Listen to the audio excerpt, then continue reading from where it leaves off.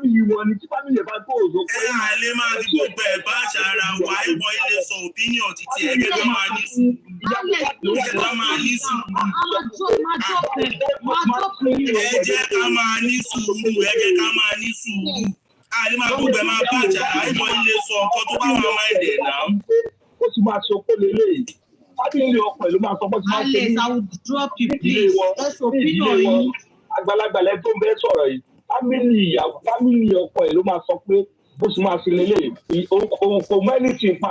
ẹ sọ ẹni sùúrù ẹ̀gbọ́n kan ẹni sùúrù ẹni wà wọlé. ẹ má máa bọ́ sórí kárí sọ̀rọ̀ rẹ̀ ẹ máa kú ìdarí sí ṣe ìṣe ṣe. àwọn àti ìpàdé tó bá jẹ́ pé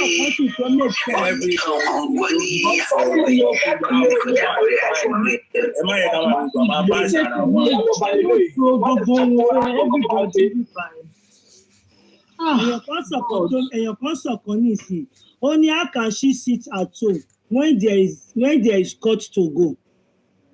bí a kẹ́ ẹ̀ lè ṣe ẹ máa ní kó bá sọ kó lábúròdù àrí. Bàbá ìdálù ló ṣe. Kílẹ̀ ló sọ ẹyẹ sọ bó ṣe ìbá wá síbi báyìí. ẹ máa gbọ́ ṣe ráwọn fámìlì mi wà àwọn ẹgbẹ́ dáńtà ẹ jẹ́ ká ṣàlàyé ọ̀rọ̀ fúnra wa ní understanding oníkálukú ẹ má máa wò pé yẹn kó o lè gbọ́n tán ṣe understand ṣe rí opó ṣíṣe opó oríṣiríṣi bí tó bá yẹn ṣe fámìlì oníkálukú ọ̀tọ̀ọ̀tọ̀ ni ṣe understand. Family mi wá ń sìn obìnrin yẹn ó kàn lè máa jẹ nǹkan tí ò níyọ̀ for days bí i 14 days or 21 days aṣọ kan ló máa wọ̀ wọ́n lè bá fọ aṣọ yẹn lálẹ́ o bẹ́ẹ̀ kò gbọ́dọ̀ change aṣọ yẹn ṣe understand ó ṣopó kò ṣopó nǹkan tó yẹ kó ṣe ni so tó bá wá já sí pé family ló yẹ kó guide ẹ̀ ṣe understand mọ́mí ẹ̀ ló máa jẹ́ ó mọ̀ pé lọ ṣopó nílé ọkọ ẹ̀ àwọn family ló máa ń lọ ṣopó àwọn ilé ọkọ kọ́ ló máa tìyàn tipátipá wá ṣopó àwọn àgbààgbà ilé fámìlì obìnrin ló máa jẹ́ kán mọ̀ pé lọ ṣopó nílé ọkọ ẹ̀ fámìlì òun kíyàn lọ́rùn mọ́lẹ̀ pé dandandandan lọ ṣopó. Nǹkan tẹ́mi náà wá sọ nìyẹn pé ṣèbó ní mọ́mí ní tilẹ̀ Yorùbá tá a wà yìí o èmi ò tí ní tilẹ̀ tó ẹ wá sọ kí ní kan sí pé tó bá yẹ kó wà nílùú òyìnbó. Your network is very bad because we can't hear you very well. Your network is very very bad. Ó hẹ́ kò gidi. Because gbogbo ìgbà tí mo bá kú táwọn yẹn lọ fi sí tiwọn yẹn ilé mo bá lè sùn. Bóyá ṣó bẹ́tà báyìí. ẹ má yẹ ká prolong sí òun. You like I'm talking to Alex. Ẹ ká gbàgbé lórí ẹ̀kẹ́ ìṣọ̀kan tó wà ní nípò ọ̀rọ̀ opó yẹn kò make sense.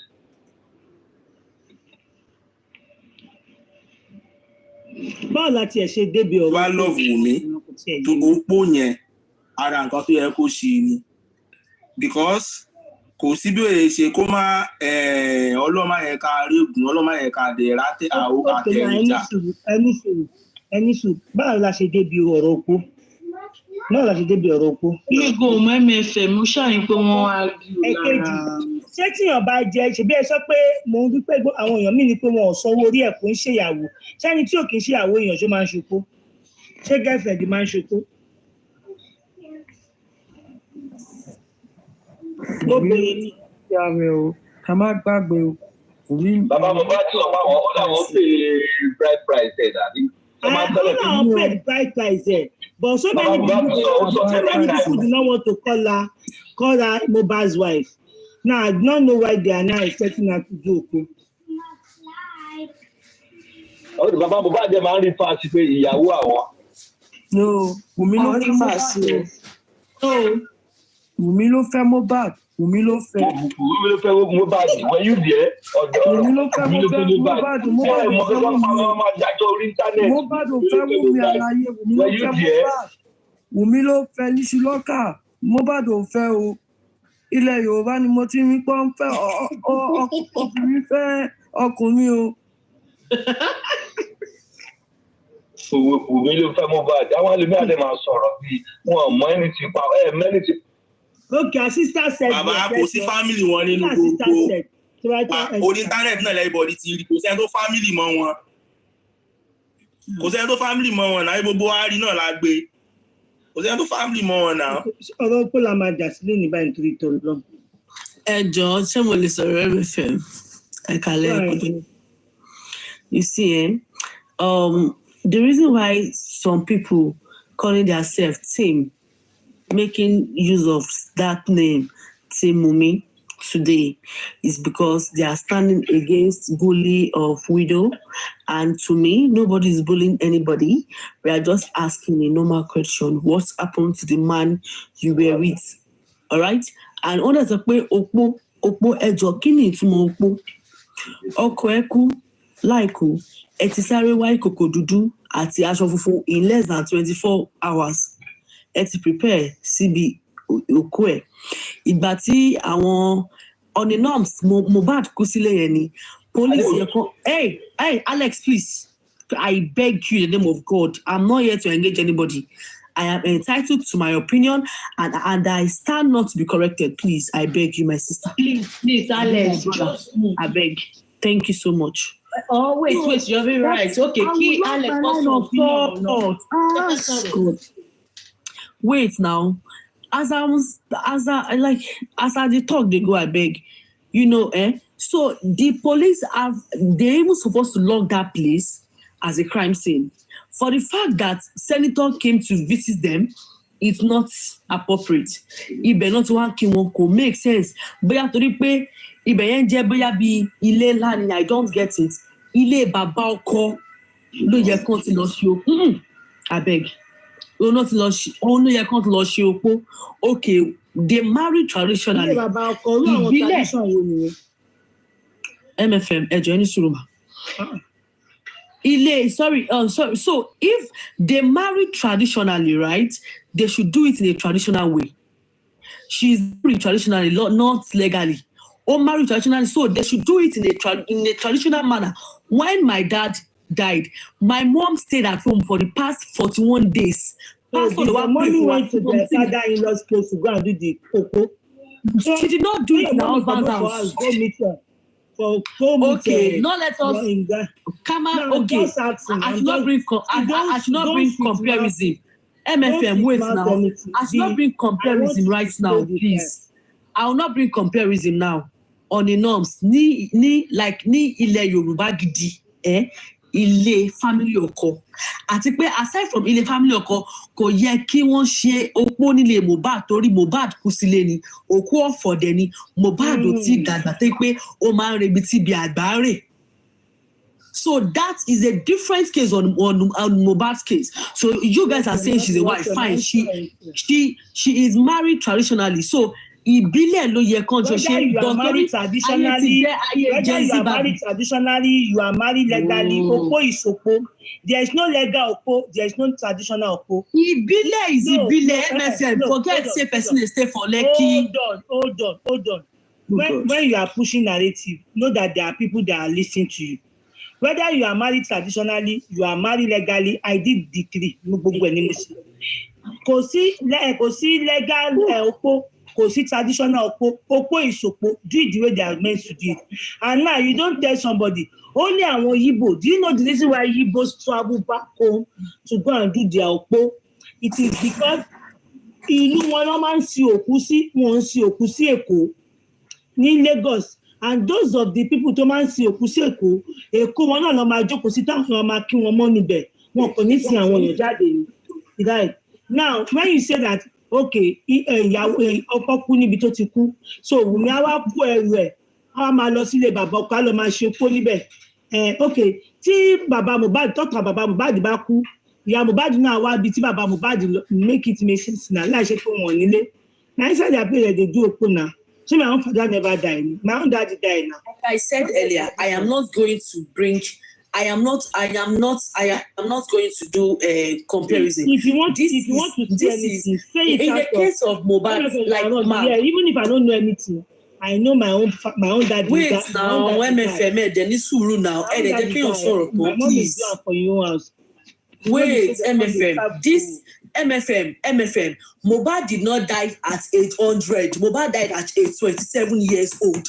No, that house, he died at home. Ilé Mohbad kú sí, ilé tó yẹ kí police can't see. It's a crime scene until Mohbad gets justice. Kí ló ṣe o possible for? Why are they greeting them in that house? mo ti sọ wí pé ká petition police ká ṣe kọ́tẹ́ máa ṣe fún police. They are working on it. But since we are not speaking on it, they are not taking any legal actions. Mohbad died in the house. Okay. Mohbad is not a 100-year-old guy. He's a 27-year-old. He died prematurely, and they expect. Does that make any sense? As far as you have wife, how sure are you that Wummi did Okpo in that house? Ṣé Wummi Ṣopó the same month tí Mohbad kú òun kọ́ ni Karimo fẹ́ gbé jápa lọ sí US ni? At least èèyàn máa wà indoors kò ní rí òrùn kò ní rí òjò fún 41 days. Ṣé ti gbàgbé pé wọ́n lọ sí court immediately lọ́ba padà máa lọ sí court èmi ò mọ̀ bí ó ṣopó àbí kò ṣopó but ṣé opó yẹn ni ò jẹ́ ká rí justice ìgbà ni àbí báwo la ṣe dọ́rọ̀ opó nísinsìnyí torí ó dàbí pé mo dose of lẹ́ẹ̀kan yìí báwo la ṣe dọ́rọ̀ opó because mo fẹ́ mọ̀ nìyẹn. I think Balasidoro Okpo is not the case. I think we should iron it out. Someone brought it up and we are analyzing on it. But since it's not suiting your narrative, you try to shut us up. No problem. No, this is not shut up. Tell me, what are we trying to prove? How can somebody die since? I sọ pé kó ṣopó kí la fẹ́ prove gangan. The point is, àwọn tí wọ́n sọ pé wọ́n bully Okpo. The question is ṣé Wummi Ṣopó torí pé tí Wummi bá Ṣopó a máa pè ní Okpo but tí kò bá Ṣopó she is not an Okpo. That is my own point because they are using emotions and emotion does not work in the court of law. They are using emotions saying they are bullying a widow. Did she do in a traditional Okpo like Ṣopó ni tó fi pè ní Okpo? That is my own question. Okay, now I want to ask another person now. Me how many days nothing should follow down me Okpo and people should go fine. No, Okpo is 30 to 41 days. Oh, the real you be done. What is Okpo in English? Your favorite life, what is Okpo in English? In English, Okpo, is it not widow? So let's talk about the video. Show the batobato share money your favorite, Ekale everyone. How do we even get here? Like ẹ jẹ́ ká gbàgbé ọ̀rọ̀ òṣùpò ẹ jẹ́ ká sọ̀rọ̀ ẹ ká move on Fọláṣadé ti sọ̀rọ̀ ẹ ká analyse yẹ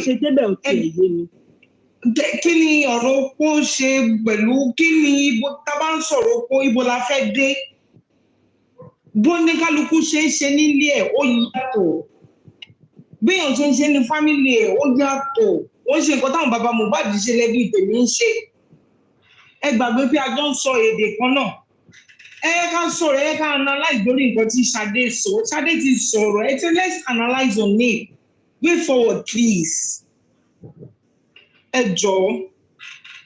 This person said when a woman dies she's automatically a widow which is true torí Okpo tí màá tẹ̀ wá gbọ́ Yorùbá ṣe bí Okpo ṣe bí ẹni tó pẹ̀ bá kú ni ṣe must you pass through òrò kó tó di pé do Okpo before you be called Okpo.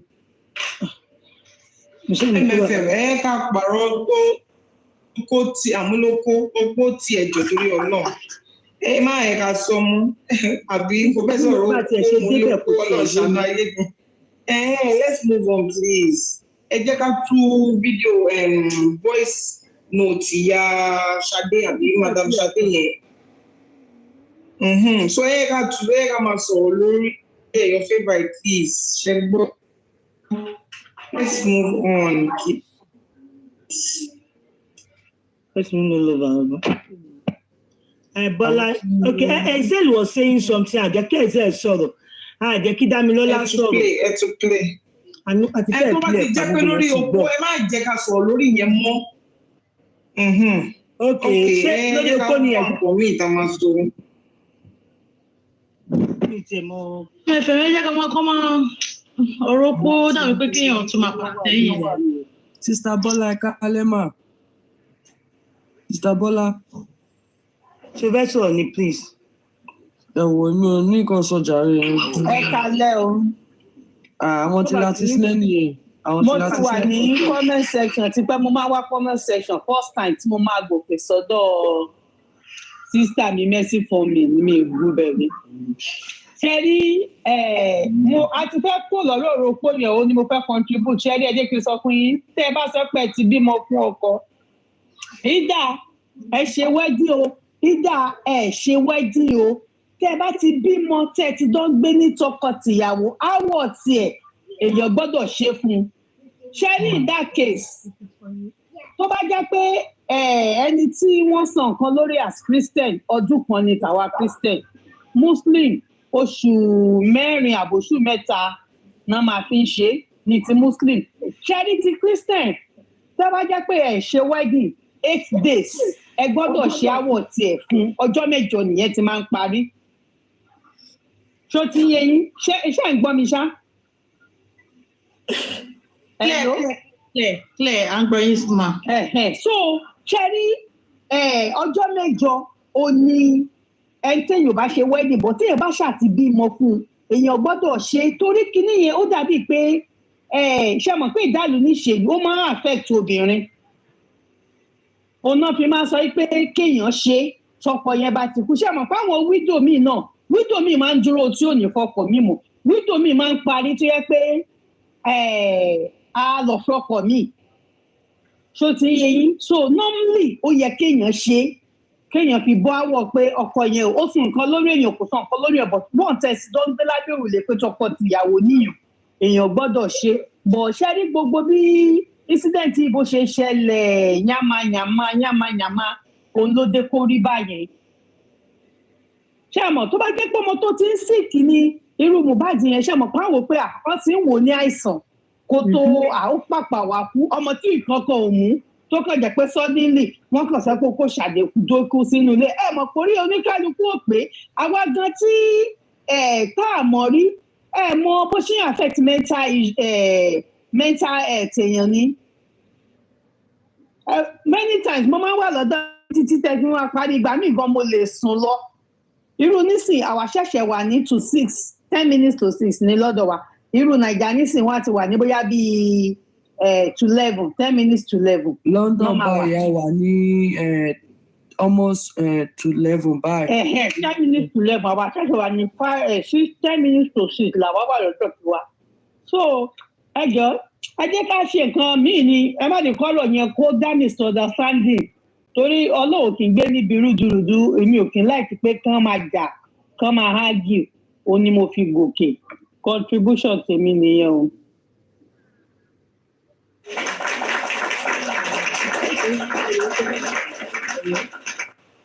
ó yẹ jẹ́ ká continue. ẹ kí n play kan tí mo play fún yín ẹ ní kí n play game mo ti play ṣé méjì lẹ́jọ́ tí àbẹ́yẹn kan.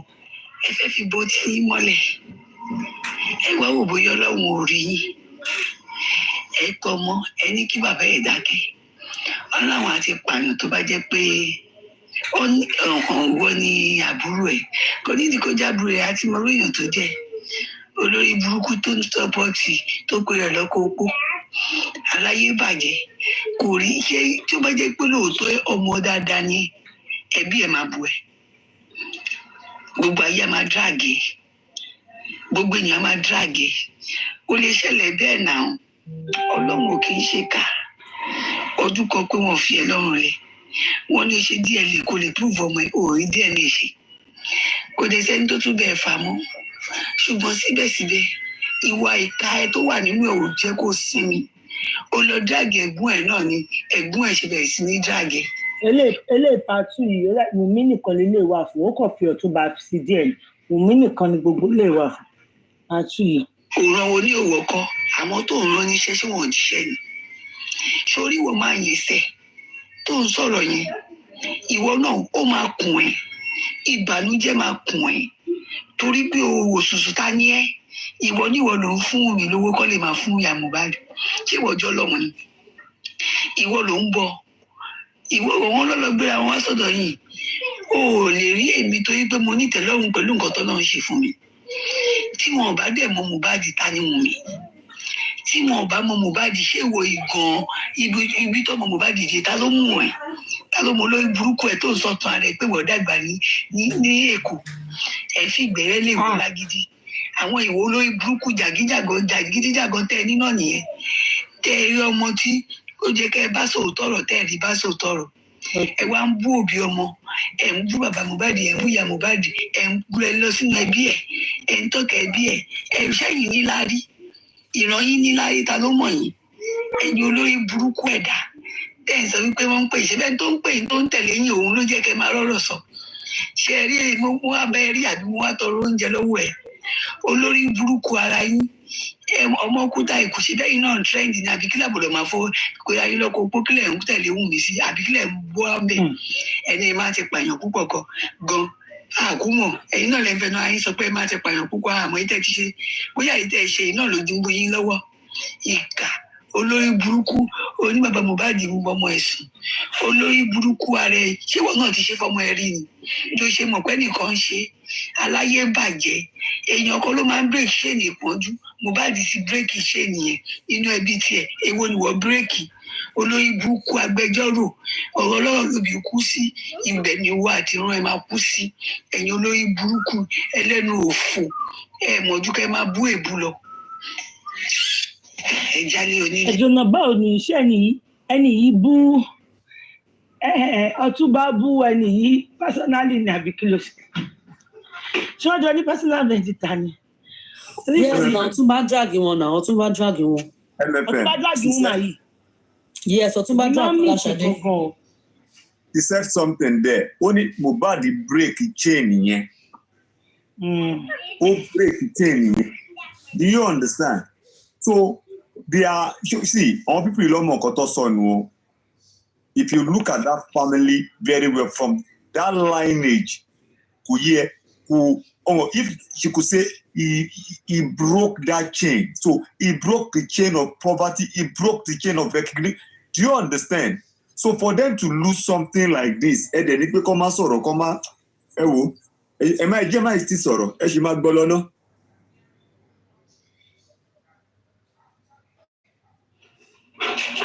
mo fi pé o ti fi fídíò tí máa tí ó pe ìyá Mohbad tí ìyá Mohbad sọ pé Wùmí mo fi pé o ti fi fídíò tí máa tí ó pe ìyá Mohbad tí ìyá Mohbad sọ pé mo respect yín gan ẹ mo ṣe dá yín lò mo fi pé wọn ti fi fídíò yẹn hàn ìyá ọkọ ẹ so that a lè mọ gráfítì ìwé èèyàn tó jẹ kí n gbà tí ló lélẹ̀ torí màá yẹn ó try ó sọ̀rọ̀ ó bú ìyá ọkọ ẹ dáadáa mo dẹ̀ mọ̀ pé ní ìmọ̀ máa dùn ó náà kọ pó lòun pé torí tiẹ̀ lòun ṣe ń support ìyá Mohbad torí ọmọ tó gbé dání ṣùgbọ́n kò support ẹ nítorí ọkọ ẹ. kí n gbà tí kọ wọ́n mi pé fídíò tí ìyá Mohbad ti sọ pé fídíò tí King White play ọdún ìgbà tó ń play ẹ̀ ṣe mọ̀ pé Ọ̀túnba wà lórí panel gbà yẹn so what Ọ̀túnba was saying then òun lẹni rí ìfẹ́ sí what Ọ̀túnba said then òun lẹni rí ìfẹ́ sí. ó ní tó bá jẹ́ pé òun jẹ́ family ẹ̀ àwọn á ti pa ìyá pọ̀ gan a kò yà mí lẹ́nu tí ó bá ṣàtì ẹ̀jẹ̀ family ẹ̀ ó ṣàtì jẹ́yàn kan lára ẹ̀ èmi tó yìí tó ṣùkúlẹ̀ ṣì ránlẹ̀ yìí tẹ̀ tí yanjú ẹ̀ tán ó sọ̀rọ̀ nípa blessing ni mo ṣe fídíò yìí ó sọ pé bàbá ẹ̀ ń ṣe àwọn kọ̀ọ̀kan pẹ̀lú ẹ̀ torí mi ò lè sọ ó rí pọ́ ọmọ ìran kíran lòun náà torí tó bá jẹ́ pé ọmọ ìran kíran kọ́ ni gbogbo ìgbà tó ń ṣorí burúkú tó ń póòsì ó jẹ́ kó ti pè é pé ọmọ ẹ̀ má máa ṣe báyìí ìgbà tó ń gbójú ọmọ ẹ̀ síta tó kọ́kọ́ sọ pé nígà ẹ̀ wọ́n ti pa ẹ̀ ṣé bí wọn náà ló bẹ̀rẹ̀ wá wèrè ó fi tiẹ̀ kó bára lé ó fi kó bá rẹ̀ àlejò ó fi gbogbo ayé ó fi kó bá rẹ̀ nítorí pé gbójú ọmọ ẹ̀ síta lọ́ọ́ ṣe béèrè DNA lọ́wọ́ ẹ̀ ṣé ìyá ọkọ ẹ̀ ló béèrè ṣé bàbá ọkọ ẹ̀ ló béèrè ṣé bí wọn lòun fi wà tiẹ̀ àtàwọn olórí burúkú tó yí ẹ ká ló fi ń kó bára ẹ̀ tó bá ní kó má pòsì wà lọ́wọ́ àwọn ẹni nìyẹn wà nítorí ọ̀tọ̀ pẹ̀lẹ́ wọn lọ́rẹ̀ẹ́ wọn máa dàgé gbogbo ayé ṣé tẹ bá dẹ̀ ń dàgé àwọn èèyàn wọn ẹ̀fẹ́ kọ́ dàgé yìí wọ́n máa dàgé ẹ̀ pa ni o ìwọ tó jẹ́ kó máa ṣokú ọkọ lọ́wọ́ òòrò kó ṣe bẹ́ẹ̀ bẹ́ẹ̀ lórí ṣe. ó dàbí pé ibi tọ́rọ̀ òkú ti jáde lélẹ̀ bí ṣé òkú báwo la ṣe já sọ́rọ̀ òkú ọlọ́rẹ̀ sọ́dẹ̀. ó wá ń sunkún ìyá pé wọ́n nífẹ̀ẹ́ ọkọ ẹ̀ ìwọ tó ń jó tínú ẹ̀ ń dùn ipò rẹ́yìn ọ̀tá ẹ̀ tó bá jẹ́ pé lóòótọ́ òun ni Mohbad ó tẹ ẹ̀jẹ̀ sílẹ̀ tẹ̀ fi lọ wù ibi tí gbogbo Mohbad ní ìdí láyé ibẹ̀ ló máa ṣe sí yé. Sórí ọmọkùnrin tó ń sọ orí burúkú ọ̀rọ̀ yẹn, ó sọ wípé ìyá Mohbad ọkọ ẹ̀ lòun dá lókòwò, ipe kò mọ̀ ṣẹ̀ṣẹ̀, mi ò lè blame yín. Ṣé báwọn lọ gbé gọ́fẹ̀dì àwọn lọ ń sọ nǹkan tó mọ̀ nípa àwọn síta ló jẹ́ kí irú ẹ̀ àti irú olórí burúkú tó ń gbẹnu ẹ̀ sọ̀rọ̀ yẹn máa sọ̀rọ̀. Ó ní pé wọn kò gbó àwọn sọ́pọ̀tì opó. Ìwọ yìí náà ló ní káwọn blọ́gẹ̀ máa sọ pé àkútúkútú ọkọ ẹ lọ́nà ọ̀run. Èyí opó òun ò ṣe. Ọdún kan ti pé báyìí Òṣogbo. Ó mọ̀ pé ó ní rízì ó máa bá ìtìlẹ̀ lórí. Ó máa jẹ ìyá ẹ̀. Ẹ̀mí wọ́n gbọ́ mọ̀ kó ń jẹ̀yà lọ́wọ́. Wàá ṣẹ̀ṣẹ̀ ayé mọ̀ kó ń ṣẹ̀sìn lọ́wọ́. Kọ́ntínú máa ṣe níṣu. Mo yẹ̀ ṣe níbi tọ́rọ̀ ẹ ti jẹyọ ni. Ó sọ pé á jẹ ìyẹn nítorí pé kò ṣòpó. Ó ṣe wọ́n ayọ̀ ó ṣe kinní kan. But all these people ẹni yìí family ya Mohbad family ọkọ làwọn eléyìí náà family ya Mohbad family ọkọ lè ní ìmúmà yìí náà right so àwọn pípì ilé ẹ̀kọ́ sọ fún pé kó ṣòpó bí a kò wá ṣòpó mi ṣe wá ṣe yé mi pé bọ́ọ̀lù àṣẹ débi ọ̀rọ̀ okó abá ṣe débi ọ̀rọ̀ okó bí ẹ̀ ṣe yé mi ni so if they did not do okó for their side they get repercussion again. You get repercussion now. Anybody have anything to say? Without being told, definitely they told her to do it. If it's not more that time, what I became a gbọ́ pé she left that house pé they were after her life. No, mommy, how true is that too? Like when she left the house because she doesn't feel safe. Like pé continue me more. She better go and do it because she's only very. Karimo was saying ìgbà tí àwọn fẹ́ lọ sí Jẹ̀bú stuff like that pé àwọn wá ní pé ṣé káwọn ya Ìkòròdú lọ sọ́dọ̀ bàbá ọkọ ẹ̀ ìyá Túndé àti Wùmí àti àwọn ọmọ sọ pé no ẹ má yà o ẹ jẹ́ ká máa lọ sí Lẹ́kì o. So even though they were after her life, Karimo offered her 8-bedroom flat for safety. Why did she take the offer of Bella in Lekki? So if they are after her life, Nigeria is the safer place for her. Security guard everywhere. So stuff like that. That is clout chasing. Nobody's after her life. I beg. I know I cannot remember vividly, but I know that is what she said. That she left the house because she no longer feels safe in that house. MFM, let me quickly talk quickly. Good evening, everyone. I am sorry. I'm at work. You that used to insult me on comment section. I just got you up. That's fine. That's fine. Whatever you are saying now, it is defense that you are making. I will pick mine. The one I will disagree with you, I will tell you. Let's just put Wummi. Respectfully, not insulting people. No, I am not going to insult. Let's just put Wummi aside with this Okpo of the team, right?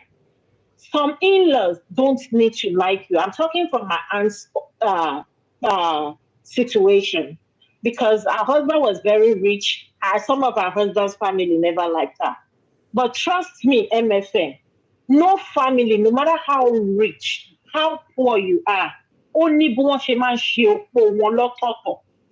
whether they like you, they don't like you. If you see my auntie's home, up to water, she didn't drink in her husband's family house. They have mansions though.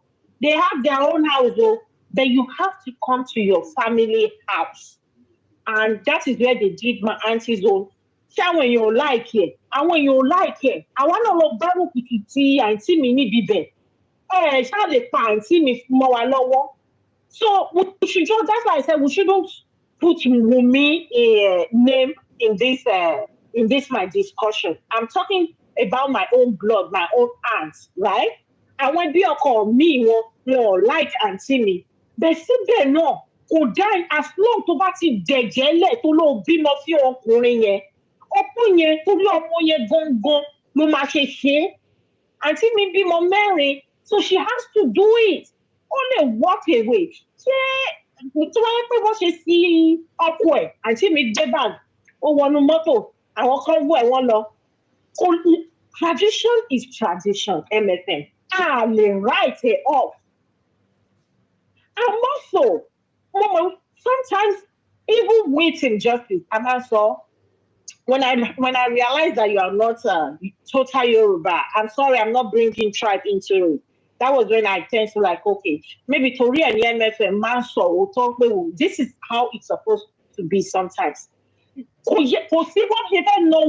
báwo ló ṣe fẹ́ lọ Wùmí ní gbogbo Ìkòròdú yẹn tó bá bọ́ sínú yàrá bàbá ọkọ ẹ̀ ṣé Joseph Alọ́ba máa lajú lẹ̀kan máa lọ Wùmí ni. wọ́n bẹ́rì Mohbad Wùmí wọ mọ́tò ó lọ sí kò yẹ kó ṣe opó yẹn nínú lo Mohbad àmì ọmọ àwọn tó ń bá sọ̀rọ̀ forget justice for Mohbad or whatever tí Wùmí bá jẹ́ àbúrò mi ọlọ́wọ̀n bá gbọ́ kò lè ṣe bẹ́ẹ̀ dé Leah. When my mom died, right? I'm talking about my youngest sister's first child. 2 months after, the 3 months after, no she first year birthday. Well, the only thing, wọ́n kàn gbé camera bá wá sínú ilé, wọ́n ya picture just for memories. Gbogbo pàtí tó ti dá fọ́nà, wọ́n ò lè ṣe é, ká má wá sọ wípé ọkọ èèyàn kú. Ó jẹ́ kí Wùmí náà gbọ́n náà, kò yẹ kó ṣe birthday yẹn rárá. Mi ìmọ̀ ẹni tó gbà á nímọ̀ràn. Forget justice for Mohbad or whatever. Ẹ jẹ́ àsọ̀rọ̀ síbi tọ́rọ̀ wà.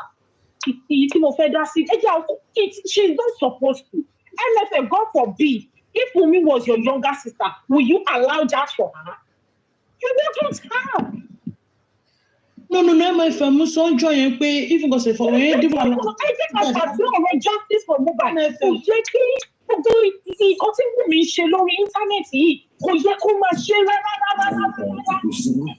Ọ̀rọ̀ pàtó sọ pé kó má ṣe pàtí kọ̀ọ̀kan wọ́n sọ ń gbà yẹn tó ẹ pé ó dìjà sílẹ̀.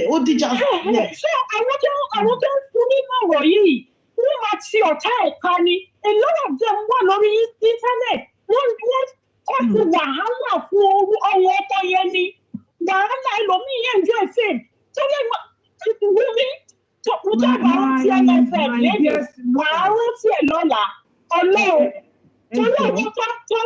Pàtẹ́wọ́ tẹ̀lé èyí wípé kó máa ṣe báyìí. Èèyàn kan sọ̀rọ̀ lọ́wọ́ ẹ kọ́kọ́ mú ẹ ṣẹ̀ṣẹ̀ wọlé ni. This is my first time here. Ẹ máa sọ̀rọ̀ yín lọ, ẹ mú tẹ jọ Lee. Mo tẹ ẹ máa sọ̀rọ̀ yín lọ. You know, this is not about justice for Mohbad. I'm calling because tí mo máa sọ fún àbúrò mi òun ni mo sọ lórí platform. Wunmi ò ṣe dáadáa. Ò ṣe ni tó bá ní kó lọ ṣe birthday yẹn. That was a first red flag. Ọkọ ẹ ṣì wà ní mọ́túárì bó tiẹ̀ ṣe ń bá bẹ́ńsìn àti bàbá ọkọ ẹ ọ fámílì ọkọ ẹ jọ ní problem kò yẹ kó ṣe é wọ́n tó jẹ́ kó ọ̀tọ̀ ẹ parí ni àwọn tó jẹ́ sí ẹ yìí tó ń sí ẹ gidigidi yìí they are not helping you o a lot of them wọ́n fi ẹ́ sí ọ depression ni o wọ́n fi ẹ́ sí ọ depression ìtọ́lọ́hún wà nínú ẹ̀gbọ́ tó ń gbé ọkọ ẹ tó ń gbé àwọn ẹbí ọkọ ẹ ṣépè they are not helping you. Please, tú èrò ara ẹ pa o. Tú èrò ara ẹ pa. I'm advising you owó tí mo ní òun ni mo yẹ. Ọkọ ẹ ṣì wà nínú eyes níbi tó wà. Ó yẹ kó tẹ̀lẹ̀ jẹ́jẹ́ ni. Ó tẹ̀ jẹ́ pé wọ́n ló pa òwò kọ́ ló pa. Wà á tẹ̀lẹ̀ jẹ́jẹ́. Owó tí mo ẹ̀yọ́ ìbọn lèmi ń gbé. Àti kékeré mo ti wà ní America. But tradition will remain tradition. Ẹ jẹ́ ká má court yẹ. Ẹ gbàgbé ọ̀rọ̀ justice ẹ jẹ́ ká sọ̀rọ̀ síbi tọ́rọ̀ wà sí. Èmi ń sọ̀rọ̀ síbi tọ́rọ̀ wà. Mo gbé justice sẹ́gbẹ́ kan. Wunmi ò ṣe dà. Ò ṣe dà tó bá jábúrò mi ò ní gbà fún ẹ. Ẹ ṣe thank you everybody. Ó yẹ ẹ sọ̀rọ̀. Ẹ ṣé gan, thank you so much. First time tí ma ever come up on any platform láti sọ̀rọ̀ lélẹ̀. You know, I've been a silent listener to all this justice for Mohbad situation. And nǹkan tí my lovely sister that just finished talking now, I'm going to second what she said. Sherry, mo fẹ́ ká kọ́kọ́ wo kinní kan. Majority wa tá wà níbí báyìí, we are women and we are mothers. Sherry, let's even look at this situation holistically. Can bring it back into community. Our fight for justice for Mohbad because we have points to prove, or because the first thing is that as women, we are fighting for our community. We are fighting for our country, Nigeria. Sherry, tí nǹkan bá ti ṣẹlẹ̀. Tó bá ti lọ, ó máa lè precedent for other things to start happening. For me, I'm in this because I'm older than Mama Mohbad. So, ọmọ ni Mohbad jẹ́ fún mi. I mean this because me fẹ́ kí owó ẹ̀ ṣẹlẹ̀ sí any other son or daughters of ours in Nigeria anymore. We don't want this to happen. Ṣé wá rí mo wá fẹ́ ká wá wò as mothers and as fathers, as brothers, as sisters, whatever tá bá jẹ́. Ṣé rí mo fẹ́ ká wò pé let's even believe that Mohbad yìí ẹgbẹ́ ọmọ mi ló jẹ́. Nǹkan tí bàbá àti ìyá ẹ̀ ń béèrè, my dear family, I will ask the same. I will even do worse, to be honest with you. Tí nǹkan kan bá ṣẹlẹ̀ sí ọmọ mi bẹ́ẹ̀ yẹn, I will do worse. Let's now look at it from the beginning. Tí ọ̀tá ọmọ mi bá ṣe aláìsí, mi ò dẹ̀ mọ̀ pé nǹkan kan ṣe ọmọ, and you called me, you now told me to go home, mo wá délé mo bá ọmọ ní abẹ́ staircase, òkú ọmọ ni mo bá, mi ò ní gba owó ẹ̀ o. A friend of mine died some years ago. Nígbà tí ọ̀rẹ́ mi yẹn ṣaláìsí, after bí bàbá ẹ̀ ṣe gbọ́ pé ó kú, bàbá ẹ̀ ní stroke. The father died 3 months after. Ọlọ́run má jẹ́ kí iná ọmọ jó wa. Ṣẹ́rí mo mọ̀ bóyá gbogbo alamọ tasty fried chicken ní Nàìjíríà. Nígbà tí ọmọ ìyá tó ní tasty fried chicken kú Bùnmi, mo mọ ìyàwó ẹ̀ dáadáa.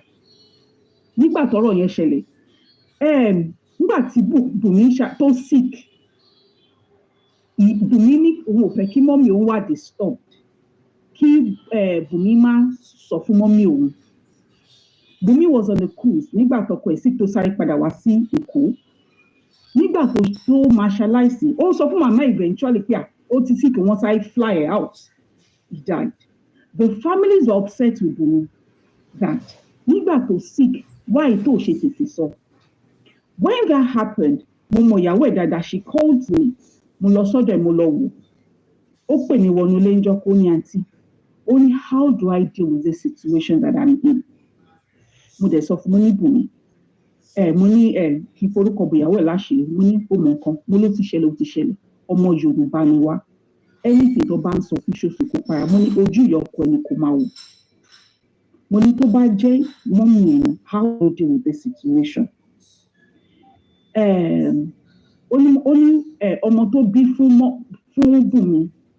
Bùnmi ní ọmọ obìnrin kan àti ọkùnrin kan. Ó ní mọ́mì máa wá ń gbé ọmọ every morning kó náà fi máa wojọ́. Mo ní ìwọ ló ní ọmọ ẹ̀, kò sẹ́ni tó máa gbọ́ ọmọ ẹ̀ lọ́wọ́ ẹ̀. Mo ní sórí ìyá ọkọ ẹ̀ yìí ọmọ kan ṣo tó bí ló kú. Jẹ́ kí ọmọ ọwọ́ ẹ̀ kó tiẹ̀ jẹ́ ìdùnnú ìyá yìí, will take care of other things. Wọ́n ṣe funeral. Àwọn èèyàn bínú sí Bùnmi ò fi wà. Bùnmi stood by her mother-in-law. They stood together as a family. Wọ́n overcome nǹkan tó ṣẹlẹ̀ regardless of what happened. Ìyá yẹn gan ọkọ ẹ̀ yọ sí Bùnmi, ọkọ ẹ̀ yọ sí ìyàwó Bùnmi torí pé bó ṣe carry situation yẹn. When things like that happen, different things ló máa ń ṣẹlẹ̀ in family. Ìyàwó tó bá jẹni tó bí dáadáa ló máa mọ bóun ṣe máa carry situation yẹn. From the beginning, it wasn't properly carried. Àfinú pé ní àfẹ̀yànpẹ̀yàn ni. Ọmọ kú, bàbá ò mọ̀, ìyá ò mọ̀, bàbá dẹ̀ ti gbọ́mọ sí abẹ́ staircase. You know, the case was messy. From the beginning, you sent out information. The first one, wọ́n ní ear infection ló pa. Second one, wọ́n ní they killed him. Third one, the stories kept going on and on. Now, I would expect that regardless of the situation that had happened between them, ẹ jẹ́ kí n sọ fún yín o, tí ọ̀tá ọmọ mi bá kú lẹ́yìn, bó jẹ́ mo jẹ́ good mother, mi ṣe good mother, it is between èmi àtọmọ yẹn o. Secondary nìyẹn, primary ni wípé kí ló pa ọmọ yẹn first. Bóyá mo dá, bóyá mi ìdá yẹn jẹ́ ká kọ́kọ́ gbé sẹ́gbẹ̀ẹ́. What happened to my son? What happened to my daughter? Kò pọ̀jù láti béèrè. So, just like bí ẹni tó sọ̀rọ̀ earlier ṣe lọ, Wummi ò handle situation dáadáa. She could have handled it properly and better. Abiyamọ ni gbogbo. Ẹ má bínú sis. Àwọn tó tún súnmọ́ Wummi, wọ́n dá wọ́n kọ́ bá gidi. Wọ́n kọ́. Àwọn tó ìdílé Wummi tó súnmọ́, they are not good. Àwọn náà tí ọmọ yẹn débi tó wà yìí. Mo kọ́ sísítà mi ṣe rí àwa tá a jẹ́ Ìgbò, mi ò mọ culture. Ọ̀rẹ́ mi kan tí ọkọ ẹ̀ ṣaláìsí, méjì ni mo ti mọ̀ nílẹ̀ Ìgbò. Mi mọ which tribe. Ìkan wà tí wọ́n ti ẹ̀fà orí wọn ni wọ́n máa ní kọ́ jókòó. Ìkan náà younger, oríṣiríṣi ló máa ń ṣẹlẹ̀. You know, ṣe rí bá a tún ṣe jẹ́ Yorùbá, a ní tradition wa. So àwọn nǹkan kan wà tí bàbá ẹ̀ sọ tó jẹ́ wípé tòótọ́ ni kò parọ́. Maybe when I was younger, mo lè ní abáwo ni, but at this age, no, àwọn nǹkan tí ìyá ẹ̀ sọ tí bàbá ẹ̀ sọ, wọn parọ́ kò sí rọ́ níbẹ̀. Ó yé yín, tó bá tiẹ̀ wá jẹ́ wípé wá kù díẹ̀ káàtó, àwọn tó ń bá Wùmí sọ̀rọ̀, gbogbo àwọn kíní kò yẹ kó dé stage yẹn. Bàbá ọmọ ò lè kú ká máa drag bàbá, máa drag ìyá, máa pò wọ́n lórúkọ regardless of any mistake tó bá ṣe. Ọlọ́run má jẹ́ kó ṣẹlẹ̀ síyàn. Gbogbo wa tó bá ṣẹlẹ̀ sí wa, àmọ́ bá ṣe fẹ́ handle ẹ̀. Iná ọmọ òun ṣe nǹkan tó tí èèyàn fẹ́ gbàdúrà kò jóyàn rárá ni. You don't know what nígbà tá a kéré ọ̀rẹ́ mi kan ẹ̀gbọ́n ẹ̀ kú. Màmá ẹ̀ ní mental problem because of that kò recover. Ṣé mo so tí ò bá tí ìṣẹ̀lẹ̀ sí èèyàn ní mọ bó ṣe rí. Wùmí ò wà properly educated on how to handle this. Regardless of whatever their family issue is, regardless of nǹkan tó ń ṣẹlẹ̀ sí wọn àbí nǹkan tó ń ṣe wọ́n, ṣe mọ̀ àwọn kìíní ò wà properly handled. And to me, ó bà ní kò bàjẹ́. Mo fi pé gbogbo èpè èébú yẹn kò necessary for this situation. Torí tó bá jẹ́ family wa ni àní jẹ́ kóró ẹ̀ ṣẹlẹ̀. Mi ò fi pé ó necessary ká divide ara wa. Èmi wà fún Wùmí, no. Mo believe pé nígbà tí wọ́n set out nǹkan tá a sọ ní pé wọ́n lọ wú òkú ọmọ ẹ̀ ní pé a fẹ́ mọ nǹkan tó pa. Ẹnìkan sọ̀rọ̀ kan dẹ̀ pé sísà mi tó sọ̀rọ̀ tán ni pé DNA ò kì í ṣe life sentence. Bó bá ní ṣe DNA, it's not a big deal. Do it and move on from it. Ṣẹ́ni tó bá jẹ́ homicide, gbogbo wa là ń gbé nílùú òyìnbó. Tó bá jẹ́ homicide, they will ask for DNA. Ẹ mọ̀ wípé tó bá jẹ́ ìlú òyìnbó ni ọ̀rọ̀ yìí ti ṣẹlẹ̀. Bó ṣe handle ẹ̀ kọ́ ló ṣe máa handle ẹ̀. Ilé yẹn tó wọ́n ti sílẹ̀. Everybody tó wà ń bẹ̀ lọ máa pè lọ́wọ́ bẹ̀ sí question wọn. Anywhere in the world tí ọkọ bá kú ìyàwó máa jẹ́ suspect depending on bó bá ṣe ṣẹlẹ̀. Nígbà tí former governor Ondo State kú Akérèlé, àwọn èèyàn bá ìyàwó ẹ̀ wọ́n drag ẹ̀ gidi gan. And nǹkan tó ṣe drag ni pé wọ́n ní pé ara ọkọ ẹ̀ ò yá. He took her out of Nigeria, brought him back because of campaign. Àwọn family drag ẹ̀ mo rántí pé Sahara Sowore òun náà drag ìyàwó ẹ̀ ò fi ṣèkà kò fi ṣèbínú wọ́n deal pẹ̀lú ẹ̀ wọ́n move on from it. So the things that turn so they are normal things. Ẹ̀yin lẹ wà lé simple question lọ béèrè what happened nígbà tó ṣẹlẹ̀. Tẹ́ bá lọ wo CTC the report from the coroner inquest disparity ti pọ̀ jù. Nǹkan tí ọlọ́pàá sọ yàtọ̀. Nǹkan tí Wùmí sọ yàtọ̀, nǹkan tí àdúrà sọ yàtọ̀, nǹkan tí ṣe mọ̀ báwo ni gbogbo ń ṣe máa wà ní at the same time téèyàn máa kú tẹ̀lé máa give different stories. You know, àwọn náà ti fi reason left for people to question them. Tá a bá fẹ́ wà fair, níbẹ̀rẹ̀ bàbá yìí ò raise gbogbo àwọn questions yìí. Àwọn ọ̀rọ̀ tí wọ́n ń sọ jáde lẹ́nu ló jẹ́ kí a lot of people máa pé kíní yóò like or align, there has to be questions to be asked. Ṣé mo so ẹ jọ MFM tó bá jẹ́ pé ẹ close mọ́ Wùmí abẹ́mẹ́ tó close mọ́ Wùmí a ṣì lè tún kíní ìṣe. Wọn ò ní láti bára wọn jà. They can still come together and they can still fight together. Kì í ṣe torí Mohbad. It's too late right now. It's too late. I don't think that would work. Ṣé mo kì í ṣe torí Mohbad torí àwọn youth wa ni. Things are happening in Nigeria to our youth on a daily basis. Things are happening. Tí Ọlọ́run bá lo eléyìí láti ní pé let's even open things up and start correcting the course of the youth in Nigeria. It's worth it. Shemo, so that is my own 2 pence. Thank you for allowing me on your platform. I really appreciate the time you've given me. Thank you. MFM, MFM, see, ọ̀rọ̀ opó ọ̀nà òpó yẹn, ìyẹn tí ẹ sì ká gbé sẹ́gbẹ̀ẹ́ kan, right? When my own mom died, lẹ́sẹ̀kẹsẹ̀ ni mo ra ticket, me and my siblings. Wùmí kò yẹ kó tara, tó bá tiẹ̀ ń tara pé wọ́n bú òun or whatever, right? My mom is from Edo State. Tó bá jẹ́ pé Edo State ni Wùmí ti kọ́kọ́, gbogbo eléyìí kò ní lè ṣe. Káwọn èèyàn tó wà níbí báyìí wọ́n já mi. My dad wasn't around. Wọ́n ti máa wẹ omi òkú My dad was far away in London. Gbogbo wa lára ticket. la sáré dé Nàìjíríà. Ìgbà tá dé Nàìjíríà MFM. Wọ́n àwọn àmọ́ bá ṣe fẹ́ sọ àkọ́kọ́ pé uncle mi ló ṣẹ̀ṣẹ̀ pé olórí ẹbí ní ìlú. We live in Lagos. My mom lives in Lagos. Olórí ẹbí ní kí wọ́n máa gbé mọ́mì mi bọ̀. Ká máa fi dé Nàìjíríà. The next mọ́tò tá a máa wọ̀ báyìí, ìlú straight la lọ. MFM, all the old elders, they don surround, they wait for us. We no dey house o. I dey America, my siblings dey America. My dad no dey house. They put us for middle. They ask us wetin kill my mama. They no hear say my mom dey sick. Kí la ṣe fún àwọn ọmọ wọn? They put us for middle. Àwọn ṣe pé kò rí bẹ́ẹ̀ yẹn. Àwọn ọkùnrin mi gan tó ti béèrè ọ̀rọ̀ pé báwo ló ṣe ṣẹlẹ̀. Àwọn àbúrò mọ́mì mi àtẹ̀gbọ́n mọ́mì mi. Àwọn gan ló wá bá wa dá àwọn elders lóhùn. Wọ́n bá wa dá àwọn elders lóhùn àwọn òsínlẹ̀ àti ìlú ìbò ni wọ́n ti sáré ra tíkẹ̀tì tó ti ń bọ̀ báyìí. Lọ́ ti ń ṣe gbá lọ́ fi ń ṣà. Mọ́mì mi ni òun ló dẹ̀jẹ̀ lé wa lórí o. Fún wọn jẹ́ kó easy fún wa. Then my uncle asked us to shut up nǹkan tó máa sọ. A ṣe gbogbo bẹ́ríà yẹn, a ṣe everything. Tradition will remain tradition. My mother last born was born here in the US. She's 30 years old. And she ṣe ọ̀pọ̀ fún mọ́mì mi. Báṣẹ́lá pa màálù tó ṣe gbogbo ẹ̀ tó ṣe everything ṣe big burial tó. Ìgbà tí wọ́n máa rí real burial, wọ́n ló máa fi ewúrẹ́ ṣe é ni. A máa gbé aṣọ, a máa ṣe gbá. Àwọn ló tọ́ wa sọ́nà. Dáàdi mi sáré lọ sí village wa níbí báyìí. Wọ́n sáré lọ pé head of the house. Wọ́n sáré lọ pé àwọn villagers tó tẹ̀lé dáàdi mi wá. Wọ́n ṣe ń ṣe nǹkan lọ́ ṣe ń ṣe nǹkan.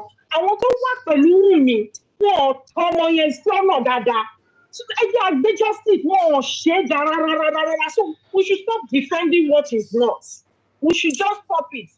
You see, sorry to interject you, Omoba, see, this girl, I don't think she have any regards for the family, even while the deceased was alive. According to Karimo, Karimo said he did not respect Mama Mohbad. Iyatunde was one controlling her home. Iyatunde was one controlling the family in place of Mama Mohbad. All right, and Otiri family Yefin. That is what exactly.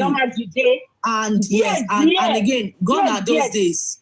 Aloba tele lokpe. Aloba is new now. We are here for Mr. Aloba and the whole entire. See, I think the reason why Mama Mohbad accepted Wummi's apologies is because of Darusha.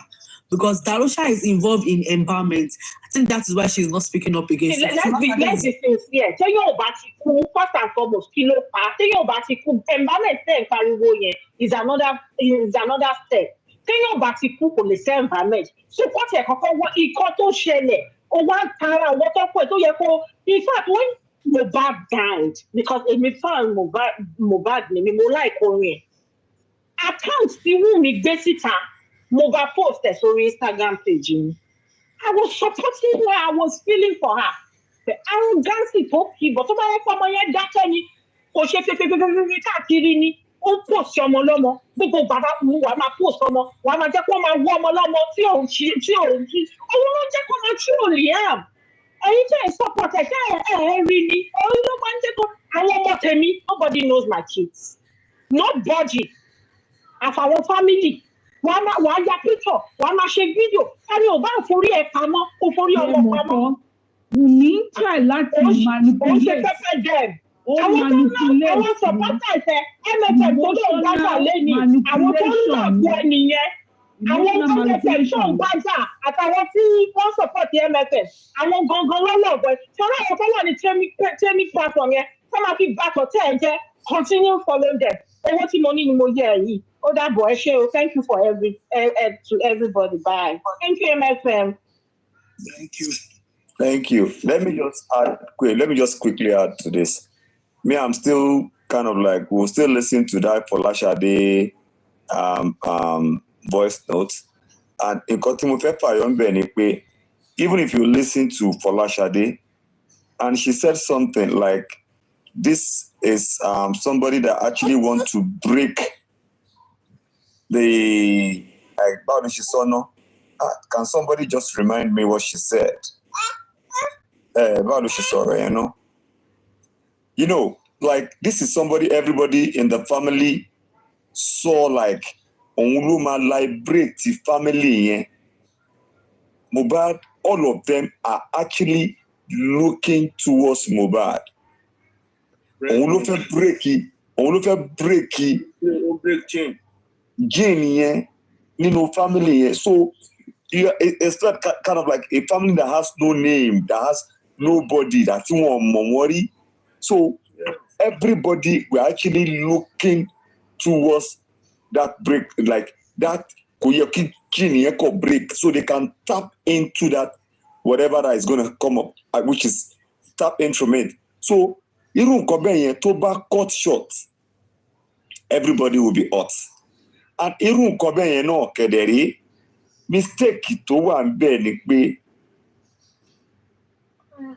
tí ó dàbí pé olówó kan láàrin òtòṣì mẹ́fà ni láàrin gbogbo wọn they are the same.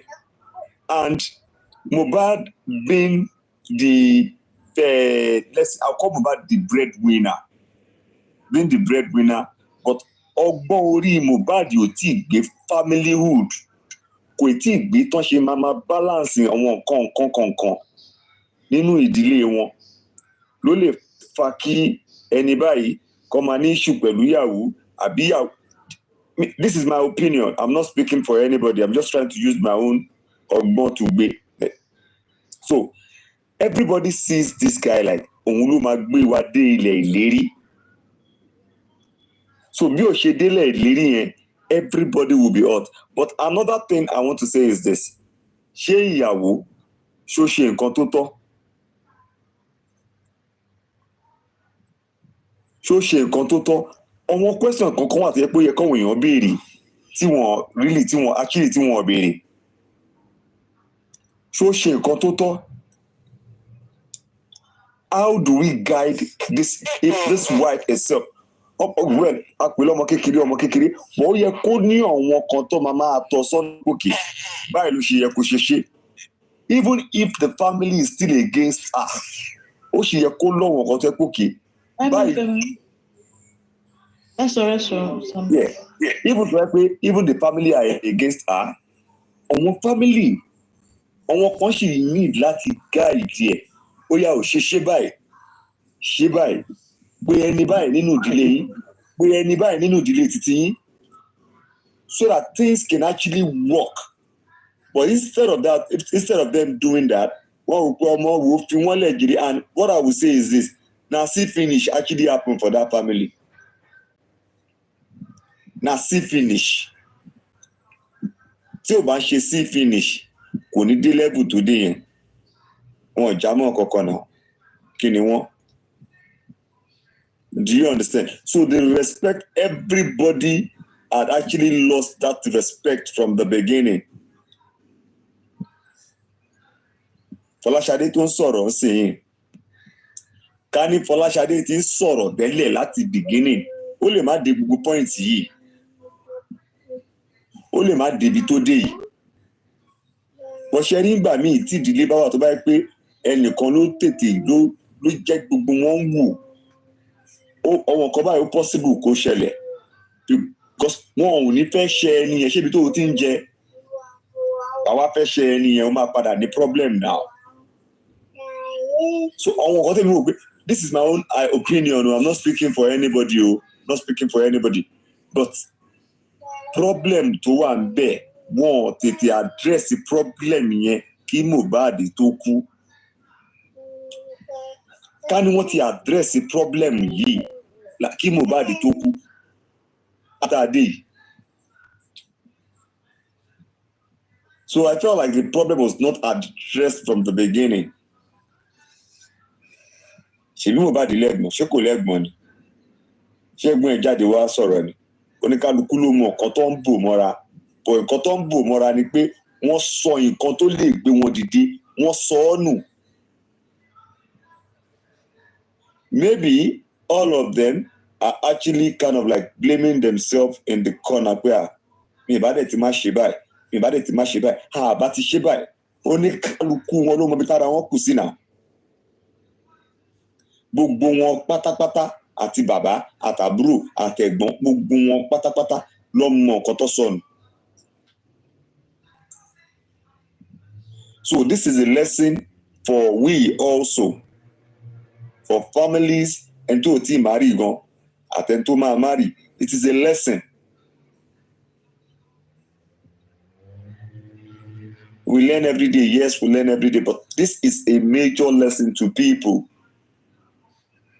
And as a man, you have to stand as a man. Tó bá ní ọkùnrin léèyàn, èèyàn láti dúró bí ọkùnrin ni. Ṣé Sami Jojo, ṣé a lè sọ wípé torí màmá sọ kankan, màmá sọ pé gbogbo àwọn ẹbí kọ̀yìn sí mi. Ṣé a lè sọ wípé torí pé màmá ò encourage opó làwọn pípì náà ṣe ń bínú?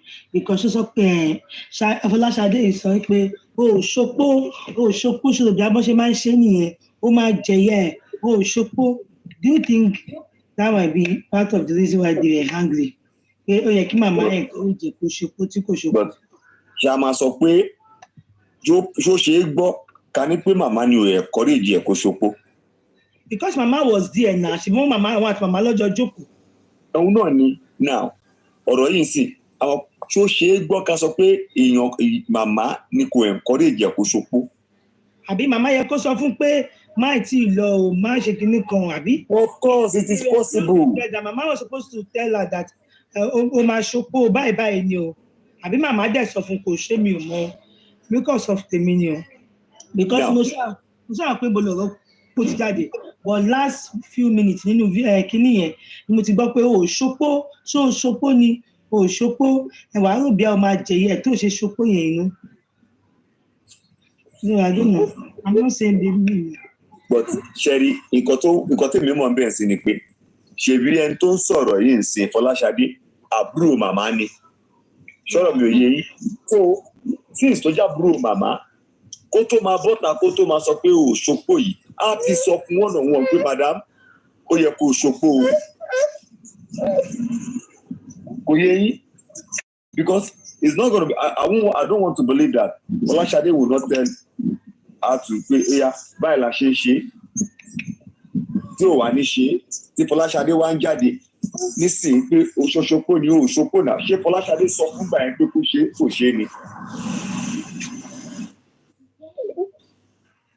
Brown Sugar, I want to say something. Yeah, I want to say something. Yeah. This thing they are saying, it has already revealed to me for a long time. Immediately that boy died, I saw it on my dream that there is a particular, like a culture, something they have to do before they can get this justice for that boy. You know, in that dream, I dreamed like the father came inside the dream, and it's like he has a remote control on his hand inside the dream, in the bed, in the room, and the boy was lying pure white. The boy was on white, pure white. Immediately, the man turned on the TV, like, you know, everything was just revealing to the world, like, you know, understand what I'm saying? So everything was just revealing. And the boy was lying down on the bed with pure white. Pure white. Dàbí pé kí wọ́n gbé òkú èèyàn sínú ilé, kán wá, understand, kó wá, meaning nǹkan yẹn jẹ́ pé there's a lot to, like a traditional way tó yẹ kó ṣe tó di pé wọ́n sin ọmọ yẹn. Nǹkan tí èmi rí is a long time tí mo ti dream ni. So ìgbà tí ọ̀rọ̀ opó yìí wá jáde, wọ́n á wò pé ṣé mí ní ọ̀rọ̀ nǹkan tí mo rí nínú dream mi lélẹ̀. But I don't know who to tell, you know. I don't know Mohbad before, mi mọ̀ anybody rí, but mi yàn ó kàn ká mi lára. Even though ìgbà tọ́mọ yẹn kú gan, mo máa ń rí fìrìfìrì ẹ̀ lójú oorun gan, mi mọ̀ rí mi rírí. So that's all I have to contribute.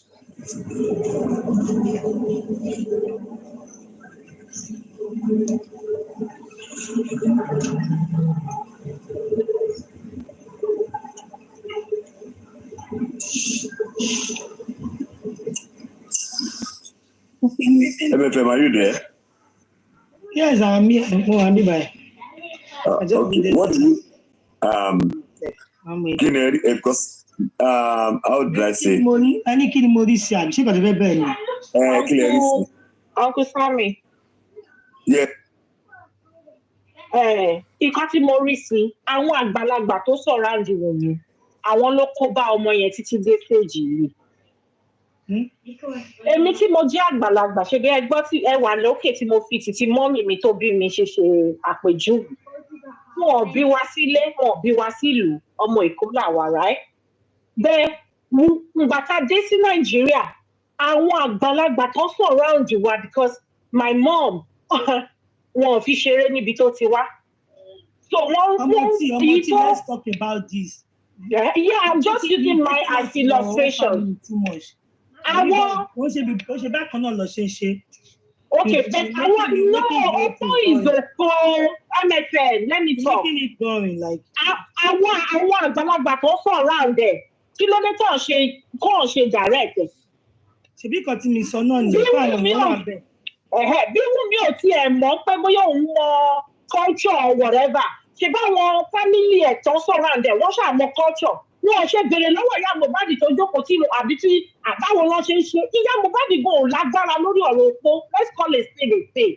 Ta ló wá lágbára lórí ọ̀rọ̀ opó? Àwọn family ibi tí Mohbad ti wá, àwọn ọkùnrin bẹ̀, àwọn ló lágbára opó. Ask Mr. Sammy ṣé mo parọ́ ẹja mi. Wọ́n ti yá Mohbad lè bèrè fún náà. No, obìnrin ni. MFM. You are being sentimental, MFM. Ṣé mo pé ẹ jẹ́ kí n sọ báyìí? Ṣé mo pé ìyá Mohbad náà ó sọ nǹkan nù, òun gangan ni nǹkan bọ́ lọ́wọ́ ẹ̀. Ṣọ́rọ̀ mi ò yé yín, òun gangan ló mọ nǹkan tó sọ nù. Understand nǹkan tí mo sọ. Ìyá Mohbad ti fẹ́ wọn ní ìsìn nílé wọn, ó ti tó ọjọ́ pípẹ́. Like ṣé wọn wàá mọ bó ṣe ń ṣe pé níbẹ̀ yẹn tó máa sọ fún wọn. Ẹ mọ̀ pé àwọn family yẹn wọ́n get along. And then most especially. So táwa ṣé Wùnmí ni kó lọ bèrè pé báwo lọ ṣe ń ṣe pé o àbí family Wùnmí ni kó lọ bèrè bó ṣe ń ṣe pé. Torí ẹ̀ náà láyé sọ pé àwọn family.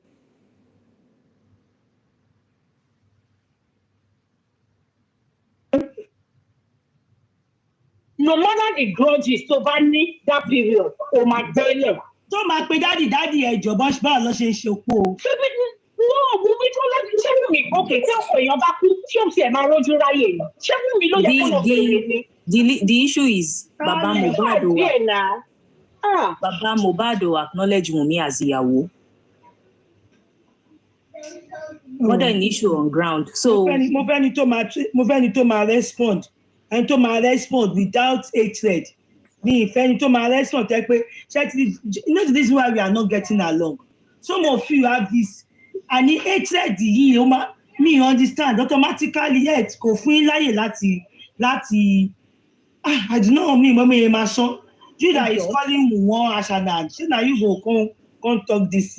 And if hatred is saying. Ẹ sọ bó ṣe yẹ kó rí nǹkan tẹ́mi fẹ́ gbọ́ mi ìfẹ́ tó máa sọ in the place of hatred in the place of anger kí ni gbogbo yẹn. Ṣé mo lè dáhùn sí ta ló yẹ kó kọ wọn bó ṣe ń ṣòfò? Ṣé mo lè. Torí ìyàwó mi wà nínú ìlú yẹn. Ìyàwó mi kọ́ ìyàwó bá ti jókòó síbẹ̀. Ideally ṣe rí ìyá family Wùnmí wọ́n wà lára problem tó ṣẹlẹ̀. Ẹnìkan sọ̀rọ̀ kan wípé ìyá Mohbad ṣẹ̀ṣẹ̀ lose ọmọ ẹ̀. Wùnmí apart from pé Wùnmí young next wà láàrin wọn relationship will cordial. That is where the wife's family will step in.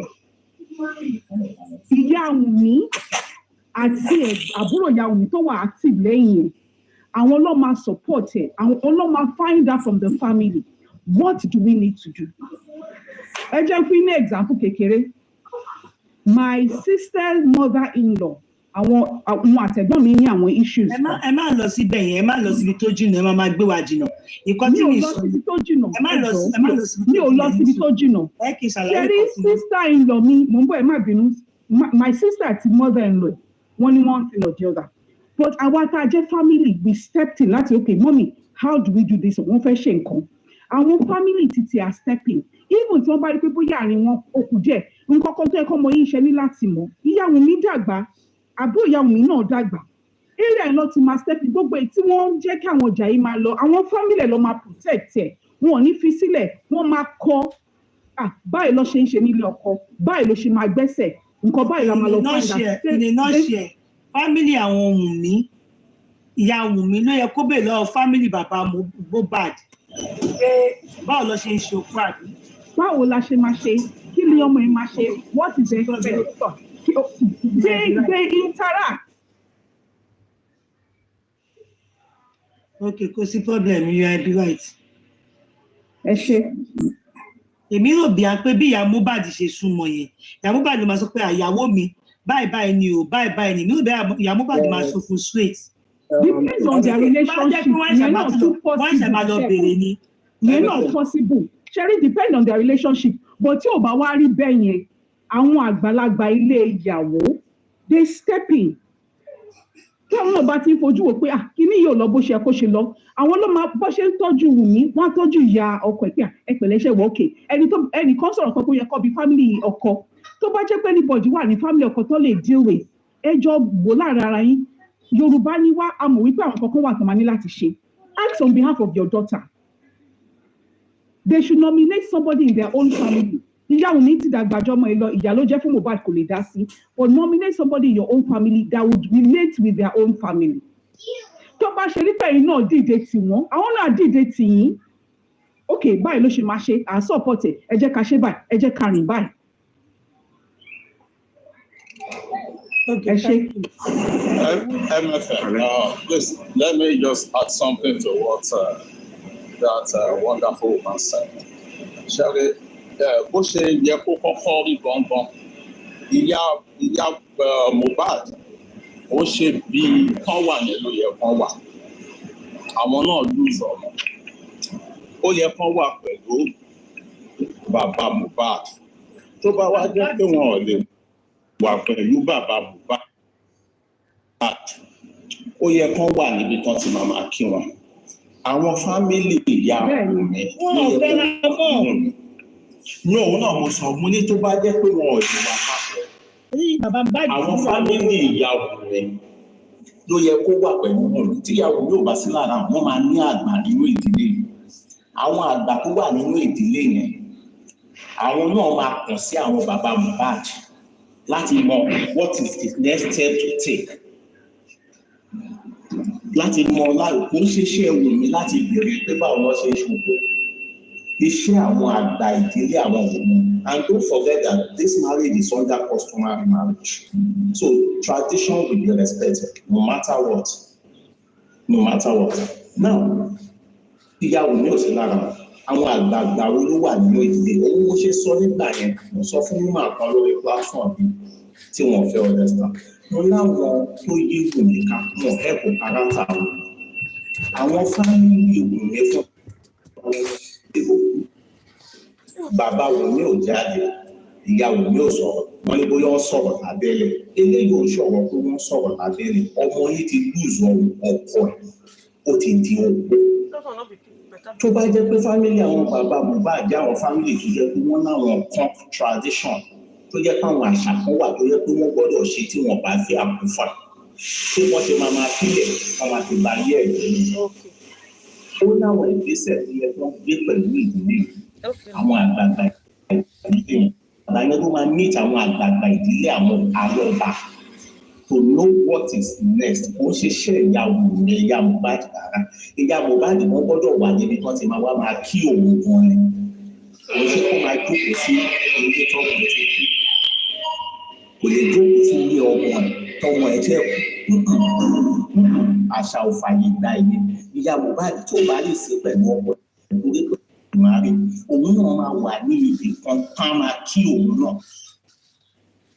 tó máa gẹ̀ tó máa kẹ́ ọ̀ṣọ́ olùzọ̀ ọmọ ni àkọ́bí ọkùnrin ẹ̀ lójúùsì kò ṣe kó máa jókòó ti Wùnmí a máa lọ gbé píkṣọ Mohbad a máa gbé fúrẹ́nì a máa gbé káàkiri no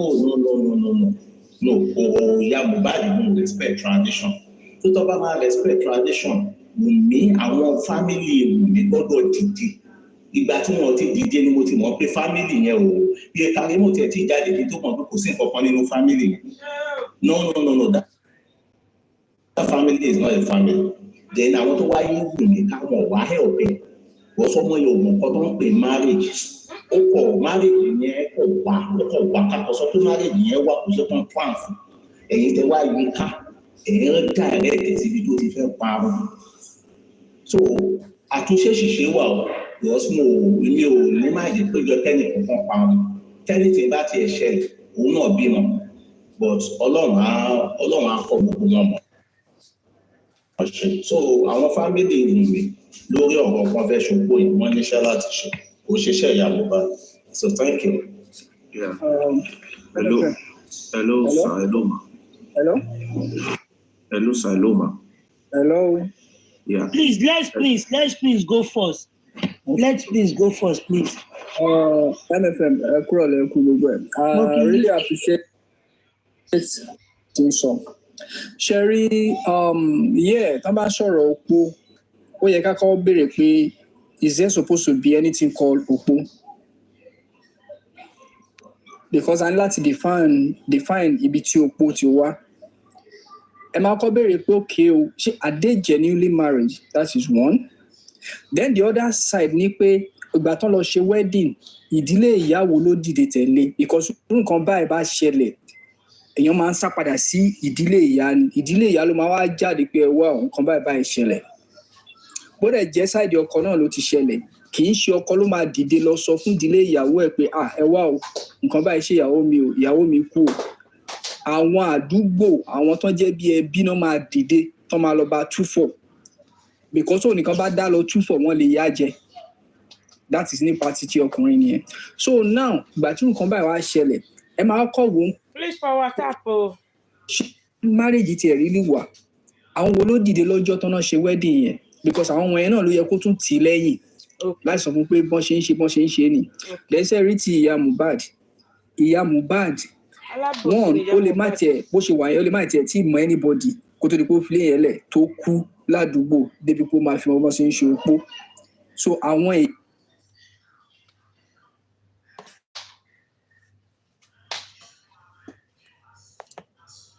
What you Mohbad you go do na nonsense you go do nonsense. Tí àpèbọn ṣe ń ṣe ni àwọn kọ̀ọ̀kan wà tó tún jù lọ ní àdúgbò tọ́yọ́ pé wọ́n ti fẹ́ wọn sí àdúgbò yẹn kán tó tẹ̀lé kán tẹ̀ ẹ̀rú náà ti fẹ́ ya Mohbad àwọn yẹn náà láṣẹ lọ́wọ́. That's why tẹ́ rí pé tó bá máa gba list ìyàwó ńgbà míì wọ́n á tún sọ fún yín pé tún máa mú ti àwọn great grandparents and all those people. That is custom for you. And if the wedding is not recognized by both family, both extended family, ó kàn ṣe pé inú ilé sínú ilé ni àwọn ará àdúgbò ní dìde o àwọn ará àdúgbò wọn tẹ̀ ní move an inch because wọ́n á jẹ́ kó understand pé àwọn òkúkú mọ̀ gbà tán fẹ́ ra so ṣe wáyé gbà tó kú lẹ́sẹ̀ wá ń wọ́ọ̀dì wá síta pé ká máa ṣe lè kò sí lè tó kàn wá tó bá ṣe òyìn kẹ́ ṣiṣẹ́ then ṣe láwọn tẹ́rí tó tún wá support ẹ̀ náà àwọn kọ̀ọ̀kan nu wọ́n wà tó yẹ pé wọ́n mọ̀ pé ó yẹ káwọn advice ẹ̀ pé this is the right way to take but àwọn fẹ́ jẹ́ number one pé àwa la mọ̀rọ̀ sọ àwa la mele some of them are even doing that based on money or something which is bringing problem down ọmọ tó dẹ̀ ní issue dẹ̀ ní òun gan ò forí balẹ̀ débi pé nǹkan tẹ̀ fẹ́ gbọ́ lẹ́nu ẹ̀.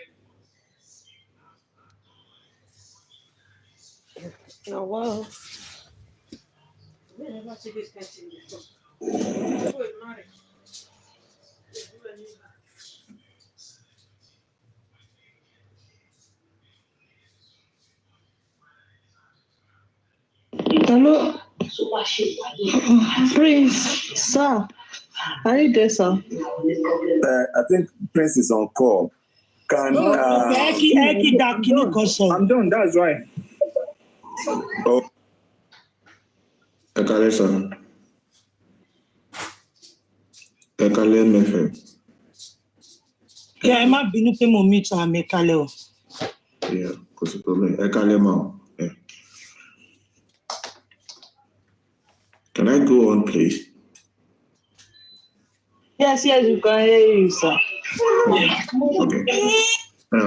My own opinion on this issue is about traditions or not tradition. Is number one. I feel that Tiro Kome Shele. From the mistake is from both parents, from both family. Both family are not really well organized to me. Number one, Orolori Opo, to me, Iya Mohbad, she has no right in Aloba's family anymore. Because she's no longer the wife of Aloba. She left the man, she's no longer married to Aloba. So she might probably don't have the right of introducing Opo. I'm sorry, can I interject you there? Either she's no longer in that house, both of them have this son together. So don't push that narrative of like, yeah, she's no longer. No, see, if anything happened to Joseph, nothing will happen to him. But if anything happens to him in the next 30 years, and the mother is still alive, Oshima she Oponibe because Obi Mosibe. No. So if you say, hold on, please. Oh my, I know my Lord say, Irony. For our side, if they pay you salary, you can go. He has 3 children in another place.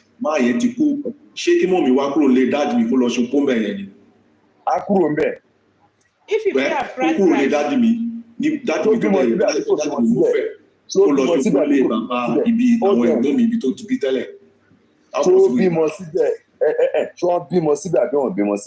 mo ní mọ́ mi ti bí àwọn mẹ́ta kó tó fẹ́ dájú. Ẹ jẹ́ ká àgbàlagbà kan ẹ jọ ẹ má yẹ ká ágì òkè. Ẹ máa gbọ́ mi, bàbá àwọn yẹn ti kú, ó dẹ̀ níyàwó tiẹ̀, ìyàwó tiẹ̀ ló ṣe opó. Ẹ ní sọ pé kí mọ̀ mi kúrò ní ilé bàbá mi tí bàbá mi fẹ́ mọ̀ mi ní ṣùlọ́kà kó lọ ṣe opó.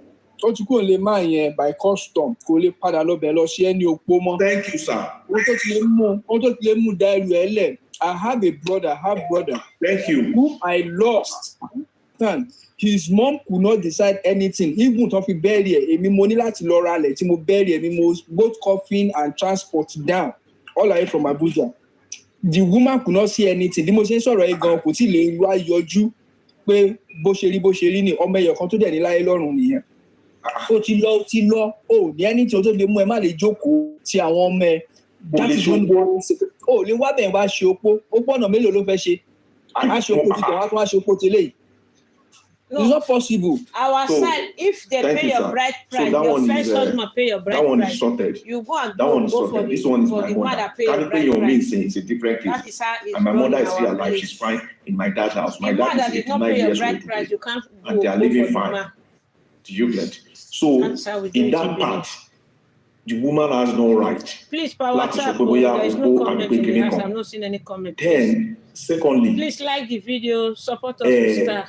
nǹkan tí And àwọn subscribe to parent our badge. ọmọ Thank you. ẹ wo anybody ló máa ṣe because tí God forbid ibi tẹ́mi wá tẹ́nìtì bá ṣẹlẹ̀ the first person they will ask either my wife or me pé kí ló ṣẹlẹ̀ like bí woman yẹn ṣe sọ lẹ́ẹ̀kan pé àwọn family béèrè pé kí ló pa ọmọ wọn they will ask me or they will ask Aries head not correct, oh. pé I kí don't ló want to ṣẹlẹ̀ swim how. and Now where they crazy. if I could not explain pé nǹkan báyìí ló ṣẹlẹ̀ that means there's a problem. Okay. Let me go and see.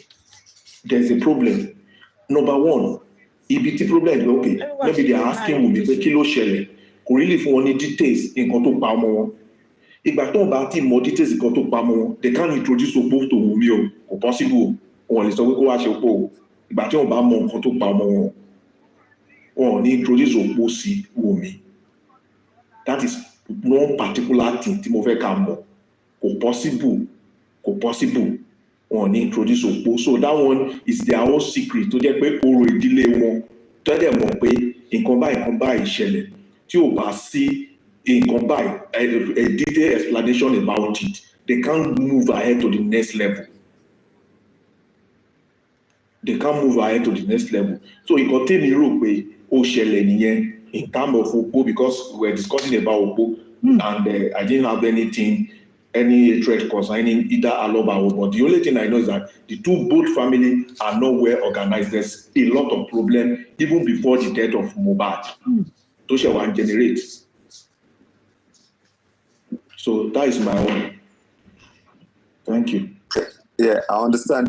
See, cultures are different. People with different cultures. I have listened to a woman that her ex-husband died, and she said she went there to go and do Opo. So mo dey tell one instances kankan. So maybe culture wa yàtọ̀ síra wọn o. Maybe culture wa yàtọ̀ síra wọn tá a ṣe ń lé ẹlòmíì èèwọ̀ ní nídìílé mi. Do you understand? Can we agree on that? Ẹ wo, that means ibi tí woman yẹn wà tó kúrò ní ọkọ yẹn ibi tó lọ bímọ sí yẹn, that means pé wọn ò sanwó orí ẹ̀mí tó lọ bímọ sí, ó kàn lọ bímọ ni. Obìnrin ò lè kúrò lé ọkọ kan kó fi ọkọ yẹn lẹ́ẹ̀kan jáwé fúnra wọn normally kó wá lọ fẹ́ ọkọ míì traditionally bí ilé ọkọ míì kó wà lé ọkọ míì kí ọkọ tó ń fẹ́ tẹ́lẹ̀ yẹn ti wá kú kó ṣe wá sọ pé òun kúrò lé ọkọ yẹn kí fámìlì ọkọ yẹn wá sọ pé òkè ó fẹ́ lọ ṣe opó lé ilé ọkọ tó ti kúrò èèwọ̀. Ṣé ẹ lè gbàrú ẹ̀?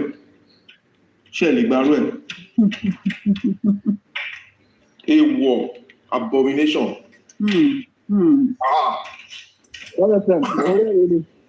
Sorry, pé culture differ, right? Because òótọ́ ni o, you just like you kan ní obìnrin yẹn ó fi ọkọ ẹ̀ lẹ̀ ó lọ rí boyfriend ẹ̀ ti tẹ́lẹ̀. Bó ṣe rí nìyẹn náà. Máa mẹ́rin nímọ̀ tó máa fi ṣopó ni. Àwọn ilé ex-husband ẹ̀ á lò bóyá bíi 3 months àbí how many months. A máa wọ aṣọ dúdú, a wá skin, a tún wá tẹ́yìn ìgbà yáṣẹ̀ tó wá padà wá lé mi. She can go for the burial. Don't have issue.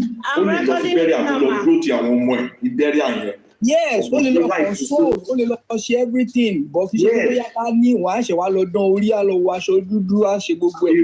Àwa jókòó sí inú ilé òun fẹ́ jókòó. Ṣé ìyàwó tó wà nínú ilé yẹn ó fẹ́ lé jáde ni? Bàbá yẹn lè gbàrú ẹ̀. Ṣé ẹ lè gbàrú ẹ̀ gbọ́n?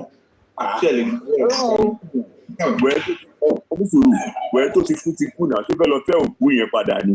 No, understand ṣe mọ̀ pé ìyàwó ọ̀gbẹ́bílẹ̀ bó ṣe kúrò. Bó fẹ́ lọ fẹ́ tó ti kú yẹn padà. No, ṣe mọ̀ pé like now bó kúrò yẹn bóyá máa yẹn ti wá fẹ́ lòmíì. You understand? Yes. So ní ìsinyìí a wá kúrò ní inú ilé ọkọ ẹ̀ títẹ́lẹ̀ nínú new husband tó ní a wá lọ ilé ọkọ ẹ̀ títẹ́lẹ̀ a tún wá lọ ṣe opó pẹ̀lú ẹni tó tún jẹ́ real wife nínú ilé because she is no longer real wife in that family anymore. Mi ò mọ̀ bóyá iṣẹ́ ọ̀dà sáà tí mò ń sọ kó. So those are the things that to me. Mr. Sami, tòótọ́ ni o, kò ní ṣẹlẹ̀ o, kò ní ṣẹlẹ̀. A tún wá lọ bá ìyàwó ẹni tó wà nínú ilé tó jẹ́ ògangan ní the original opó, a tún lọ máa bá compete, a tún wá jókòó sínú ilé yẹn, a máa bá wọ aṣọ dúdú, a lọ. Ẹ mọ̀ the most tí obìnrin yẹn máa ṣe lẹ́tí sọ. Ó kàn lè lọ mọ̀. Ó máa lọ support àwọn ọmọ ẹ̀. A support àwọn ọmọ ẹ̀. That's the most tó máa ṣe. Kò lè ṣe opó mọ́. But in this case, ṣe mọ̀ pé ìyá Mohbad ò ṣopó in this case. Ṣopó. Ṣe ni wípé ọmọ títí ẹ̀ lòún mọ̀. Ẹ mọ̀ kan tí mo sọ ni pé ìyá Mohbad ó ti kúrò nílé alọ́ba. Ó ti kúrò nílé alọ́ba. Ó má lè ní right, kò ní ní right àti introduce opó sí Wùmí. Tó yẹ yín. Ó ti kúrò nílé alọ́ba. So she might not have that right. Àwọn àgbàlagbà obìnrin nínú ilé alọ́ba lọ́ máa ṣe. Ó tó bá tẹ̀ máa get any information. Òun náà ló máa ní láti lọ lọ́bì lọ́dọ̀ àwọn àgbàlagbà yẹn pé ẹ jọ̀ọ́ báwo náà ṣe máa ṣe. Nǹkan tó fẹ́ sọ ṣẹ́rí even tí ò bá tiẹ̀ kúrò nílé alọ́ba bí Wùmí ṣe jẹ́ ìyàwó ìyá Mohbad ṣe jẹ́ ìyàwó. God bless you ma. Ìyá Mohbad kan ló máa ṣe. Àwọn àgbàlagbà àdúgbò àwọn àgbàlagbà ilé wọn ló máa decide this is how we do it.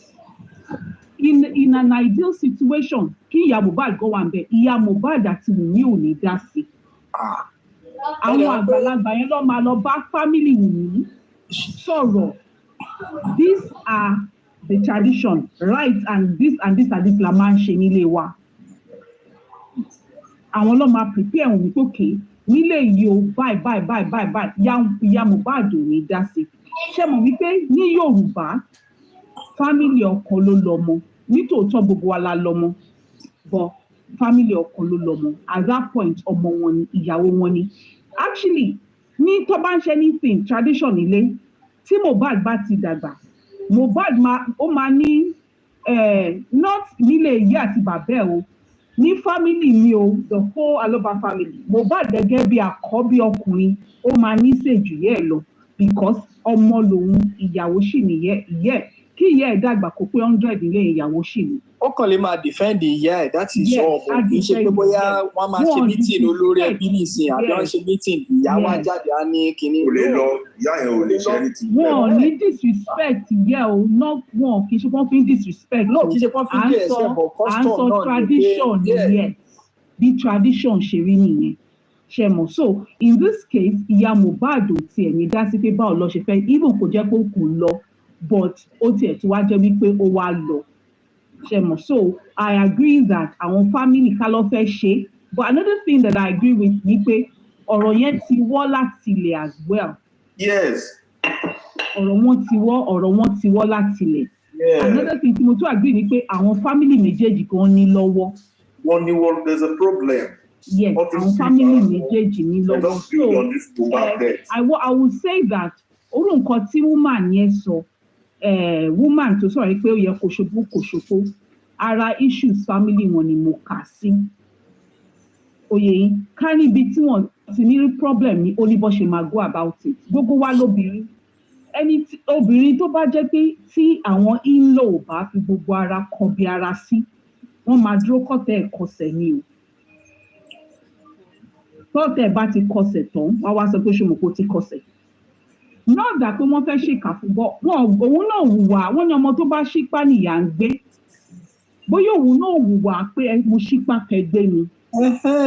ṣe bá nótì ìgbà tí mo sọ̀rọ̀ lẹ́ẹ̀kan ohun tí mo sọ nìyẹn pé òun gan fúnra rẹ̀ tẹ pé ó yẹ kọ́kọ́ define marriage wọn union wọn ká tó tiẹ̀ lè mọ̀ bóyá ọ̀rọ̀ kó wọlé àbí kò wọlé.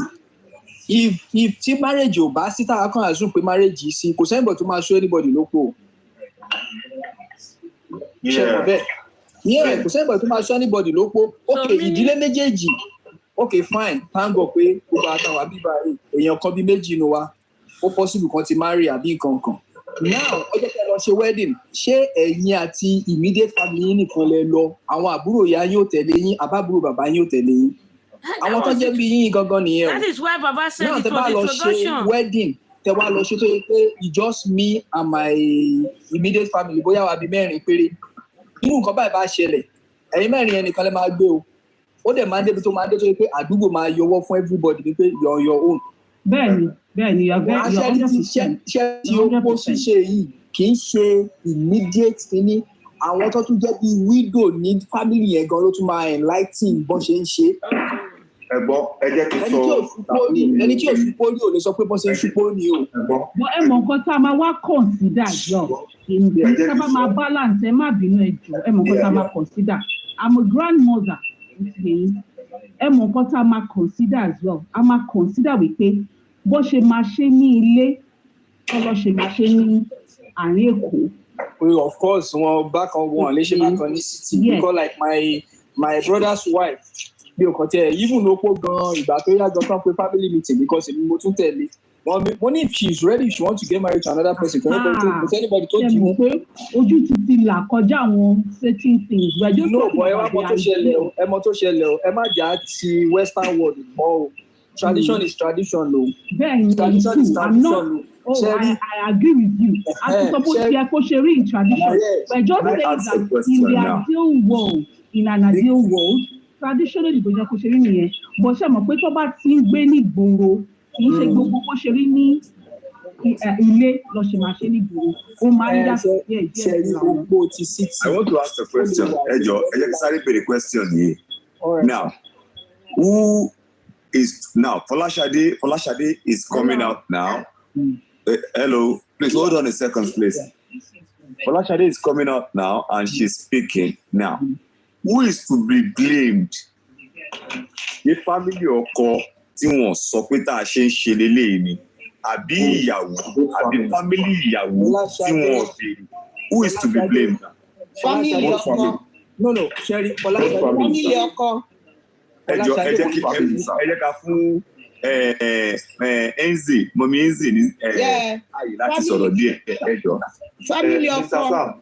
Ẹ jọ tí bóyá mọ̀mí Enzi bá sọ̀rọ̀ tán ó ní kankan tí mo fẹ́ sọ tó kọ sọ́ra. Ẹ jẹ́ kí mọ̀mí Enzi sáré sọ̀rọ̀. Mo need advice yín lórí ẹ̀. All right, ẹ jẹ́ kí mọ̀mí Enzi sáré sọ̀rọ̀. So family ọkọ la máa blame. Because Baba Mohbad is the elder man there. When this happened, he's supposed to call his family, elders in the village. And then the mother, we call it Ada in my place. They will call all of them will come and sit with Wummi. Wummi is not supposed to see the death of Mohbad in my place. He's not supposed to see that dead. She will be inside the house, lying down for 1 month. She will not come out. So after that, like my mom and my dad did not live together. My dad married another woman. But when my dad died, my mom has to come to my dad's village because she did not remarry. So she has to do that ritual, lying down for 1 month. She didn't see my dad's dead body. That's the way they do it. But when all this were going on, I was shocked for Wummi to be in front, forward, as if he's the father or mother of the man that died. No, that was terrible. Madam Eze. Yeah? Madam Eze. Yes? You know what? You are from the East, right? Yes. The way it's been done in the Yoruba land is quite different. You know, tradition differ. You understand? So yeah, I love the way. What do you mean? It's tradition. No. How is it done? Your husband died. You can't see your husband. That is what I'm telling you. The way it's being done in the East is different from the way it's done in the West. Okay. That's why you see, if a Yoruba man wants to meet his father, you prostrate flat. We are not talking about prostrating. I'm talking about culture where somebody dies. You are bringing prostrating. It's the custom. No, it's still the culture I'm bringing out for that you. That is not when somebody died. Listen now, madam. I spent our culture. I was not in Yoruba land. I was madam. I didn't even live in my place. Madam Eze, kindly let him explain. Let's listen to him. I don't want to prostrate. No problem. You're not going to prostrate. Let him finish the statement so we understand where it's coming from.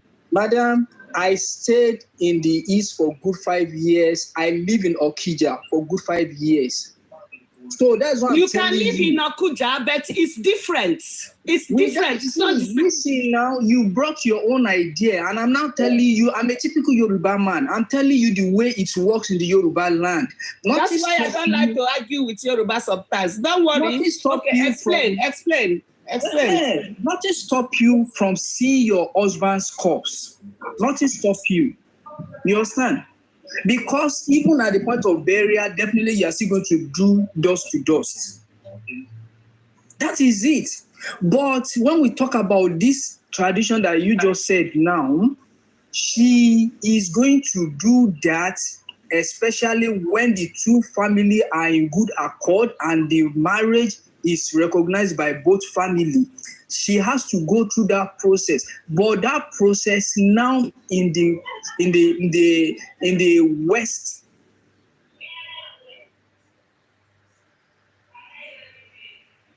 The prince. Well, hold on 1 second, please. Just hold on. Mrs. Folashade want to say something. Hello. Yeah. I just want to chip in a little idea. I feel bóyá ká ní Wùmí ò lọlé lọ́jọ́ yẹn ṣùgbọ́n ó yẹ kó lọ sí ọ̀dọ̀ bàbá ní bó ṣe kúrò ní burial ground yẹn ṣe mọ̀ bóyá tó bá yẹ kó lọ síbẹ̀ tó dúró bóyá wọn bá sọ 1 or 2 things fún So me feel quite big problem one. That's just what I want to chip in. Thank you. Okay. Mr. Sami. Yeah. Yes, I'm. Sorry. Yeah. Now, I want to use my own younger sister as a case study here. Àbúrò mi obìnrin tó tẹ̀lé mi, and this happened 2 years ago. Ọmọ Edo ló fẹ́. She married an Edo guy, and he's a soldier. But Edo yẹn ò sanwó orí ẹ̀. Please bring me down. I'm sorry, bring me down. Thank you. Yeah. So Edo yẹn ò sanwó orí àbúrò mi. Àbúrò mi dẹ̀ bí ọmọ ọkùnrin mẹ́rin fún. So ìgbà tó dẹ̀ yá, wọ́n attack ẹ̀ ní ojú ogun. They brought him to hospital. He died after 2 weeks in hospital. But kò sanwó orí àbúrò mi. Ìlú tèmi dẹ̀ ti wá. Ìlú tèmi ti wá. Tí o bá sanwó orí ọmọ ní family ti wá. Tẹ́lẹ̀ bá ṣẹlẹ̀. There's a way they still do it traditionally. So ìgbà tó dẹ̀ kú, máa yẹn ti kọ́lé sí ìlú ẹ̀, ó kọ́lé sí Edo State, ó kọ́lé síbẹ̀, but wọn ò lọ gbé bẹ̀ kó tó kú. Bó dẹ̀ ṣe kú, mo dẹ̀ sọ fún àbúrò mi pé kó fi lé yẹn, kó gbàgbé lé yẹn, kó fún àwọn family yẹn, kó má lọ bẹ̀ rárá. Torí pé máa yẹn ò sanwó orí ìyàwó mi. So immediately ni àwọn àgbààgbà family tiwa tó dẹ̀ ti dùnkú pé tó bá rí báyìí ó ní bọ́n ṣe máa ń ṣe. Wọ́n dẹ̀ ṣe bẹ́rẹ̀ àtọ̀, wọ́n dẹ̀ pé àbúrò mi wá sílé ọ̀dọ̀ sí ìlú wa. Gbogbo tradition tó yẹ kán ṣe fún lọ́dọ̀ wa, wọ́n dẹ̀ ṣe fún. So àwọn ọmọ yẹn wà bẹ́ẹ̀, wọ́n jórúkọ bàbá wọn. I didn't have any problem. I take care of them as my son. So irú nǹkan bẹ́ẹ̀ yẹn kí lẹ lè sọ sí sá. Torí pé mi ò mọ bọ́n ṣe ń ṣe nílùú wọn ní Edo State pé bóyá opó àbí má ṣopó, but the only thing tí mi mọ̀ ni pé kò sanwó orí àbúrò mi kó tó kú, so kò ní right sórí ẹ̀. Yeah, you are right. It's true. So nǹkan tí mo rí sọ nìyẹn. So now kẹ́ wá wo marriage Wummi pẹ̀lú Mohbad. How are we sure? Is this marriage really recognized by both family? That is the questions we should ask. And only Wummi and Mohbad can answer this question. Yes. Unfortunately, Mohbad is no more. Yes. So the problem is for both family, the two families. The problem has been from the credit. Apart from Wummi and her husband. Yes. Wummi is just, I see Wummi as she's a small girl, fine. They say she's smart and all that, fine. I saw Mohbad is a small boy. They might not even know what marriage is all about at that stage. A lot of things they might not know. So that is just my own concern about Opo, Abima, Opo. Yes, sir. Let me just quickly add this. You see, that is why I said, now, we have a lot of cultures and traditions, especially in Nigeria. And Nigeria is so that we have different cultures and traditions. Now, I've also witnessed a guy that he was actually dating this particular lady. Do you understand? Guy to be malakoko fún, ó wá fẹ́ bímọ ẹlẹ́ẹ̀kejì. Ó ti bímọ alákọ̀ọ́kọ́, ó wá fẹ́ bímọ ẹlẹ́ẹ̀kejì. Nǹkan ṣàṣẹlẹ̀, girl yẹn kú, they took her to the village. But for the fact that that guy did not kò sanwó orí girl yẹn, the guy had to wet that dead body. The dead body, they didn't bury that girl. They put that girl in the room. The guy was with that corpse for 3 days. He paid everything. They did wedding. One was a wedding. But boy was suit. When he came down to Lagos, he told me, I was like, are you for real? He said they told everybody in that village that tí bọ̀bọ̀ yìí ò gbọ́dọ̀ jáde kúrò nínú ìlú yìí. This guy must not escape. Everything, they collected everything from him, and he did wedding with that dead body. So Nigeria is so full with different cultures and tradition. Do you understand? Yes. So a lot of it happens. So it happens.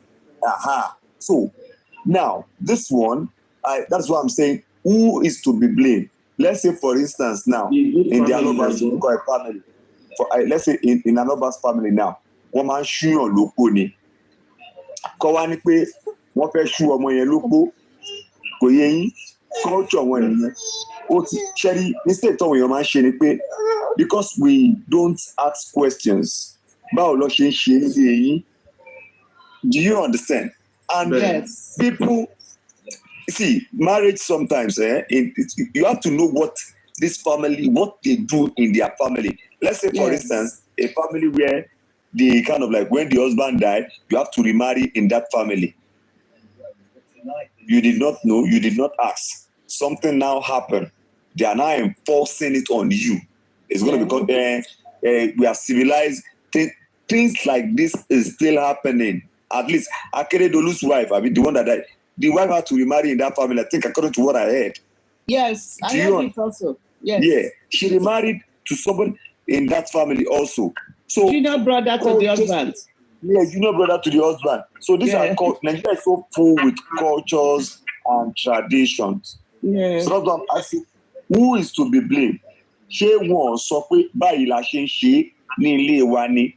Ó máa wà níbí báyìí. Are you going to be here for 6 months, 3 months, 2 weeks, 1 week, 5 days?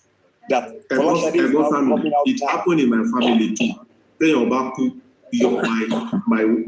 But it's not that right now they are not putting it as a force that you must marry somebody, but it's a tradition in my family too. That maybe your elder brother died, maybe the younger one to take charge of the wife. Is a personal, right now in my family, it's a personal decision. It's a personal decision. It's happened to me, and I decline. You understand? And anything that can make me to decline. You know, when you talk about Okpo, it depends on understanding. There are a lot of ways you can do the normal Okpo we are talking. You can just be wearing anything white. You know, it might not be, but at least for the couple of days you'll be going out, but you're not going to be wearing black. You know, but if you are going to wear white lace, you can wear white lace. You know, you can wear different types of clothes, but it's just going to be white. You understand? So some people do that very well. Then like this one that this man just said now, I know a family that, you know, this boyfriend, girlfriend, and at the end of the day, something happened and the girl got pregnant. She did not do anything on the girl. The girl later died. When the girl later died and took the girl, this one is even specifically Akwa Ibom.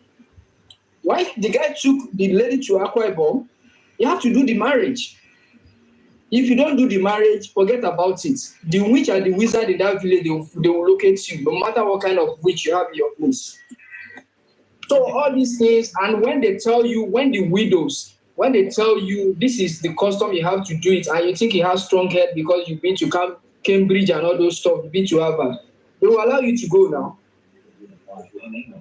Right, they will allow you to go. When they start doing their diabolical whatever on you, then you now see that, fine, this is something. There are some places that when the person dies, you have to be in the room with that person for a couple of days to really know if actually you were the one, you know more about the person's death or not. That's why women should be careful who they are going to marry. Because it's very important. Presently, how many people go to do the research that they used to do about 50 years ago that somebody will go to that family?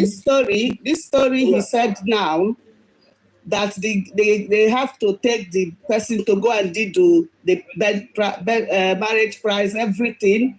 Yeah, that's what I'm saying. I said this one common very well in Akwa Ibom. And if he didn't do it in that Akwa Ibom, it's a serious something. Yes. Yeah. But in my own place, it's not like that. That's why now you realize what I was saying down, that culture differ. Like that one now, your own place now is a taboo. That is Akwa Ibom is different from Igbo. And what the same culture. Yeah, and what they do in Igbo is different from what they do in the Yoruba land. Yes, I know. So that was what I was saying that time, that culture differ. The way you I people understand. I understand. I thought you were telling me about culture in Igbo land. Yes, no, of course. No. I know. Said culture differ. That was why I was. If you remember, I was trying to lay emphasis that sometimes, like a Yoruba man now, I can't see you as my mother now. I will now be standing and greeting you. I will prostrate to greet you. Why, if you go to the north, they will just tell you, you know, on standing, they will just greet you and walk away.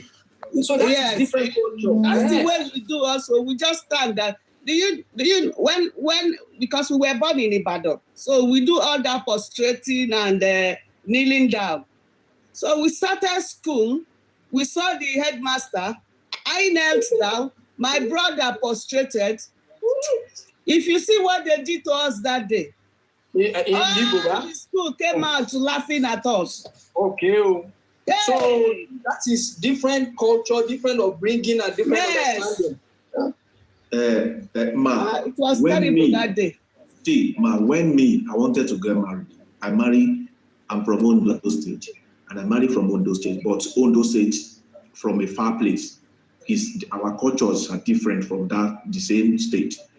When I told my dad, did you know that my dad went behind me to that village, that place, spent 2-3 days in that village to find out of that family I wanted to marry to, and I didn't know. That is good. So later he found out everything. He now came back.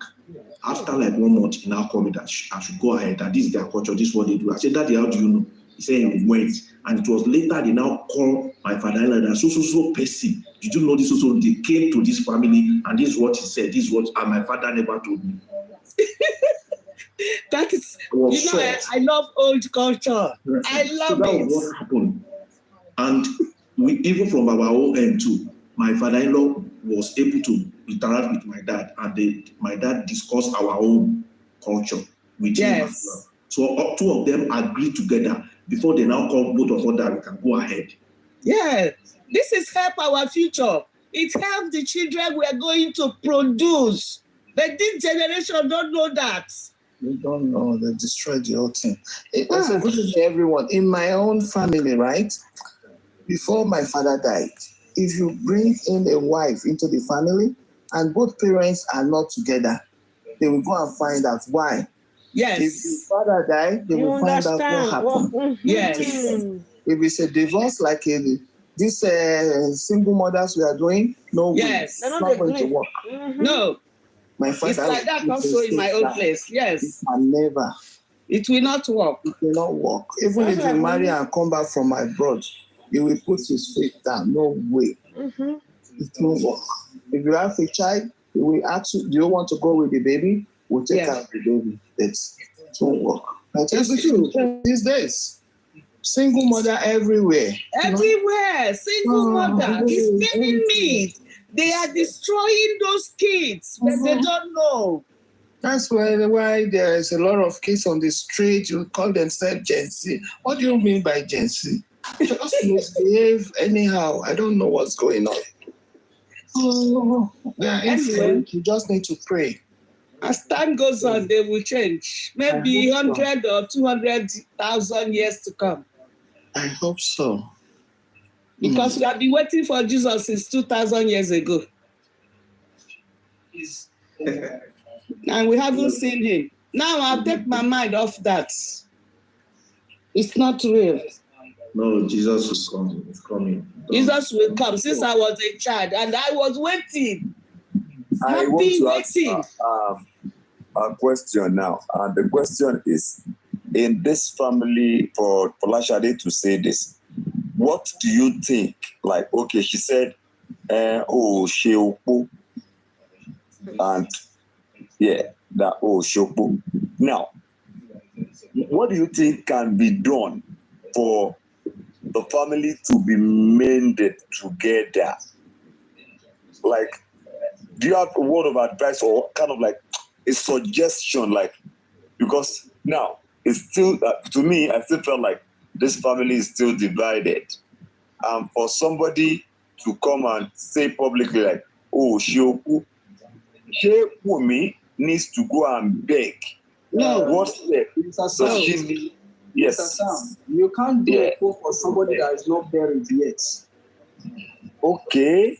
This For guy somebody that has is not buried yet. This guy has not been put underground. And why you don't want to take her to America? Yeah. So now, No, because there is problems in that family. You don't even know what killed this guy you are talking about. Yes, that is the point, sir. So we Baba don't Mohbad. are you now saying castigating anybody Baba now? Mohbad. Are you now Baba saying Mohbad that is the immediately? one. Hold on, please. Are you now saying that immediately Mohbad is buried, the wife will still now go and do the Opo? Or is that what you are saying? If she's not found guilty, she will need to go and do the Opo if she's still part of the family. You understand? If not, there's something will worry her in if she's future. found guilty and she's not still part of guilty, she's not still part of the family, she wouldn't need to do Opo for anybody. Let's assume that she's not found guilty. Let's just assume that she's not found guilty. Would she still go and do the Opo? Because he said if she's part of the family. Yeah, she will need to do Opo. That is, if she still wants to remain as part of the family. Is Baba Mohbad from your side? From your area? Baba Mohbad is from my area. We are close. Are you Ekiti? I'm not Ekiti, but we are close. But generally, Baba Mohbad needs to go to the elders in his family. They will discuss this. Okay, I don't know why he was doing it alone, as he has got nobody. He's not doing it alone, man. That is it now. Because you see him out doesn't mean he can't be so stupid to that level. Even the king of his town is aware. Why haven't they called the wife? Why the king of the town haven't invite the wife? Mommy, can I come in, please? Yes. Let me come in. You know, even if they do that, they won't come to the public and This is the problem here. I think, Mr. Asami, like the question you asked, I think number one, I will advise, if possible, Baba Mohbad and Wummi's father should come together first. Two of them, they should discuss. Two of them. I don't think Wummi's father is anywhere to be seen. She's married, so nothing concerning her father with us. Because Baba Mohbad said he was calling him when there were problems. He disconnects his phone from Baba Mohbad's phone. That is where this problem is emanating from. We need to understand two fathers. They have a big role to play in this angle, man. What killed the person? Yes. Opo cannot be discussed. You are right. And that is the problem. You're right. Opo cannot be discussed because if anything happens, God forbid, mommy, as you are now, I don't know if your husband, your husband is still there and all that. No, I'm not married, but I know my culture, so I'm not. No, I'm just saying something, man. Yes. For example, yes. because you are a grandma, you are ages. That's why I'm saying I'm using it as sample. Yes. You are ages. Let's assume that your husband has grown old now. Something happened. Your in-laws will call you and ask you what happened. Yes. That is a hair. Yes. You will now tell them, this is what happened to my husband. And this is what happened to my husband. But this thing has not been explained to Wummi's husband family. Yes. You're right. Because the wife is the first to be asked. Yeah. But all this internet, TikTok, what they were saying during that period this boy died, it was shocking to me. They destroyed the whole thing. They did not. They destroyed the whole this thing. They even said Wummi supposed to be the one to go and bury the husband.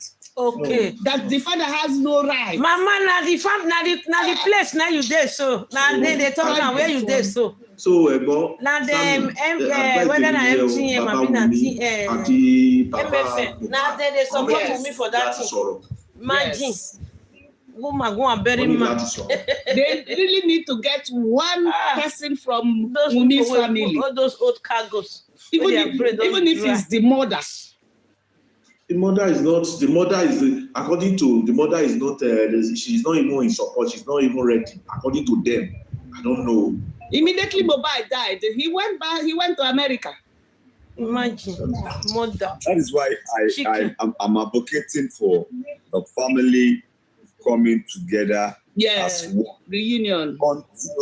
Until this she must family apologize because it is the one, Temi and the they MFM might not that get spoils justice and they Wummi. might not move It's forward. true. Imagine that old cargo. Mommy, with this case now, You that was supposed to be married to former Lagos State, and using your era to sweat smoke girl. Now, they are not even in together now. All of them are fighting in the white family. All of them are fighting each other It's true. Because of this case. It's true. A lot of things that actually happened was like misinformation that actually part of what that affected this family. Different narrative, different stories, lies, propaganda that actually dent this family.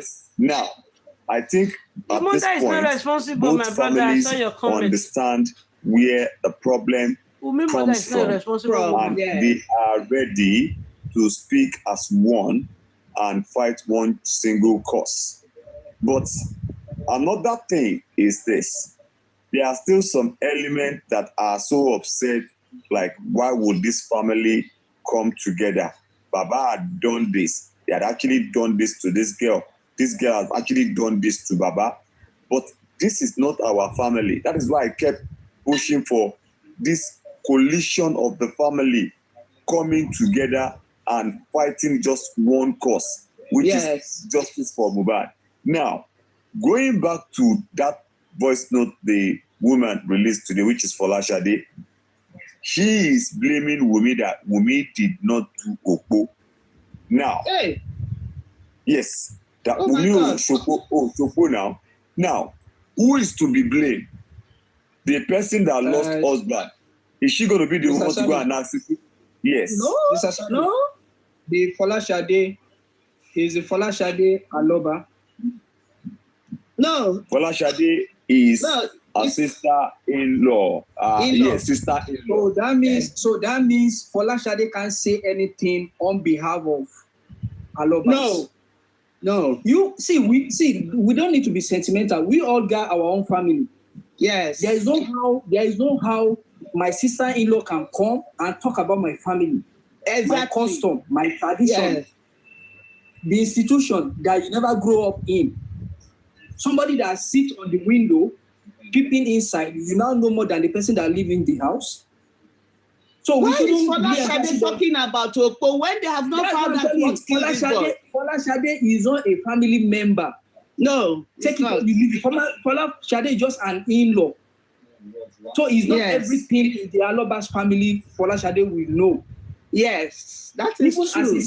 As a son of the soil, there are a lot of things you want to know. You need to still meet elders. Yes. To give you some instincts, some things that you need to do. As you are like this, you meet your dad will need to consult some other elders to know how it should be done. Do you know when my mom died, 2010, I have to go home. All the elders, everybody, immediately they came. They said my dad did not pay my mom's dowry. That they cannot bury my mom unless that money is paid. I said to them, I wasn't there. I wasn't born. I don't know anything about this. Oh, it doesn't matter. You have to pay the money before we bury her. I was so angry, but you don't have to be angry in front of them. They will not get up and go.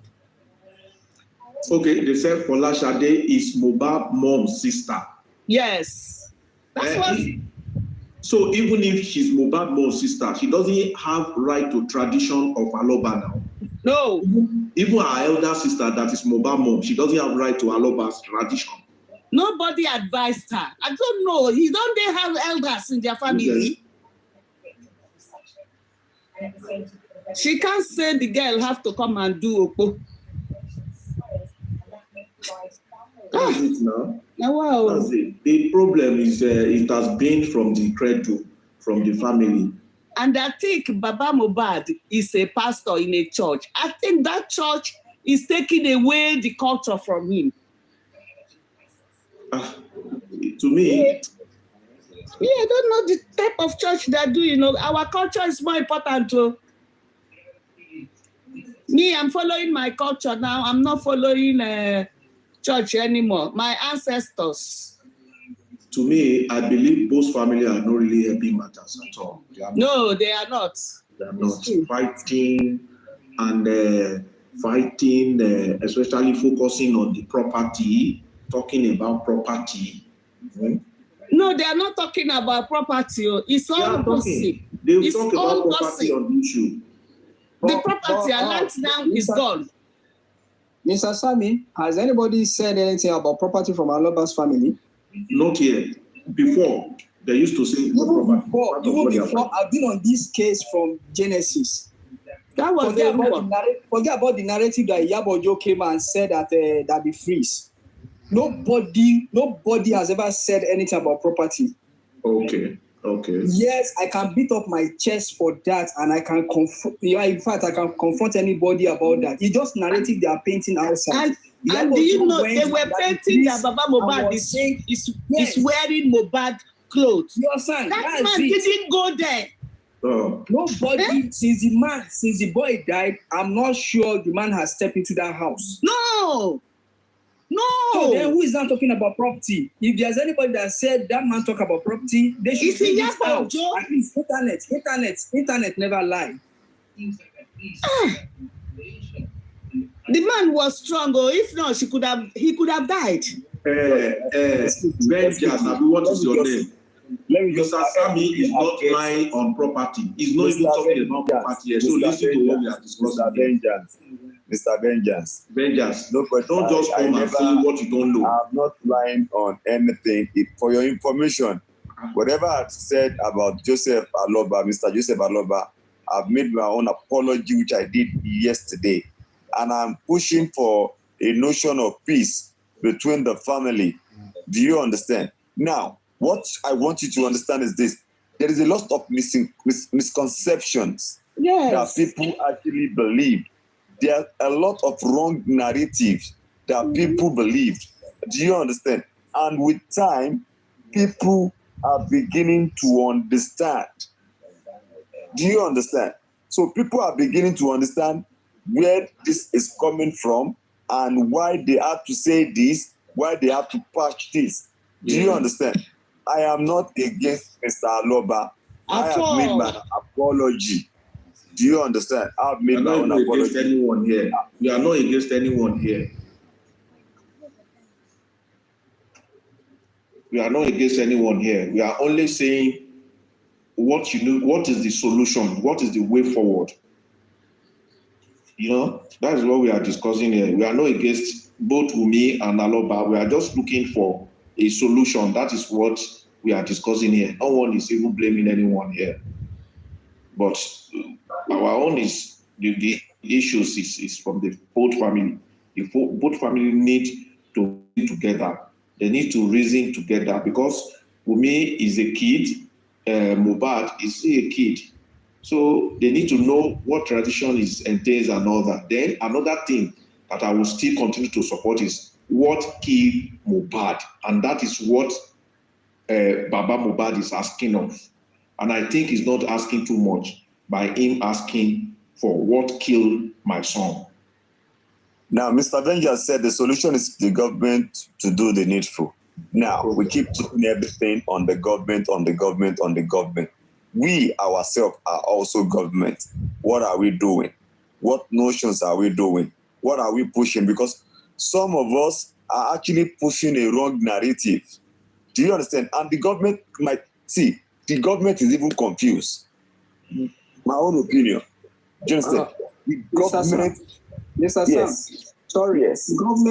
Government, there is no, it's not we, but it's the government. There was a case that happened in Abuja. Sandra and I'm trying to remember the guy's name. The lady that stabbed her husband in the house. The lady's mom happened to be a big shot in ASO service. And the guy's father happened to be the one-time PDP chairman. I think from Ogulaf or something like that. This case did not stay more than 3 months before they put the lady in prison, in fact, by hanging. The lady put to bed in the prison, and they collected the baby. But the lady still remained. The woman did a lot of things to get her daughter out of that place, but the lady could not come out. If government had cordoned the place, sealed the house immediately when they got the information, every one of us watched crime investigation.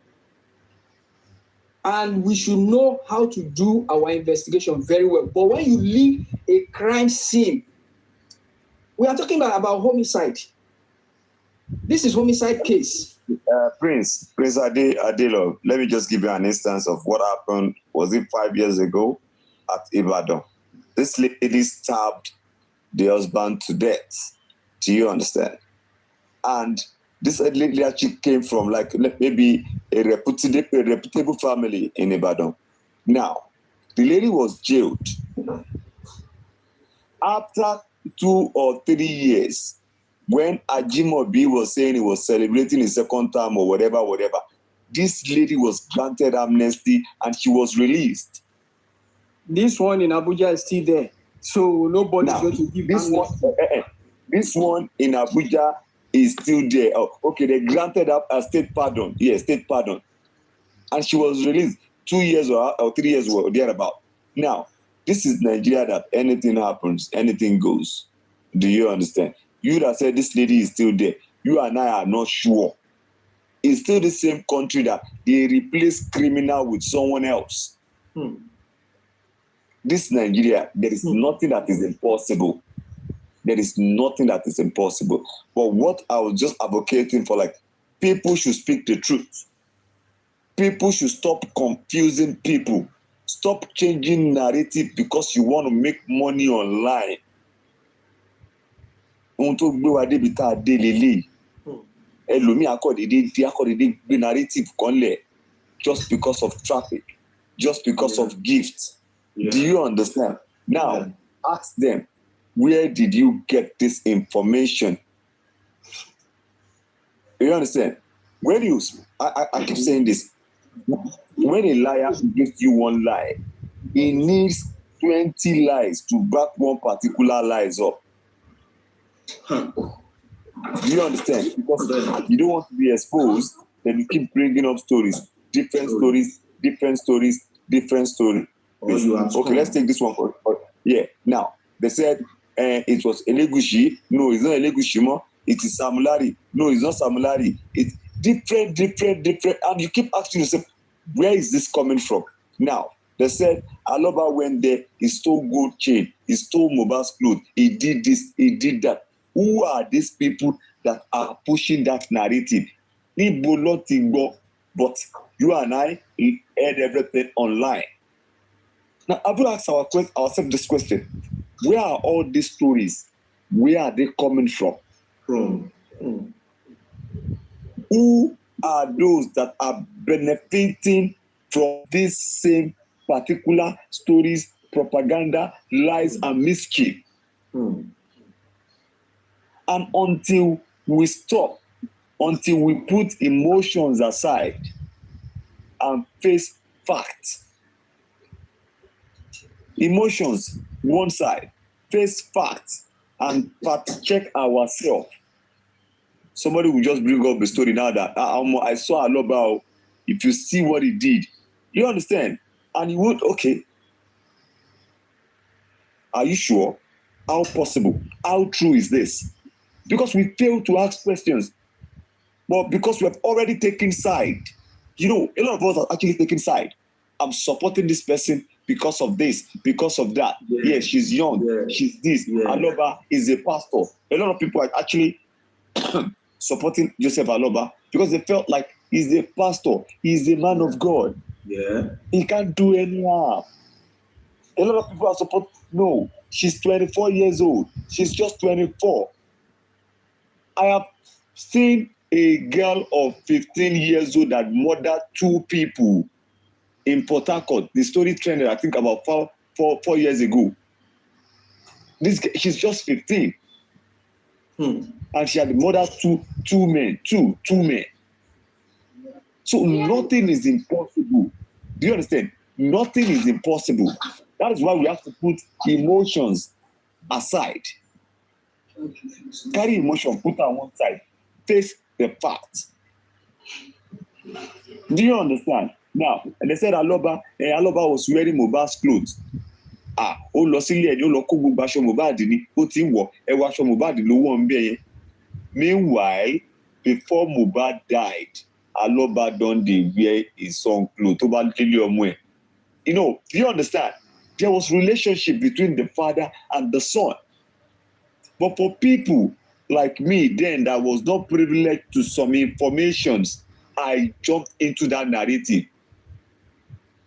Do you understand? I jumped into that narrative like it is wrong. Now, do you get my point now? So a lot of misinformations,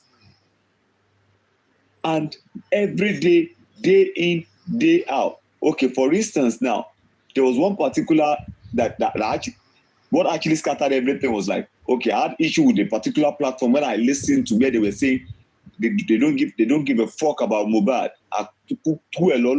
He actually went to carry gun to go and kill somebody. Who gave them that story? They both let it go. What I know is that you don't speak ill of the dead. God bless you. Do you understand? You don't speak ill of the dead. But these people sat down comfortably on their platform and cursing on what brought us together. They are cursing on him. Do you understand? So these are the questions that we need to ask ourselves. Where are these coming from? All these stories, all these narratives, where are they coming from? Until we start to debunk everything and fast check it ourselves. That is we the public, that is what we need to do.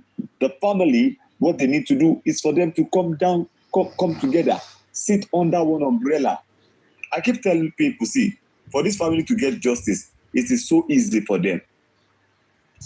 They will know where the light is coming from. When Mr. Aloba actually sat with Mrs. Abosede, in cover I lost Sonic, this is what I heard about you. Talo Sebe. No, anybody in cover I lost Sonic you. Oh, really? This one is what you said. Oh, really? They will be able to identify their problems. Until they are together, they will not be able to identify the problem.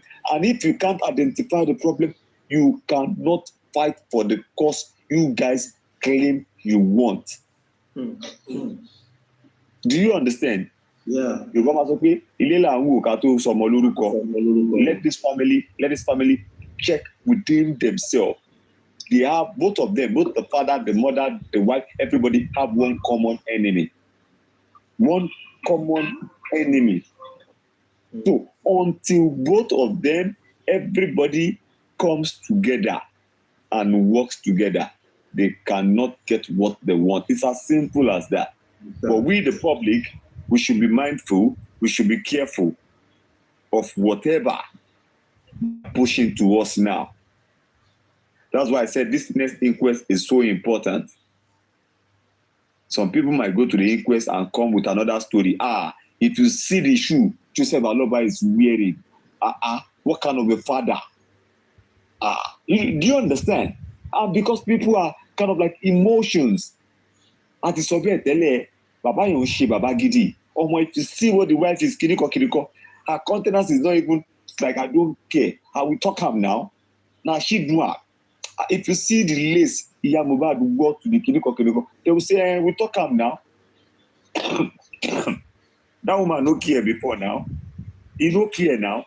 Do you understand? That's why we, the public, have to be very, very careful. But push the notions of this family coming together and fight for justice. Mr. Prince, you want to say something? No, for now. I'm learning from everybody.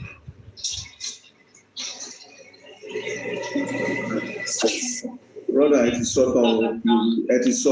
nǹkan tó wà bẹ́ẹ̀ ẹ ti sọ yẹn o. Òótọ́ ọ̀rọ̀ tó wà bẹ́ẹ̀ ẹ ti sọ yẹn. They know, two of the family, they have a lot of things to say. Oh, Team Lagata, you are up. Okay, you can speak. Let allow Lagata to speak, please. Good evening, Team Lagata. Good evening, my brother. Good evening. Am I audible? Yeah. All right, cool. I was meant to come up, I think, earlier hour of the day because of the time difference. Messi. How are you, Messi family? There was a question you were trying to ask the panelists earlier during the day, but because of the time difference, I couldn't speak at the time. The question goes thus. You said that the justice from about people should be asking for the evidence of what happened in the house, if truly there was a fight. You know, and I didn't know if he ventured to see of Adura and spending. Studied the CTC more than 20 times, and I spoke to spending even before the coroner inquest. As at then,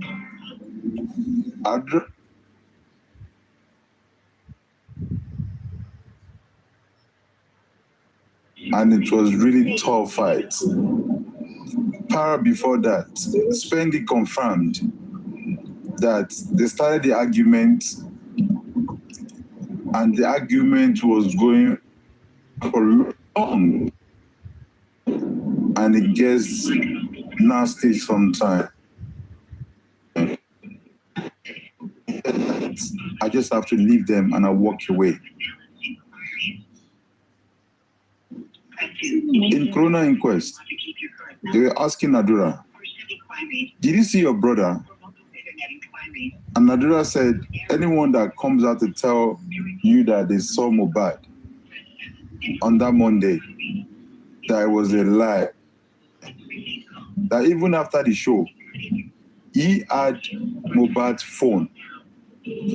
And when he tried to take the phone upstairs, Wummi did not let her let him in the room. She opened the door and she just stretched her hand out to Adura, and Adura passed on the phone to Wummi. And that is what Adura said. So if we are asking for evidence, the only evidence we can bank on is the evidence of those who were in the house at this hour, this day of time.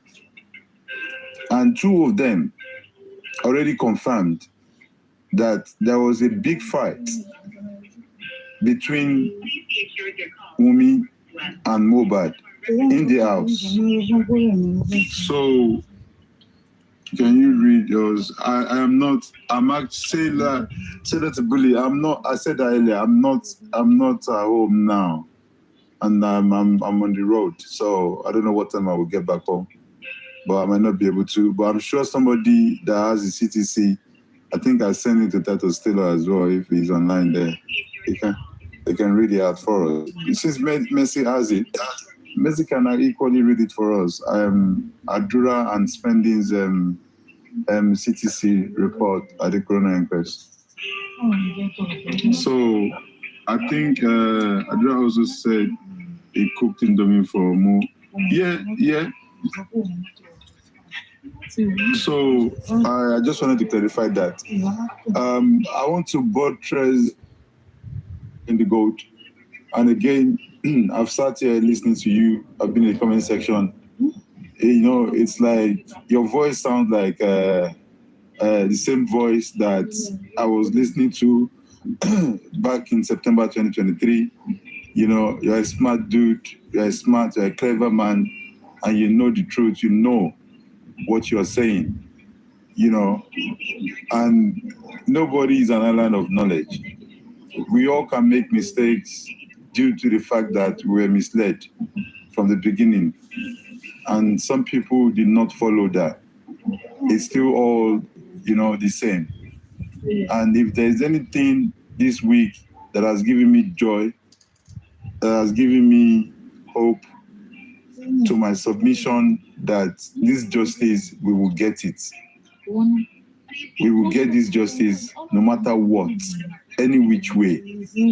And this is a sign that just been confirmed. Listening to your voice in the last few days is the fact that I know and I'm convinced that we will get justice from Mohbad. It's very simple. We are not accusing anyone. But the things that have been said, the stories that they have given out, the stories that they have tried to lead people on with, why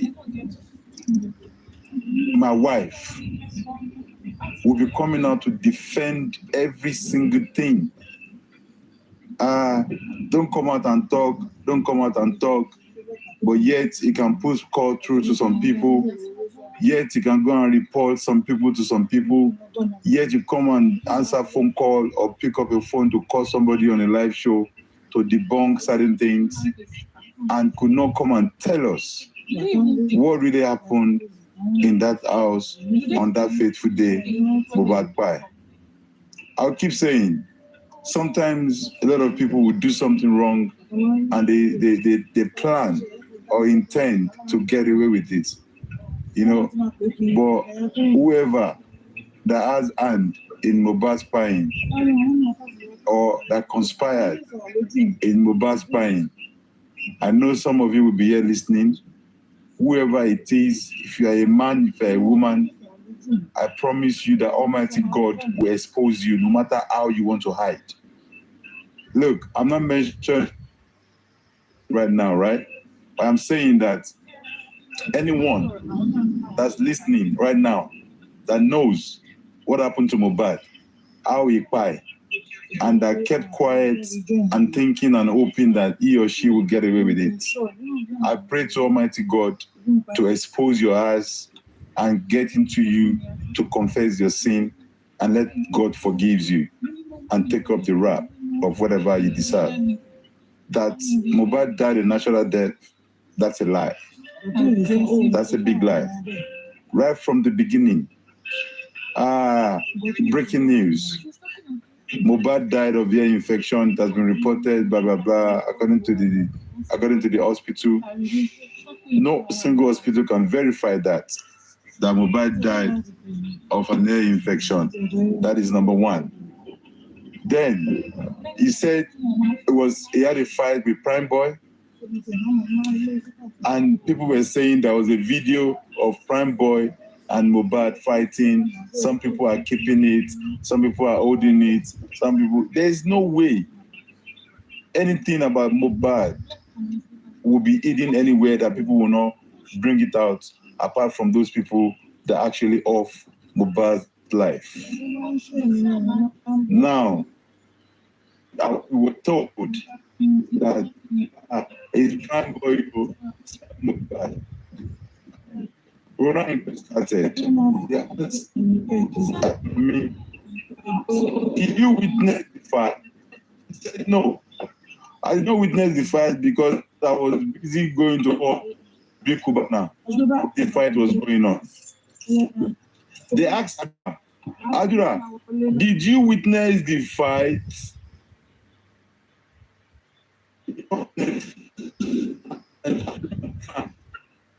It was the brother's wife that told him that there was a fight. Now, Mohbad go home. The police told us Mohbad, when they got to the house, that Mohbad was bleeding profusely, and we all know what profusely means. That means this guy was bleeding so bad. So if Prime Boy have stabbed Mohbad from the Ikorodu show a night before as claimed, they ask, do you notice any wound on Mohbad when you guys were going back home? Wummi said, no, I did not observe anything. Then they now cross-examine her again, further to ask her, was there any blood in the car when you guys were going home? Wummi said, no. I only noticed when we get home that he was complaining that my hand is painful and this, that. Shaking bole in the car. That bole 1 minute. Yeah, of course. Come out the other way. Sorry about that. So they asked Wummi, how?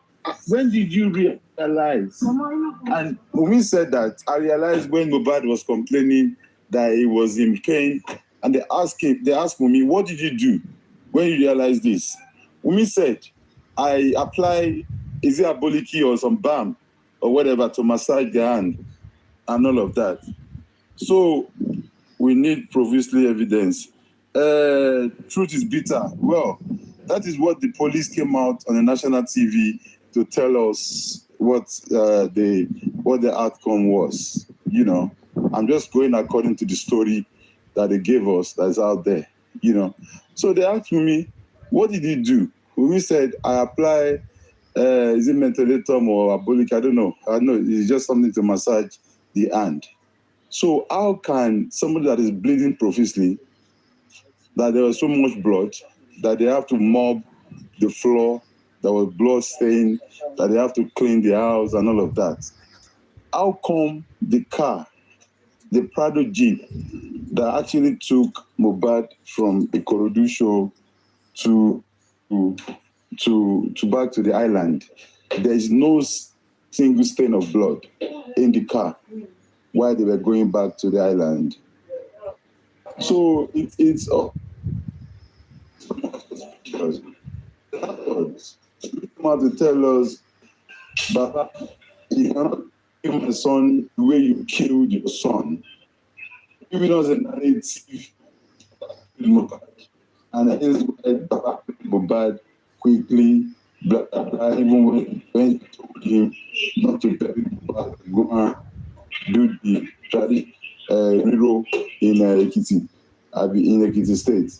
Baba refused. So again, he came out, he said he was the industry god, that they off the lights, that is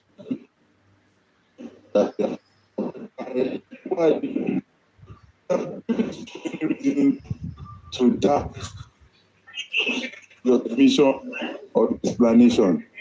And to me, in this whole justice for Mohbad, the only thing Wummi has done is to get defensive right from the beginning up until now. I don't want to come out to talk, but you always come out to talk, to say things when it suits you. You get wrong certain things and come out to tell the story of what actually happened between Ikorodu to the island and to Mohbad being announced dead. You guys said you put Mohbad on a bike, Mohbad go to the hospital. Somebody came out to say, I saw Mohbad, I went to picture with Mohbad in the hospital. You know, all those stories, all those things were scripts that was acted. And, you know, the hospital confirmed Mohbad was brought in, it was a brought in death, BID, which means he has already died before he got to the hospital. And they asked, they gave you a letter to take this body to the morgue, but you guys took Mohbad back home, and Mohbad was embalmed. You know, so all this story was not in fact someone that come out to say that shows deeply planned. Sorry, I'm trying to read the comment section. The fact someone that would come out to say that shows that was deeply. Oh yes, Coco. They didn't have enough time to plan it. My personal view.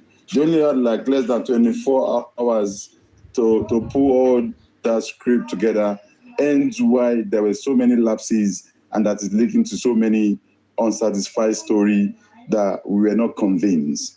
And there's one thing about Nigerians that we all know: we're all smart. You know, except you want to play. What number? The phone number. Hello. 53 something.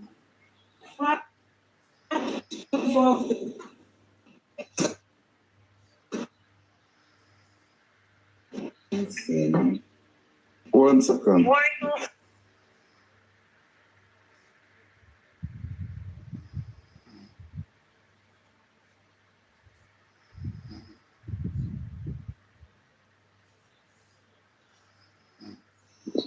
I think Lagata is having network problem.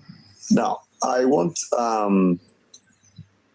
Dekins, if you are still there, I want to ask this question, which is as simple as this. How possible is it true? Are you there, Dakin?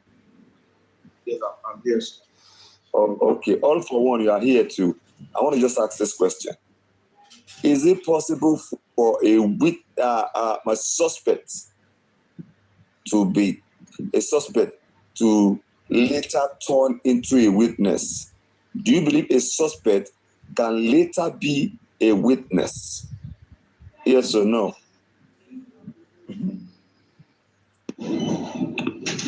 Oh, okay. Sammy Jojo, okay. Suspect and witness are two different things. So, everybody can be a witness, and from the witness, you can get a suspect. Now, a suspect can become a witness. That is very sure. Because Prime Boy is a suspect.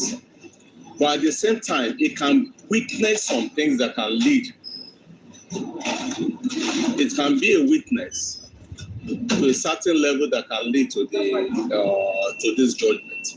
At the same time, everyone in that house are all suspects. And at the same time, they are witnesses. They are two different things. They are all suspects and they are all witnesses. So by the time we are trying to eliminate who is just ordinary witness and who is a suspect. So suspect can become a witness. And that is very sure. That is very sure. That is very sure. Even the nurse that they call the prime suspect can end up to just be a witness. Can end up to be a witness. Because there are some things that might later comes up that is not here, but by the time they get to the court, and everybody is trying to put all things together, and they go back to their CTC or from their statements that is in the hands of police, they will be able to deduct some things to eliminate some people. All the 26 that they first gather, we can consider all of them as the suspects, and some of them have been eliminated as a witness. As we still have just only about 3 suspects now, which is the crime boy, the nurse, and who is the third person? Who is the third suspect? Crime boy, nurse, and who? Crime boy, nurse, and someone else that is suspect. All other, even Wummi is a witness, according to what is happening. No evidence have hold her down as a suspect. But when the case goes on, definitely a witness can become a suspect, and the suspect can become a witness. So that is my take on that. Yeah, bro, you said it all. Witness can be a suspect, and suspect can also turn to be a witness. It happened. So it's not a new thing. So it all depends on the supporting document they have from each aspect. Documents, the documentations, and the evidence they come out with. You tell us if suspect can be a witness or witness can be a suspect. So it's very possible. It's very possible they can be a witness. So that's just my own take. Why I had to bring this up is because, let's call a spade a spade. Everybody in that house are all suspects. Everybody in that house are all suspects. Now, some people will feel offended that, no, he's not a suspect. No, she's not a suspect. Being a suspect is not a death sentence, or it is not criminal. Yes. But, because a lot of us are actually kind of like, we have been so overshadowed by the world of emotions and love for a particular person, a particular tribe, or blah, blah, blah. We fail to understand that we need to just speak the truth and the facts. Now, when I say everybody in that house is a suspect, once everybody is being interrogated, a suspect, after questioning upon questioning, it will lead. Okay, let's say for instance now, all of us on this platform now, on the panelists now, we are involved. You saw him in the morning, I saw him at night, you saw him later in the day. Do you understand? And they begin to question all of us. Whatever I say is going to be directed to you for more questioning. What you say is directed to someone else for more questioning. Do you understand? While the investigation is going on, they will be able to unravel the truth. Do you get? But because people have been so emotional with things, no, she was never a suspect. No, he's never a suspect. Do you understand? And I think, I don't want to say the police are not doing their job. I believe they are doing their job. I believe they are doing their job. And that is why I keep advocating for this family to come together. Maybe they are not taking it serious the way they should, because even the people that they want to fight for, how ready are they? How serious are they towards this justice for Mohbad?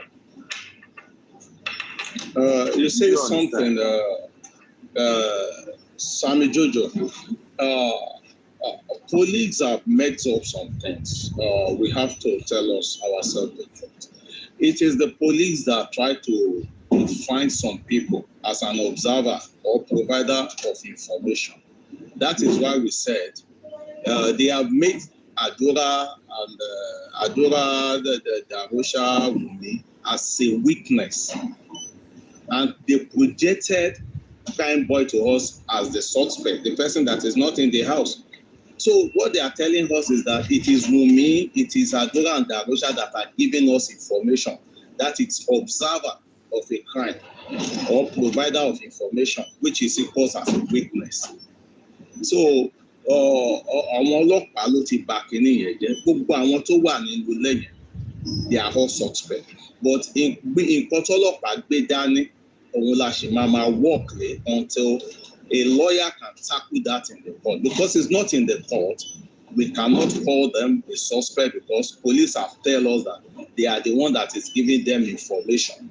They are the observers. They are the one providing information to the court, to them. That the main suspect is Prime Boy and the nurse.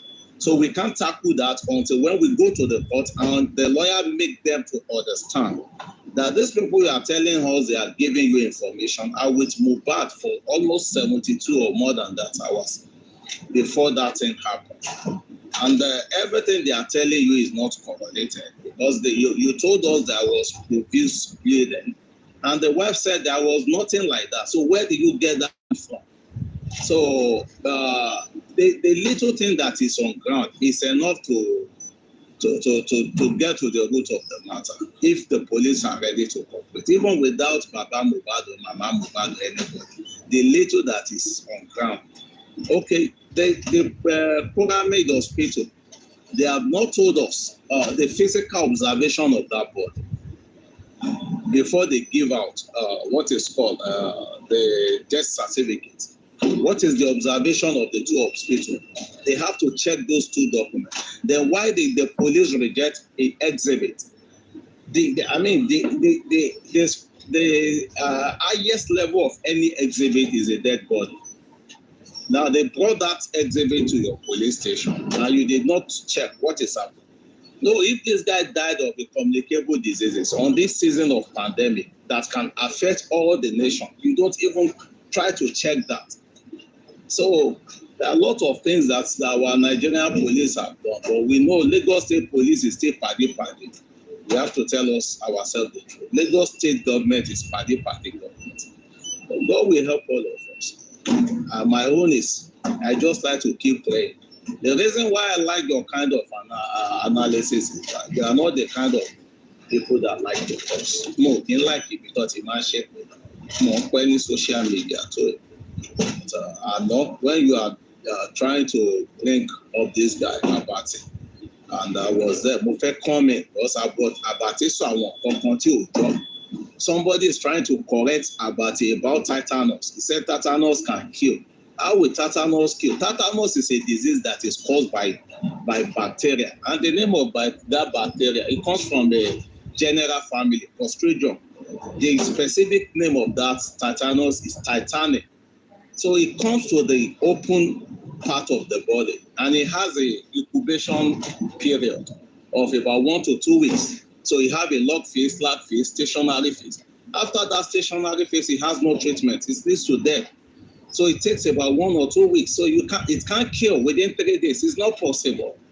So, Sammy Jojo, God will bless you more. Let's keep watching it as well.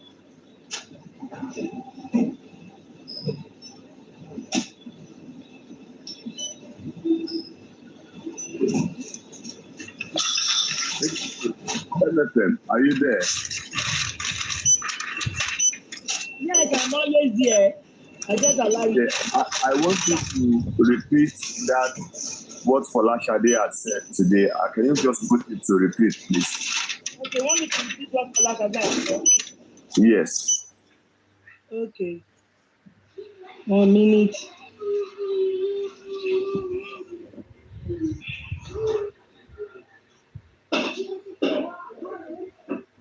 What is your take about that anyway?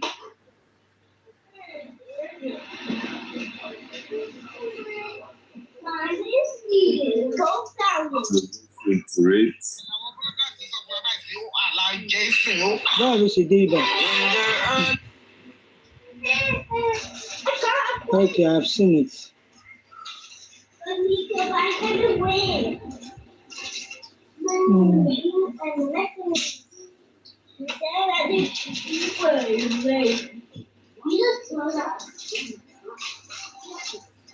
Boom, Javi, what Folashade have said now. Okay, I can type it down.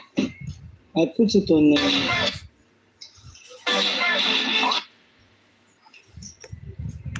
Okay.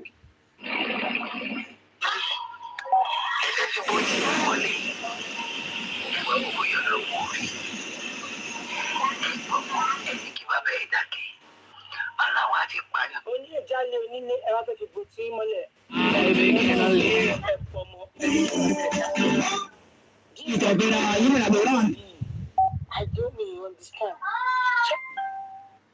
Tó ń ṣe báyìí. Guys. Hey. Leave it to me. You just finished eating that. Leave it to me. Give me 1 minute.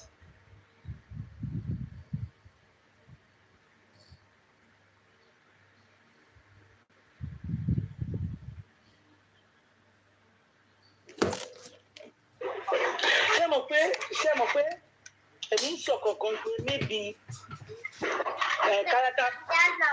Okay, where is it? Maybe character ni personality ni wọ́n fẹ́ máa sọ. Tí ìfẹ́ fún ọmọ yìí ẹ̀ fún mi, kò yé mi. Tí máa ní kó yé mi rán ni mo pa. Disturb me for crying out. Ìwọ tó bá ń wá ṣubú mi yìí. Ìbọn ọ̀rọ̀ máa sùn, ó máa lọ tó òun aṣọ ṣe, ó máa gbẹ́nu sí Mike. Now, èmi ò bí ó ní kàràkà. Ṣé ìwọ̀n ti fẹ́ máa gbé lọ bù mí báyìí? Ṣé àìkú ìfọ̀n fẹ́ máa gbé lọ bù mí? And at the end of it, at the end of this, the first one, she now said, ṣé o mọ̀ pé o máa sọ́fà ni? O ò ṣokó, o ò ṣe ẹ́gì bí ẹ̀kún ìjà yìí. Ẹ́gì máa bí ẹ̀rẹ̀. Hey.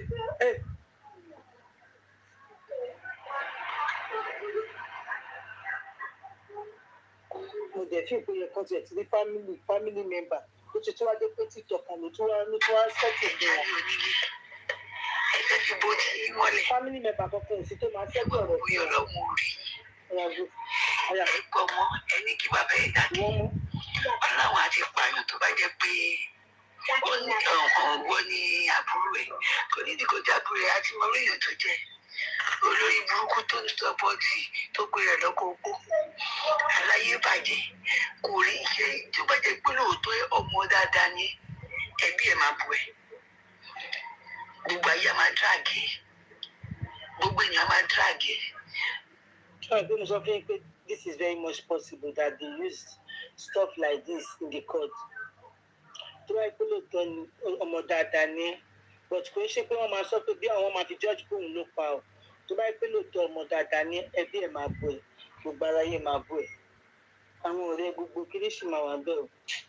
ó lè ṣẹlẹ̀ bẹ́ẹ̀ náà ọlọ́run ò kì í ṣe ká ojú kan pé wọ́n fi ẹ̀ lọ́rùn rẹ̀ wọ́n lè ṣe díẹ̀ lè kó lè prove ọmọ ẹ̀ òòrùn díẹ̀ lè ṣe kò dé sẹ́ni tó tún bẹ́ẹ̀ fà mọ́ ṣùgbọ́n síbẹ̀síbẹ̀ ìwà ìka ẹ̀ tó wà nínú ẹ̀wù jẹ́ kó sinmi ó lọ dráàgì ẹ̀gbọ́n ẹ̀ náà ni ẹ̀gbọ́n ẹ̀ ṣe bẹ̀rẹ̀ sí ní dráàgì òòrùn wo ní òwò kọ àwọn tó ń rán níṣẹ́ sí wọn òjíṣẹ́ ni sórí wọn máa yẹn sẹ́ tó ń sọ̀rọ̀ yẹn ìwọ náà ó máa kùn ẹ́ ìbànújẹ́ máa kùn ẹ́. What I do not understand is that bí gbogbo family ṣe wà tó ṣe pọ̀ tó is it that nobody can just talk to them at the end of the day kò sí ló ti tọ́ka ló ti bá wọn yanjú ẹ̀ ló tún make a move not to just share everything. Ṣé kò wá tẹ̀ sí anyone tó tẹ̀lé pé àwọn méjèèjì papọ̀ àti family ilé àti family ilé tó máa bá wọn sọ̀rọ̀ family yìí à ó kọjá kínní o.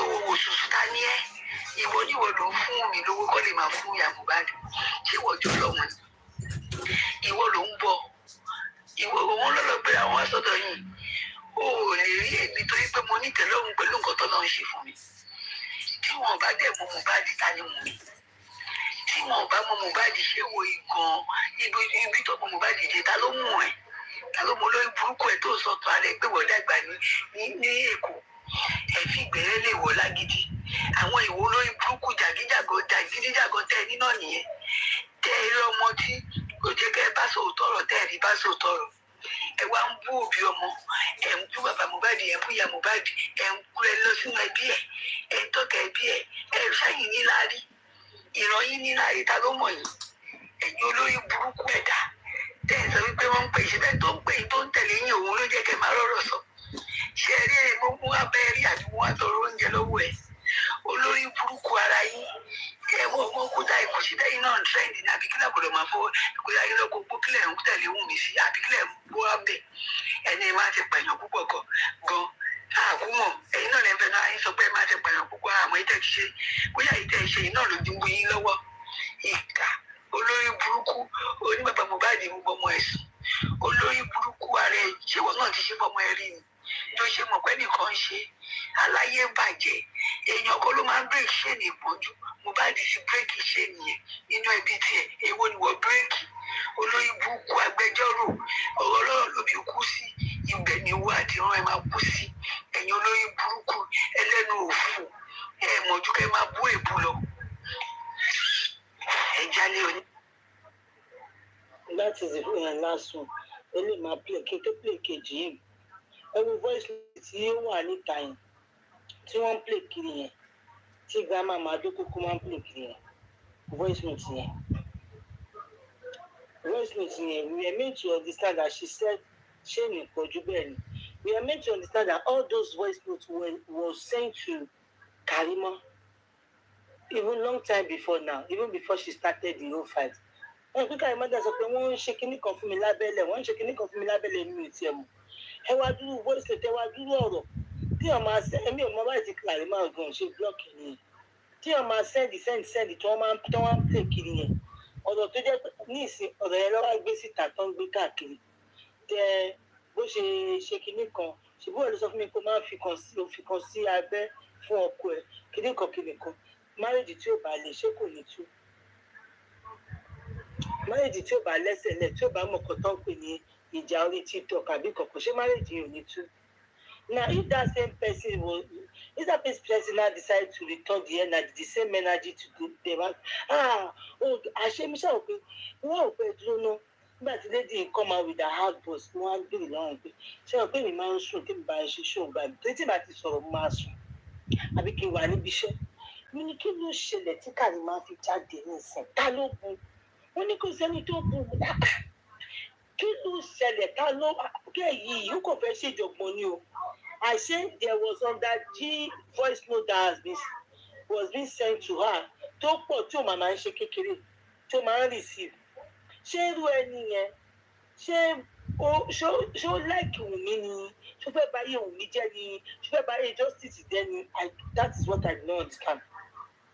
A lot of voice note tí àgbàyà Pinky play káàkiri láàárín àwọn ọmọ kéékèèké ẹgbẹ́ ká máa ṣòṣèré káàkiri.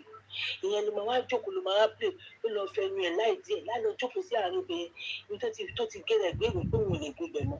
A lọ jókòó síbi a máa play fún wọn lóru. A tún lọ káàkiri a máa play àkàṣètọ́jú eléyìí náà. Onígbàwọ̀n èèyàn ni and you guys look at this set of people bí ẹni tó fẹ́ jọ́sìn.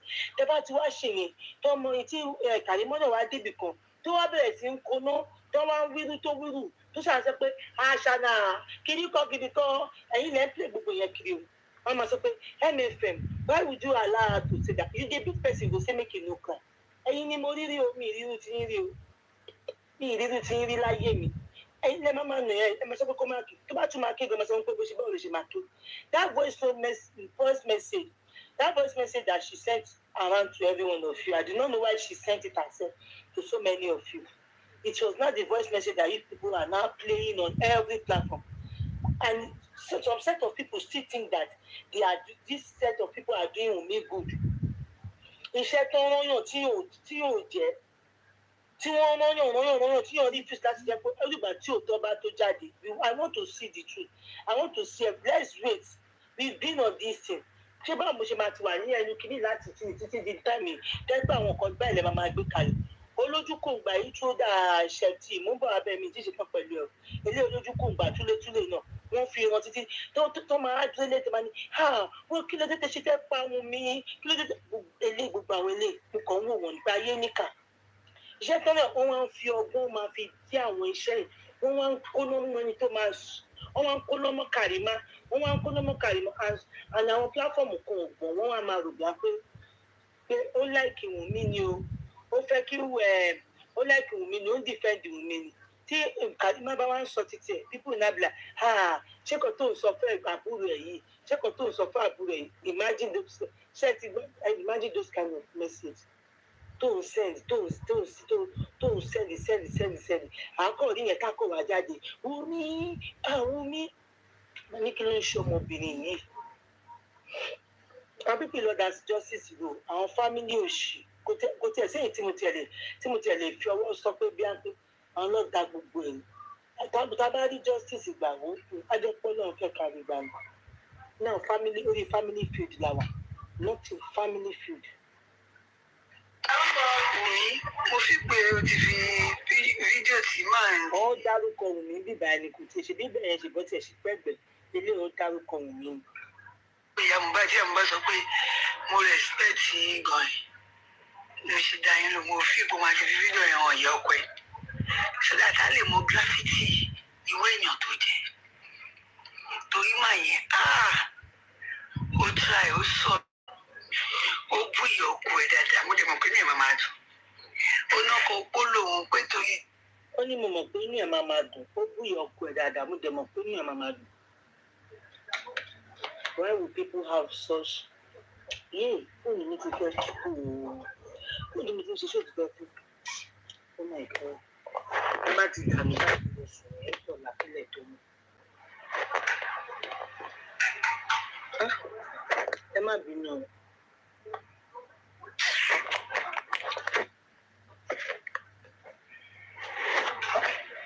Tí mi dẹ̀ ń wo chájà àwọn àti ìgbà mi ìdẹ̀ chájì fún mi. Kò sí wàhálà. Ìyẹn lòun ṣe ń support ìyá Mohbad torí ọmọ tó gbé dání ṣùgbọ́n kò support ẹ nítorí ọkọ ẹ tó kù ó ní tó bá jẹ́ pé òun jẹ́ family ẹ àwọn á ti pa èèyàn púpọ̀ gan. Àwọn gbọ̀rọ̀ mi dẹlẹ́rù lélẹ́yìí o ọ̀túnba tí ò ní fi làákàyè ṣe kan ó ń sọ̀kan níjọ́ yẹn mò ń try láti sọ fún wọn pé báyìí ni irọ́ mfm síbẹ̀ wọ́n sọ pé fóònù ẹ̀ ní wọ́n sọ pé fóònù náà gan ó ti pẹ́ wọ́n sọ pé fóònù ṣé ẹ wà bẹ́ẹ̀ ṣe bí kan tó wá sọ fún yín níta ni ẹ̀dẹ̀ máa mú ẹ̀yin àgbàlagbà bóyá wo kò ságbàlagbà lórílẹ̀‐èdè mọ́ ẹgbàgbé kò ságbàlagbà nílẹ̀ mọ́ ní gbogbo nǹkan ṣe bàjẹ́ báyìí gbàgbé. kò yà mí lẹ́nu tí o bá ṣàtì ẹ̀jẹ̀ fámìlì ó ṣàtìdé ọkọ láàrin èyí tó sì kú lé ẹ̀ṣẹ̀ ránlẹ̀ ìtẹ́ ẹ̀ ti yanjú ẹ̀ tán ó sọ̀rọ̀ nípa blessing ni mo ṣe ṣe fídíò yìí ó sọ pé bàbá ẹ̀ ń ṣe àwọn kọ̀ọ̀kan pẹ̀lú ẹ̀ tó lé mi ò lè sọ ó rí pọ́mọ ìran kíran lòun náà torí tó bá jẹ́ pé wọn ọ̀ràn kíran kọ́ ni gbogbo ìgbà tó ń ṣe orí burúkú tó ń post ó jẹ́ kó ti bẹ̀rẹ̀ pé mo máa ṣe báyìí ìgbà tó ń gbójú ọmọ ìsìta tó kọ́kọ́ sọ pé nígà ẹ̀ wọ́n ti pa ẹ̀ ṣé ìdánwò náà ló bẹ̀rẹ̀ wá wèrè ó fi tiẹ̀ kó bára lé ó fi kó bá lé àlejò ó fi gbogbo ayé ó fi kó bá lé nítorí gbogbo ojú ọmọ ìsìta lọ ṣe bèrè díẹ̀ nìlọ́wọ́ ẹ̀ ṣé ìyá ọkọ ẹ̀ ló bèrè ṣé bàbá ọkọ ẹ̀ ló bèrè ṣé bí wọ́n lòun fi wà tiẹ̀ àtàwọn olóyún burúkú tó yí ẹ̀ ká ló fi ń kó bára ẹ̀ tó bá ní kó má bọ́ọ̀sì wà lọ́wọ́ àwọn ẹni nìyẹn wà ní ọlọ́dọ̀ pẹ̀lẹ́ wọn lọ́rẹ̀ẹ́ wọn máa dáàgì gbogbo ayé ṣé tẹ́ bá dẹ̀ ń dáàgì àwọn èèyàn wọn ẹ̀ fẹ́ kọ́ dáàgì yìí wọ́n máa dáàgì ẹ̀ pa ni o ìwọ tó jẹ́ kó máa ṣokú ọkọ lọ́wọ́ o ò rò pọ̀ ṣe gẹ́gẹ́ ló ń ṣe ó wá ń sunkún ìyá pé wọ́n ní ìṣòwò ẹ̀ ìwọ tó ń tọ́jú ẹ̀ ń dùn ipò lẹ́yìn ọ̀tá ẹ̀ tó bá jẹ́ pé lóòótọ́ òun ní Mohbad ó tẹ ẹ̀jẹ̀ sílẹ̀ tẹ̀sí lówó. ó ní ń jó inú ẹ̀ dùn pé òun rẹ́yìn ọ̀tẹ̀ sípò ìmọ̀ bí wọ́n ní kí òun fún yẹn. ọmọ tí ilé mi lọ àwọn òde gbàdúrà. ibi tí gbogbo Mohbad ní ìdíláyè ibẹ̀ ló máa ṣẹ̀ sílé sórí ọmọkùnrin tó ń sọ orí burúkú ọ̀rọ̀ yẹn ó sọ wípé ìyá Mohbad ọkọ ẹ̀ lòun dá lókòwò ipe kò mọ̀ ṣẹ̀ṣẹ̀ mi ò lè blame yín ṣe báwọn ló gbé lọ́fẹ̀dì àwọn ló ń sọ nǹkan tó mọ̀ nípa àwọn síta lójú àti olóyìn burúkú tó ń gbẹnu ẹ̀ sọ̀rọ̀ yẹn máa sọ̀rọ̀ ó ní pé wọn kò gbó àwọn sọ́pọ̀tì ogbó inú ìwọ yìí náà ló ní kí wọn blọ́gẹ̀ máa sọ pé kùtùkùtù ọkọ ẹ̀ lọ́nà ọ̀run èyí ó pọ̀ òun ò ṣe ọdún kan ti pé báyìí Òṣogbo ó mọ̀ pé ó ní kírísì ọ̀. wọ́n máa lọ sùn ní ìsinmi mo ti gbé ẹ lọ sùn ní ẹsẹ̀tì ọ̀yà máa lọlé ẹ máa lọ padà wá ń jọ mi ni I'm not working for you. ó ní èyí òkú òun ò ṣe ọdún kan ò ṣé kò ṣe pé wọ́n ṣì wà lórí pé wá ṣopó ó ní ọdún kan ti pé ò ṣé àtẹ ọjọ́ gbogbo ọjọ́ ṣì máa ń ṣopó ni kò yé mi. Oh God, these people are so tired of me. ó máa bá gba ìfìyẹ lórí ó máa jẹ ìyá ẹ̀mí owó bá mọ̀ kó ń jẹ ìyá lọ́wọ́ wà á ṣẹ̀ṣẹ̀ ayé àmọ́ kó ń ṣẹ̀ṣẹ̀ lọ́wọ́ kọ́ńtínú máa ṣe ní mi máa jẹ ìyá wà á ṣẹ̀ṣẹ̀ ayé àmọ́ kó ń ṣẹ̀ṣẹ̀ ṣé wọ́n ń pè fún pé kó wá ṣòkó ni adéwọ̀n mọ̀ ní ọdún kan pé sí ò tí ì ṣòkó mi ìdẹ̀rù bí afárá ìyá Mohbad ló máa mọ̀ nípa ọkú ó dà pé that is àbúrò ìyá Mohbad. This girl, who is this girl? Who is this girl? Ṣé n tó ń sọ̀rọ̀ àbí gẹ́ẹ̀sì mi tí mo fẹ́ ní lókè àbí gẹ́ẹ̀sì mi tí I'm about to have. She said she didn't go do it and it is 1 year. Like I don't know if were they inviting her to come and do or not. I don't know. Whatever the case may be, ẹ̀mí ọmọ bá di gan tó bá kó sì wà láyé ni ọlá fámìlì yìí ló máa pa náà tẹ́lẹ̀. ẹkún ọ̀rọ̀ ẹ̀kọ́ tó tó látàárọ̀ káàárọ̀. Yes, my káàárọ̀ ẹ̀mẹ́fẹ́ ní bàbá mi ṣubú ìyá ẹ ló lọ gba lọ́ọ̀yà ló lọ gba Fálànà opó ti bọ́ sórí báyìí kò lè sopó mọ́ ọ̀rọ̀ òkú yẹn náà mo dẹ̀ gòkè wá ṣètọ́gbọ́n rẹ̀ pé ó wà tẹ̀ kọ́ dà ní ọ̀rọ̀ yẹn kò ń ṣe ọ̀rọ̀ òkú yẹn Ṣadé yẹn gan kàn fi kún ọ̀rọ̀ ni torí pé ẹni tó ń gbèjà ẹ sọ wípé òun ọkọ òkú lòun ṣe ń gbèjà ìyẹn ló ń ṣàlàyé fún pé ìjẹ́ òkú ọ̀gán ṣòrókù ọ̀hún ṣe ni kì í ṣe pé bóyá òkú yẹn jẹ́ problem fún wọn ọ̀hún ó wà important fún wọn ṣọ́ọ̀gá tí àwọn náà mọ̀ pé kò lè ṣòkò ìgbà tí ò ṣe ìyàwó tó kò ṣe pé bóyá òkú yẹn kí ni sí wọn. ẹ kàn àwọn sọ̀rọ̀ tó kàn wá sọ̀rọ̀ bóyá mo ń gbọ́. bó ṣe wà ẹ́ òkú tó yẹ kó ṣe nígbà ẹ̀ ló fi lọ gba lọ́ọ̀yà kí ni ìtumọ̀ tó gba lọ́ọ̀yà fún tí fámílì ò sì bẹ́ẹ̀ sọ anything that means ó ti múra ìjà kalẹ̀ pé yes ogun ti dé ó fẹ́ jagun yìí ìyẹn òkú tó yẹ kó ṣe kò ṣe òun náà ti mọ̀ pé òun ò fẹ́ràn níyàwó ẹ́ kí lẹ sọ. ẹ̀yin kọjá ẹ máa sọ̀kọ̀ tẹ̀sí lọ máa blọọkì ní dáadáa.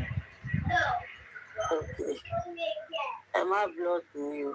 ẹ̀yin kọ́ mà ẹ máa sọ̀kọ̀ tẹ̀sí lọ máa.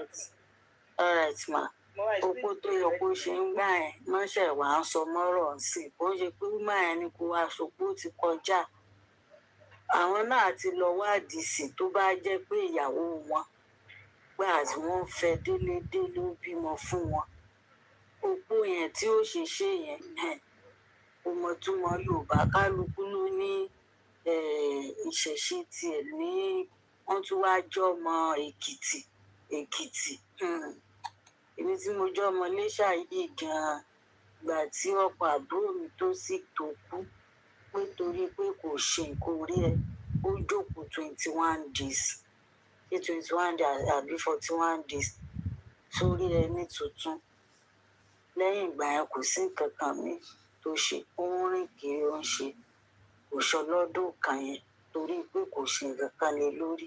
ohun yóò láàdù bí a tó bá yá bí a kẹsàn ọ̀tẹ̀ bá ti láàdù kò láàdù ní adley gbọ́kàn tẹ̀sẹ̀.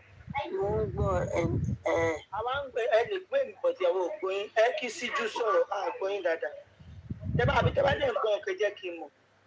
mo ti sọ̀rọ̀ sókè báyìí nǹkan tó ṣẹlẹ̀ pé opó yẹn tí ò ṣe ṣe yẹn kò dáa nìyí sọ gbà tó yẹ kó ṣe opó yẹn ló fi lọ gba Fálànà yẹn kò ti mú nǹkan tó máa tẹ̀yìn ẹ̀ jáde bó ṣe wà yẹn òun náà ti lè mọ̀ pé kò sí nǹkan tó máa tẹ̀yìn ẹ̀ jáde gbà tí ó yẹ pé òun kò bímọ fún wọn àbí kò ń ṣèyàwó wọn nǹkan tèmi ò ní o nǹkan mìíràn nǹkan kan lè máa ṣe pọ̀ tó yẹ pé ó bímọ fún wọn tó jọmọ yẹn ọmọ wọn ni tán sì fẹ́ rìsọ́ọ̀tì ẹ̀ ní Yorùbá rìsọ́ọ̀tì ò dáa kò mọ̀ túmọ̀ ẹ̀ bó ṣe ń jáde kiri yẹn gan kò dáa òkú ó ti jókòó kanra ló kú yẹn kò gbọ́dọ̀ rí kò gbọ́dọ̀ rìn ní pé nínú òrùn àbí ní ojúmọmọ láì ṣe pé wọn kò kí ń ṣe Yorùbá kò rẹ́ni bá sọ̀rọ̀ nínú kò rẹ́ni bá sọ̀rọ̀ fámílì wọn ó yẹ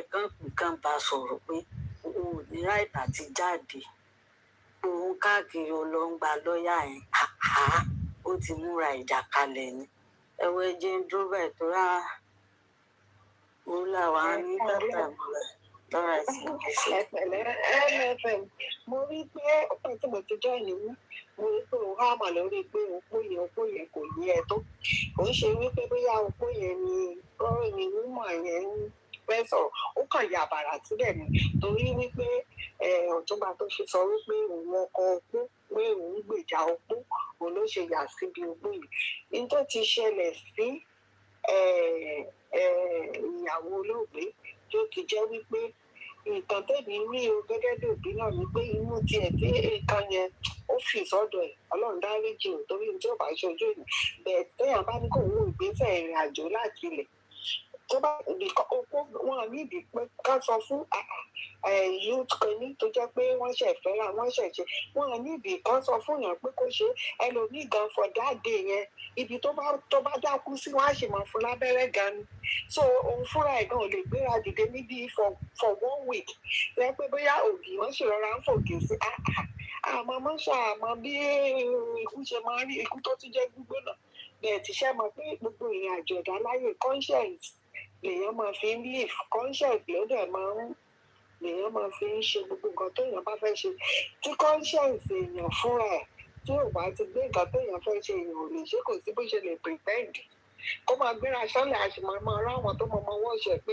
irú gbígbéra sánlẹ̀ yìí eléyìí ò ń ṣe natural nǹkan tó bá wá látọkàn natural kò ní wọn ní ìdá àti sọ pé bóyá kó ṣopó oṣù kan gan-an tó àti ẹ̀ ti bọ́ síta pé ó tẹ̀fẹ́ fẹsẹ̀ tẹ̀ta tó jẹ́ pé ṣì máa omi àtàbẹ́rẹ́ ló máa fi gbéra so gbogbo kìíní yẹn á ti rí láti lẹ̀ pé ìrìn àjò yìí pẹ̀lú ọmọ yìí kò straight forward kó tó di pé gbogbo ẹ̀ ń di gbàgbó yìí so nǹkan tó wà ń bẹ̀ nìyẹn tó bá jẹ́ pé ó wá bó ṣe yẹ kó wá ni kò sẹ́ni máa sọ fún ṣóun tiẹ̀ ta ló tẹ̀lé sọ fún púpọ̀ ṣó tẹ̀ lè lánú sọ̀rọ̀ ní ọ̀sẹ̀ kan ni àtọ̀sọ̀ tó bá lajú kan máa lajú máa ráwọn èèyàn báyìí pé ṣé èèyàn wà lẹ́gbẹ̀ẹ́ o ṣé èèyàn lè lè bẹ́ẹ̀ tí ká tí ò bá ti jẹ́ natural tó yẹ pé pretend àti pé gbogbo ìgbà yẹn gan-an n tó máa wà lọ́kàn ìyàwó tó máa wà lọ́kàn ẹbí má ṣe fẹ́ bọ́ rí bí wàhálà yẹn ò ṣe kò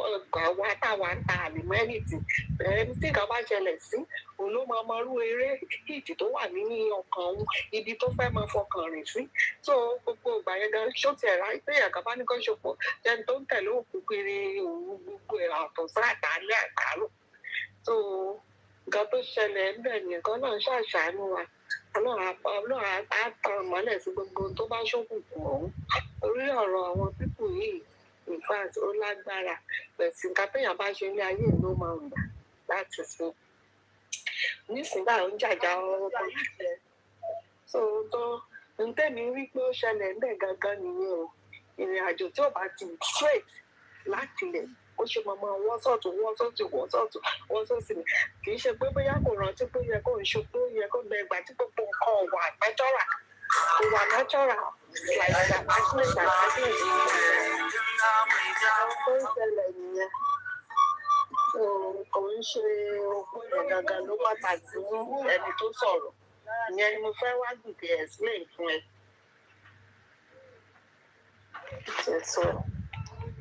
ẹni pé ẹni kan wá explain fún mi ṣé bó ṣe ń ṣe wà.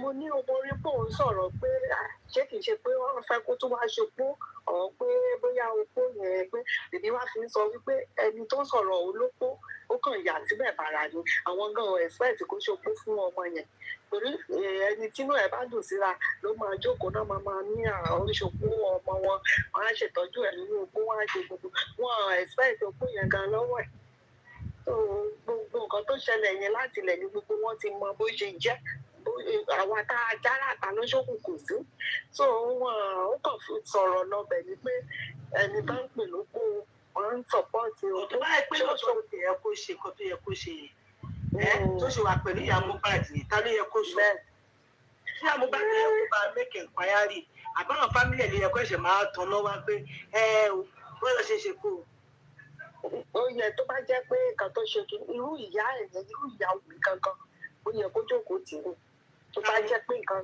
ìyàwó mi fún ara ẹ̀. tóun àti ìyá ìlú fẹ́ ṣe kókó ni. kò ń ṣe pọ́njọ máa ṣopó bẹ́ẹ̀ tó máa ṣètọ́jú fún ó máa tọ́jú ẹ̀ lọ tọ́jú ẹ̀ bọ̀ ọmọ kékeré tí ò ní experience irú nǹkan bẹ́ẹ̀ yẹn ó máa gáìdì ẹ̀ lọ bóyá oúnjẹ gbogbo ẹ̀ á máa bá a sọ̀rọ̀ àwọn èèyàn pàápàá àwọn èèyàn á máa wà lóòótọ́ fi dúró rárá.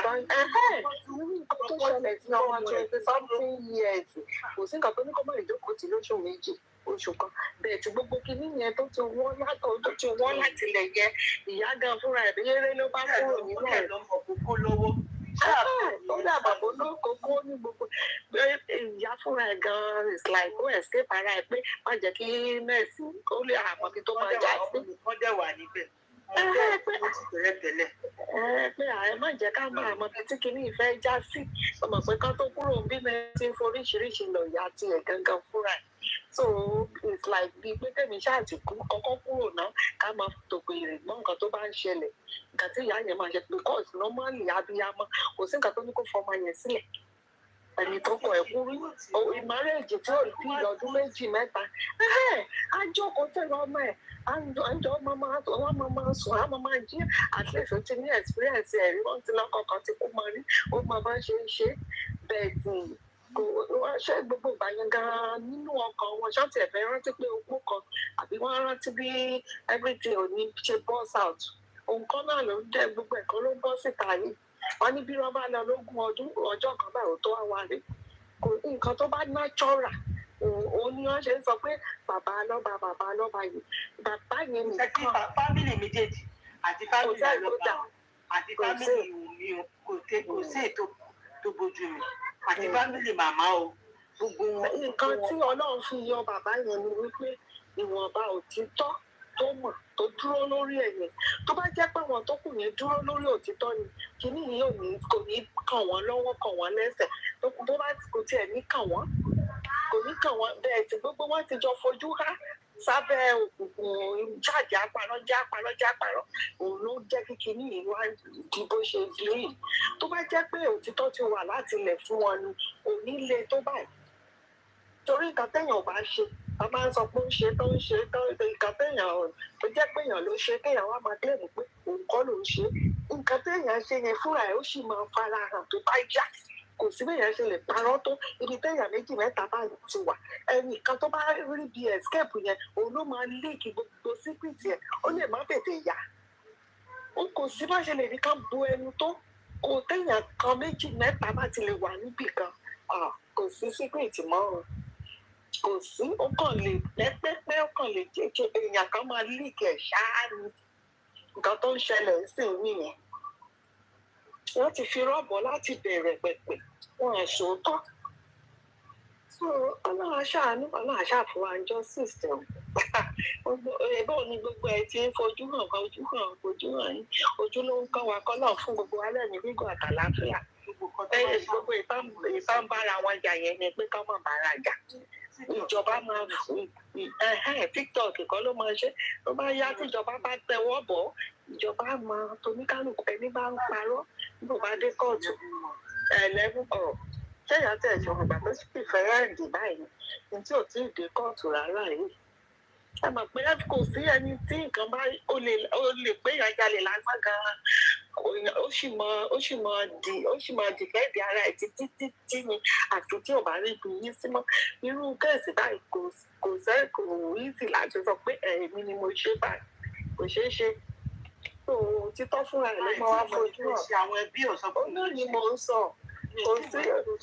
kò sẹ́ni téèyàn sì sọ pé ó ṣe because gbogbo àwọn tó yẹ kó sọ̀rọ̀ kò sẹ́ni tó ṣì sọ̀rọ̀ so everybody kàn ṣe doubt ni ó lè jẹ́ lágbájá ó lè má jẹ́ lágbájá kò ó dìgbà téèyàn bá rẹ́ni tí ó mú evidence ọ̀ tó fún ẹnu ara ẹ̀ sọ tó rí wọn ọ̀ táwọn evidence yẹn ìjẹ́ kó dẹ̀ dàbí tí ò ti lè àwọn tó yẹ kó ti sọ láti lè so far táwọn ti sọ yẹn òun náà ti di problem fún wọn so ìrìn àjò tó sì gùn ni kọ́lọ́ ṣáà kó dá ní everybody sí ká máa wòrán ìjà tá ń jà yẹn kó ní kálukú ní kò wọ́ọ̀tì jà mọ́ oníkálukú má bára jà mọ́ ká ṣáà máa wo bó ṣe ń lọ ó wá yá ló pẹ́ òótọ́ àfarahàn ìtẹ̀síwẹ̀ tí wọ́n ní bí ṣàlàyé nìyẹn bẹ́ẹ̀ tí tó bá jẹ́ wípé kò kí nìyẹn òjò òótọ́ bí gbogbo wọn ṣe ń jáde tá ń sọ̀rọ̀ nísìnyí wọn à ní lè ní confidence àti wọn sọ̀rọ̀ ní ibi tèmi tó ń ronú lọ nìyẹn tí àbúrò ìyá ń jáde ọmọ ìyá ń jáde olóòrùn máa bàjá àbúrò ìyá ń jáde pé ohun tó ṣe ó fi kó pálí ó fi kó bára àpà everything scatter òun ló affect everybody òun ló ń kàn sí wàhálà yẹn ṣé ẹ mọ̀ wọ́n ti ń dọ́gbọ́n pàṣọrọ̀ yẹn díẹ̀díẹ̀ yẹn kò tí ì ṣe làmọ́lẹ̀ ètò ìṣúwẹ̀ aláà ṣàánú wa. Ẹ̀rọ ẹ̀jẹ̀ ń dákẹ́ dúró ẹ ṣe fún ọ̀bà ìṣẹ́jú fún èmi ò tiẹ̀ fẹ́ bọ́ sókè sọ̀rọ̀ bẹ́ẹ̀ mo rí i pé o ṣáà ń wà wọ́rì pẹ̀lú opó ẹ̀wọ̀n mi rò olówódé yẹn ò mọ̀ sí big deal mú ẹ̀ jáde a máa fi kún ọ̀rọ̀ sọ ni ti sún ẹ̀.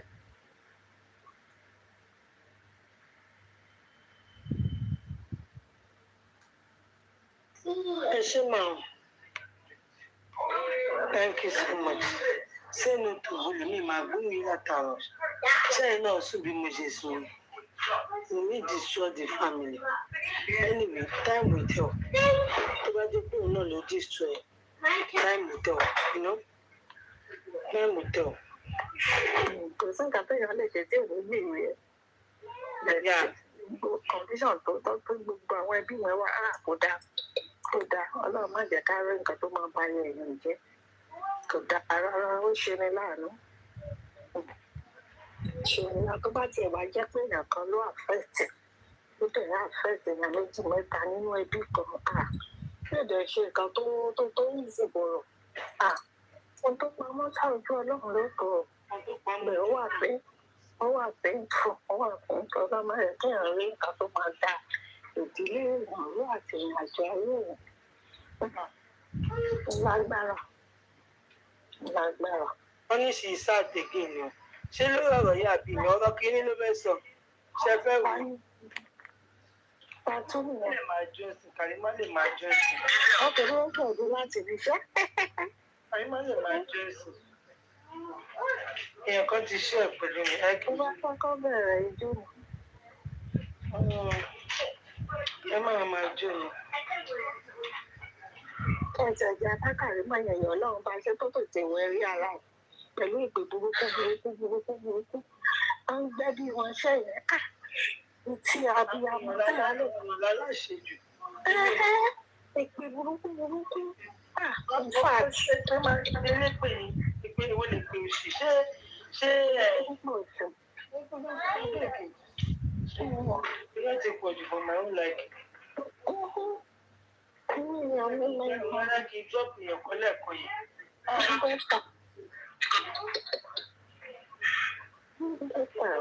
Lẹ́ẹ̀kan ó lè pe gbàgbàgbà tó pọ̀ jù ọlọ́mọ tó kù àrùn ìpè tó pọ̀ láti láìsí ìpè láti fẹ́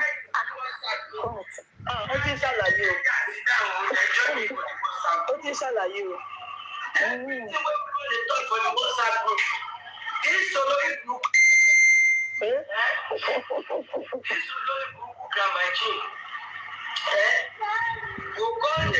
Record us. Sometimes she go put another person for the other side of the phone. Okay. No, mo mọ̀ pé grandma yẹn máa ń ṣe bẹ́ẹ̀. Àwọn olùsí ni mo kó tira. Thank you, sis. Thank you. Alẹ́ ní kíkí ní ìṣẹ̀lẹ̀ ọ̀gbọ́n. For the voice note. I sent the voice note to my friend. Àwọn pípù yìí, tíyàn bá bá wọn wà ní real life, wọ́n lè pààyàn. Wọ́n lè fi pọ́ìsì sóúnjẹ àti olójú funfun tó pèrè ní ṣẹ́ẹ̀fù yìí. Àgbákò ọmọ. Wummi dey do me bad thing for underground. So each time wey I wan come out say make I talk. Kò sí ẹ̀jọ́ lè ní adúgbò náà tó tó. Okay, I dey respect them say unto say dem be big elderly person make I lis ten make I do good things for because me sef ọba dey crowd but say make I do good thing for them. So which kind be make I speak Yoruba? I feel like I don't speak Yoruba for una. I don't try. My Delta people, my Port Harcourt people, una welcome, let us sit down. Make we chop this lava together tonight. So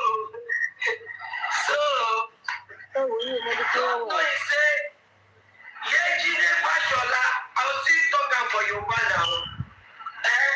Yejide Fashola go call another person for another phone.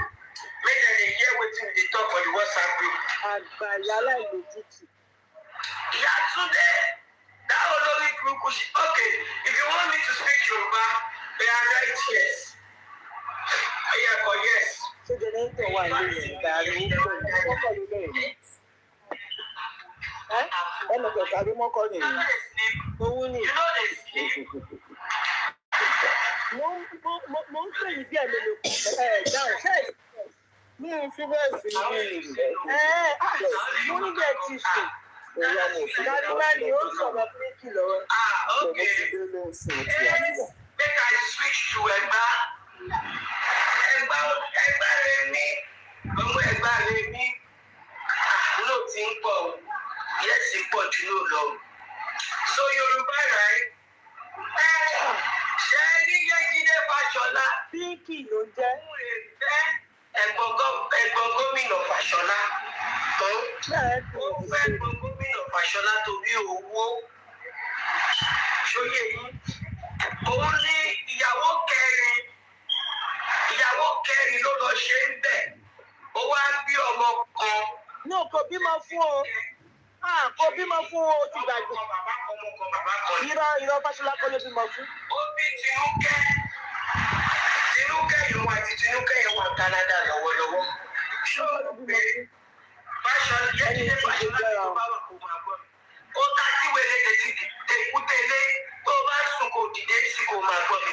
Ẹgbẹ́ wa dábẹ́ jọ. Ṣọ́mọ pé ó ti pẹ́ tó ti ń wá fún mi láì ṣe kankan fún ẹ. And if you could remember I said I don't want to come for her because I love her. Do you guys remember that I said I don't want to come for her? Aláṣejù ni àgbáyé lórí burúkú. Easy for me, please if you take yes, never want it. I even said I don't want to come for her because she's someone that I love, right? Wọ́n yẹ sọ nídìí ẹjọ́ lójoojúmọ́ nìyẹn. Ó yẹ kọ̀ọ̀kan ní máa bá ti ń jẹ́. Ẹ bá fi mílẹ̀. Ṣórí tó bá ń gbénu lé kíláàsì, ọmọ máa lọ jùkọ́. Kàrímọ́ ọmọ yẹn kọ́ ń kọ́ ló bí ọmọ yẹn. Ó mọ sórí yẹn jẹ́ ìjọ bẹ́ẹ̀ sọ, màá bẹ́ẹ̀ sọ lọ́la.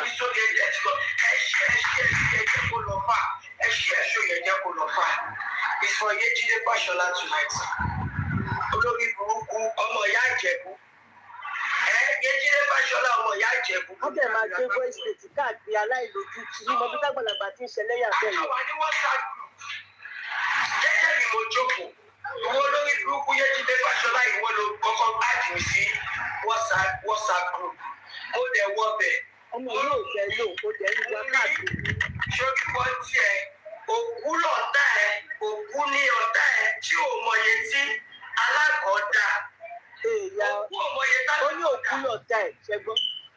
Despite bí èmi àti ẹ ṣe ń jà gbà yẹn, mo tún ṣì ń ṣìpẹ̀ fún ẹ. Ó ní òkú lọ̀tá ẹ̀ tàbí ṣoṣo kò fẹ́ kó kú. Yéjídé Fáṣọlá yìí kọ́ lọ gbé èèyàn kan wá kó wá ṣe bí èèfún mi. Bẹ́ẹ̀ni àti Yéjídé Fáṣọlá ṣe bẹ̀rẹ̀ sí ní sọ̀rọ̀ nìyẹn. Wọ́n ní kẹ́ni yẹn wá ṣe bí èèfún mi. Ẹni tó wá ní kó wá ṣe bí èèfún mi yẹn. Bẹ́ẹ̀ ṣe bá a dá àkókò sáǹsì. Ọ̀rọ̀ tí mo sọ bí a bí February March, maybe January or February March, yìí. Ṣé wọ́n fẹ́ gbà yẹn ojú mi ò tí là? Ojú mi ṣì bú. Ojú mi ò tí là sọ́dọ̀ bàbá. So, wèrè tó gbé wá pé kó wá ṣe bí tó bá ní kóhun tó ṣe sorry PR person. Kóhun tó ṣe Yéjídé Fáṣọlá àti Twin Mama olórí burúkú alábòsí. Ó ti fi gbogbo owó ọkọ ẹ̀ gbogbo káàdì ọkọ ẹ̀ ó ti fi gbó káàdì kò sọ. Twin Mama yẹn ní onírànù lòun náà oníràdàràdà lòun náà kò ní jókòó sí ilé ẹ̀kọ́ jókòó. Ọ̀ṣáká ìṣòro mo kàn ń wù ẹ̀ ní PR. Twin Mama kẹ́ ọmọ kékeré jẹ̀ ni o. Ẹ ti máa kọjá lókè ẹ̀ lálẹ́ yìí. Ṣọ́mọ pé ọ̀pẹ̀lẹ̀ tó lọ gbé PR bọ́ọ̀sì wá tẹ́ni yẹn ìwọ gbọ́gbọ́ ló mú ẹni yẹn rí fámìlì ẹ̀ lẹ́ni yẹn ní kí Wùmí lọ bẹ bàbá Mohbad nígbà yẹn. Àṣẹ ní tó lọ gbé wá PR bọ́ọ̀sì àṣẹ sọ̀pọ́tà bàbá Mohbad nígbà yẹn. Bó ṣe sọ̀rọ̀ ẹ lójú mi báyìí. Lẹ́ni yẹn bá ní Wùmí máa ṣe press conference àtẹ̀yẹ olórí burúkú tẹ̀ ń sọ̀pọ́tì Wùmí. Tẹ́ ẹ fẹ́ràn ẹ̀jọ̀ ẹ̀kọ́ ẹ̀ lọ olórí burúkú ni gbogbo yín. So bẹ́ẹ̀ ni ẹ ṣe sọ̀rọ̀ pé press conference o ó dẹ̀ máa sọ fún Wùmí ò sínú conversation yìí o jẹ́jẹ́ àjẹ́jẹ́jẹ́jẹ́ mojoko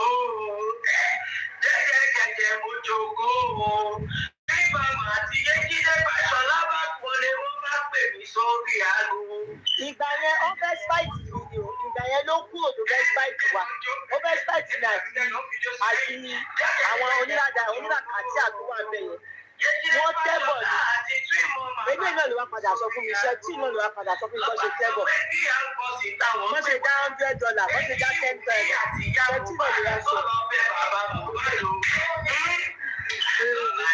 Iṣẹ́ tí ló wá sọ gbogbo àtọ̀ ọmọ ẹ̀ fún mi.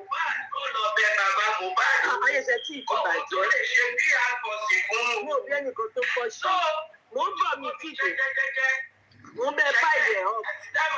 Mo ń bọ̀ mi tí dè. Wàá bẹ̀rẹ̀ wàá tó kó òbí lè ṣe bẹ́ẹ̀. Ó bẹ ju epo gbólótọ́ kí n ṣe àyà máa ṣe lọ. Lórí kí ilé bẹ̀jẹ̀. Àti tún mama. Ìgbà ló fẹ́ sáìtì. Ó fẹ́ sáìtì ló kú òbí ní káńtọ̀ mi. Gbogbo yẹyẹ ẹni mo padà gbọ́ sí. Lórí burúkú kò ní ṣe iṣẹ́ tó ń ṣe iṣẹ́ $30 per hour lórí ayẹyẹ. Àwọn ló máa jí káàdì ọ̀pọ̀ ẹ̀. A máa jí káàdì ọ̀pọ̀ ẹ̀. A máa fi ra TikTok gíìtì. Wọ́n lè sọ polówó ni wèrè ẹ̀ ṣe. Èṣù ló ń ṣe máa bá bọ̀ ọ̀bẹ̀ o. Ṣé wọ́n fi gbogbo bí ṣe ju sọ́ọ̀bù sí gbogbo ẹ̀ mórí? Ọ̀rọ̀ náà kún ẹ̀ lérò. Ọ̀sìn ní. Tí màmá ló ní tó máa ń rìn káàdì. Wọ́n ní ìbọ̀bọ̀ náà ní àṣàrù kìnnìkan Saudi àbí bí àgbọ̀sẹ̀ tó ọba Saudi. Mo ní aláyé tọ́jú ẹ̀ kí ló kàn mí pẹ̀lú ọba Saudi. Àní ẹ̀yin tí bàbá ẹ bá wà fún mi o. Ìkan tí mo sọ yìí bóyá ti February March. Yẹ́ ẹ̀yin ni ò kí tó di bọ́ọ̀lù èdè lọ. So ẹ ṣe sùúrù. Lọ́la yìí náà mo mọ̀ pé ẹ ó ń gbá yagiyagi lára yìí o. Ó ń gbá yagiyagi lára yìí. Tí bàbá bọ̀ láì ó ń gbá yagiyagi lára wa o. Ó ń gbá yagiyagi lára wa o. Àwa tí bàbá ó ń gbá yagiyagi lára wa o. Ó ń gbá yagiyagi lára wa o. Ṣé má wà fún mi o? Ẹ fara balẹ̀ kẹ́gbọ́n mi. Because before I become a team member. So, ó dára yé ó lè lè ó bá ṣe bí àgbọ̀sìn fún wọn ní White House kò káyé. Wummi àti ìyá Mohbad wọn ò ní bẹ bàbá lọ́ba lọ́lẹ̀. It has to be on a press conference. So Wummi àti ìyá ṣe press conference láti bẹ bàbá lọ́ba kí ìwọ tó gbà láti àwọn akẹ́kẹ́ la wà lórí kọ́ yẹn jọ yẹn. Mo pe lórúkọ gbogbo wọn bọ̀ tí mi ìrántí wọn mo rántí olórí burúkú yẹn díje tó pè bíkì. Mo rántí tún ìmọ̀mà. Ó dà pé at the end of the day ìgbà tó bá mi sọ ó wà lẹ́ẹ̀kan ó pọ̀ lẹ́ẹ̀kan. Ìgbà tó bá mi sọ tí mi gbà wọ́n á tún lọ pé kí n gbọ́ ẹ̀tì wọlé. Kí n gbọ́ ẹ̀tì dẹ̀ sí kì sí nǹkan tí mo sọ. Olórí burúkú gbogbo yín tẹ̀ bú màá yẹn. Tẹ̀ ń sọ̀rọ̀ sí màá yẹn. Ọlọ́run á dà fún yín. Ọlọ́run á dà fún yín tẹ̀ ń bú màá yẹn. Ó kì bá tọ́ pé mi sọ ikọ̀ yẹn. Mo ní àlàyé tí bá parọ́ òun bíbélì mi. Ọ̀gẹ́ mi ò kí wá bíbélì mi tì. Òun lélẹ̀ tí bá parọ́ kẹ́lẹ́dà yẹn dà sí. Mo ní sẹ́ Wummi àti Mohbad wọn ò ní ẹ́bà bẹ́ẹ̀ Jòsí àdáta ẹ̀ tó ti wá di Mr. Joseph Olúwabámiò ọmọ àlọ́ba ó kòkò létí ẹ̀ orúkọ yẹn ó jáwó bá ó já bísà ìwọ kan ló dẹ́ báyìí ó yóò ní ta bísà ìwọlé ìwọ kan sọ pé Ọlọ́run ìpè Joseph alọ́ba bóyá wọ́n ní fún ẹ bísà déédéé ó àìdí àkọ́ ni mo ti fún ẹ ìwọ má gbàdúrà tó bá ní interview appointment visa US embassy UK embassy Canadian embassy ìwọ má lọ lágbà yẹn sọ pé Ọlọ́run ìpè Joseph Olúwabámiò lọ́ba ṣé wọ́n fẹ́ gbọ́lẹ̀ ọmọ yìí ẹjọ́ kọ́ ọmọ yìí gbọ́lẹ̀ tó kàkọ́ ṣètúrọ̀ ọmọ yìí ẹjọ́ tó yọ lọ ṣé nǹkan tó ń pè ní tẹ́lifù tù ilé torí kò ní lè sí ẹjọ́ àdíkẹ́ wọ́n náà yóò dílé wìtí ìyọ̀hún wè ní o tẹ́lifù tù yìí lágbára. So, what do you want from her? Kò fẹ́ kankan. She doesn't want anything. Jordan. Okay. You grab me a big bottle, please. I want a bottle. So, go balance here. You want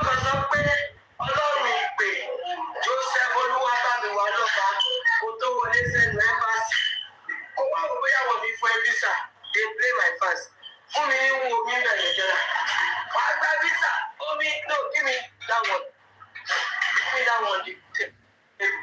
Wà á ti gba visa kọjá kó tó máa wò pé so ọlọ́run máa ń ṣe wọ́ndà ó ṣojú wọ́ndà lọ. Ọmọ ìdáhùn ló máa yẹ kí àwọn bá lára mi jẹ́ kí sáyẹ̀ṣẹ̀ tí wàá fi délé sí i sí. Alẹ́ mi tí wàá ṣiṣẹ́ lálẹ́ ẹ̀jọ́ yẹn níbo ló wà lálẹ́ ẹ̀jọ́ yẹn níbo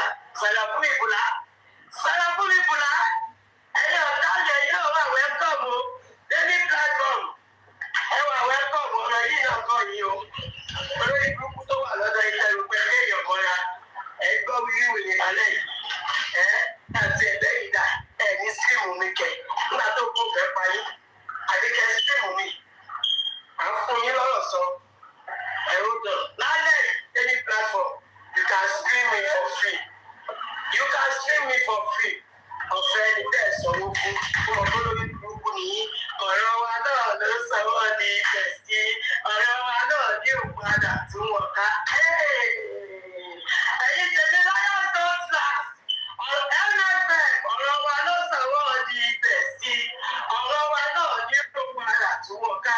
king white láyọ̀ tó class nfm ọ̀rọ̀ wa ló sanwó ní ìfẹ̀sí ọ̀rọ̀ wa ní òpadà tí wọ́n ká. Ọmọ yìí yá ẹ̀wọ̀ àbíkẹ́ dọ́ọ̀lù mi. Wọ́n kì í ṣọ̀rí ara wọn tẹ́lẹ̀ o, àmọ́ ọ̀rọ̀ tiwa ló sọ̀wọ́ ní bẹ̀sí Lion Stone Stars NFL. Ọ̀rọ̀ wa náà ní òpadà tún wọ̀ ká. So, daily platform, ẹ bá ní interest sí nǹkan tí mo fẹ́ sọ lálẹ́ kẹ́ ẹ tọ́jú ẹ̀. Orí ìjọ tẹ máa ṣe kínní yẹn fún Kejide. Good friends tí ẹ ń bọ̀ wá, ó ń gbọ́dọ̀ fẹ́lifẹ́li, ọmọ ṣe ń kọ̀ọ̀kan fún yín, a ṣe kínní yẹn fún yín. Báwo dá ọ̀rọ̀ ìkọlà wọn ní ìlú rẹ̀? Sọ́jà sí láńkà ìfún yín. Ọkùnrin yìí dé ní ìgbàgbọ́, ẹ sì máa wá fún wọn, ẹ fẹ́ gba tọwọ́ wọn lẹ̀ tán ni, ẹ fẹ́ gba tọwọ́ wọn. Exactly, àwọn arìnrìn. Kẹ́ ẹ mú ọmọ síta, kẹ́ ẹ gbé kẹ́ ẹ jọ mọ́lẹ̀ kí yẹn fọ́. Exactly.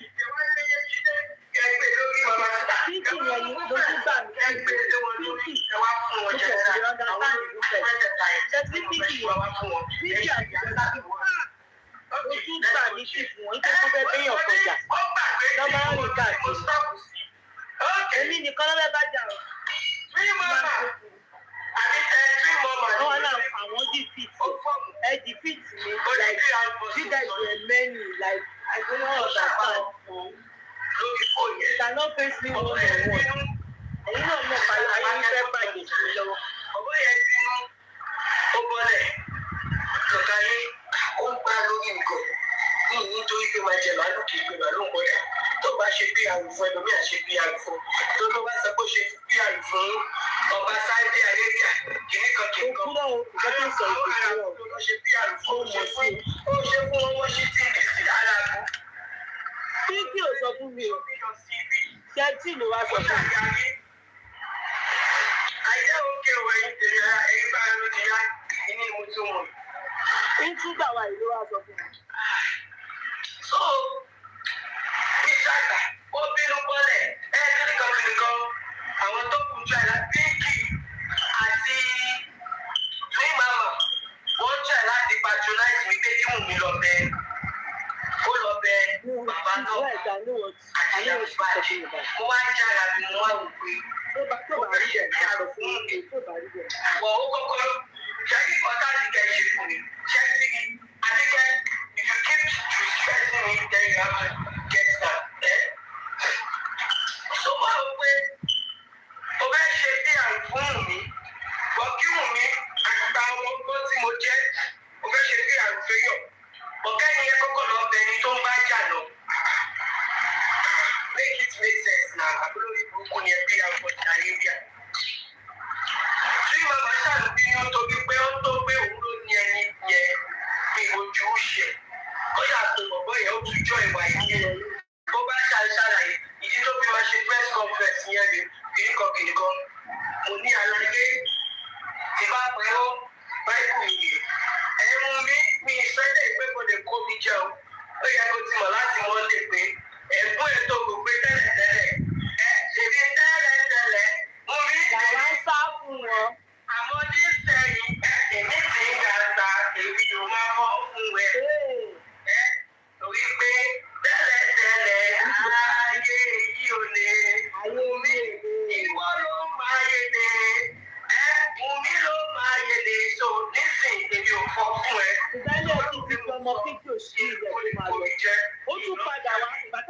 mi àtàwọn tó nìfẹ́ ṣe ṣéṣe ó sáré padà wá tẹ́lẹ̀ ti jẹ́ kó máa lọ. tó bá jẹ́ tẹ́lẹ̀ ni àti lẹ́tìkò kò ní sáré ṣàyà lójú ọ̀tá la wà. wọ́n bẹ̀rẹ̀ sí bẹ̀rẹ̀ tọ́bí mi ló jẹ́ kí n bẹ ẹja kò ní tó ó bá tọ́bí mi ló bá tún bá aláyé yóò lè bẹ̀rẹ̀ sí kò dẹ̀ lè ìyá Mohbad ló lè bẹ̀rẹ̀ sí. That was shadow cloud yẹn mo ti shadow sí. That was around January or February this year. Inú bá tún bí ló bá bọ́lẹ̀ pé. Bàtọ́ wá rí pé wọn ò rí bí ẹ́ńdà mi.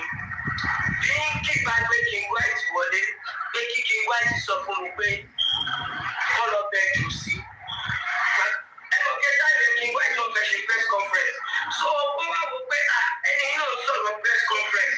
So press conference ṣe gẹ́gẹ́ press conference gẹ́gẹ́ ṣe gẹ́gẹ́ aláṣẹ ọmọ ọ̀gẹ́ gẹ́gẹ́ ṣe gẹ́gẹ́ aláṣẹ ọmọ ọ̀gẹ́ ojúkòrò ọ̀gẹ́ bèbí ṣe fún mi jí ọ̀gẹ́ gẹ́gẹ́ ṣe gẹ́gẹ́ aláṣẹ ọmọ ọ̀gẹ́ gẹ́gẹ́ ṣe gẹ́gẹ́ aláṣẹ ọmọ ọ̀gẹ́. kò tí ì kúrò òkú bó ṣe rí ìrọ̀ fún mi jí ọ̀gẹ́.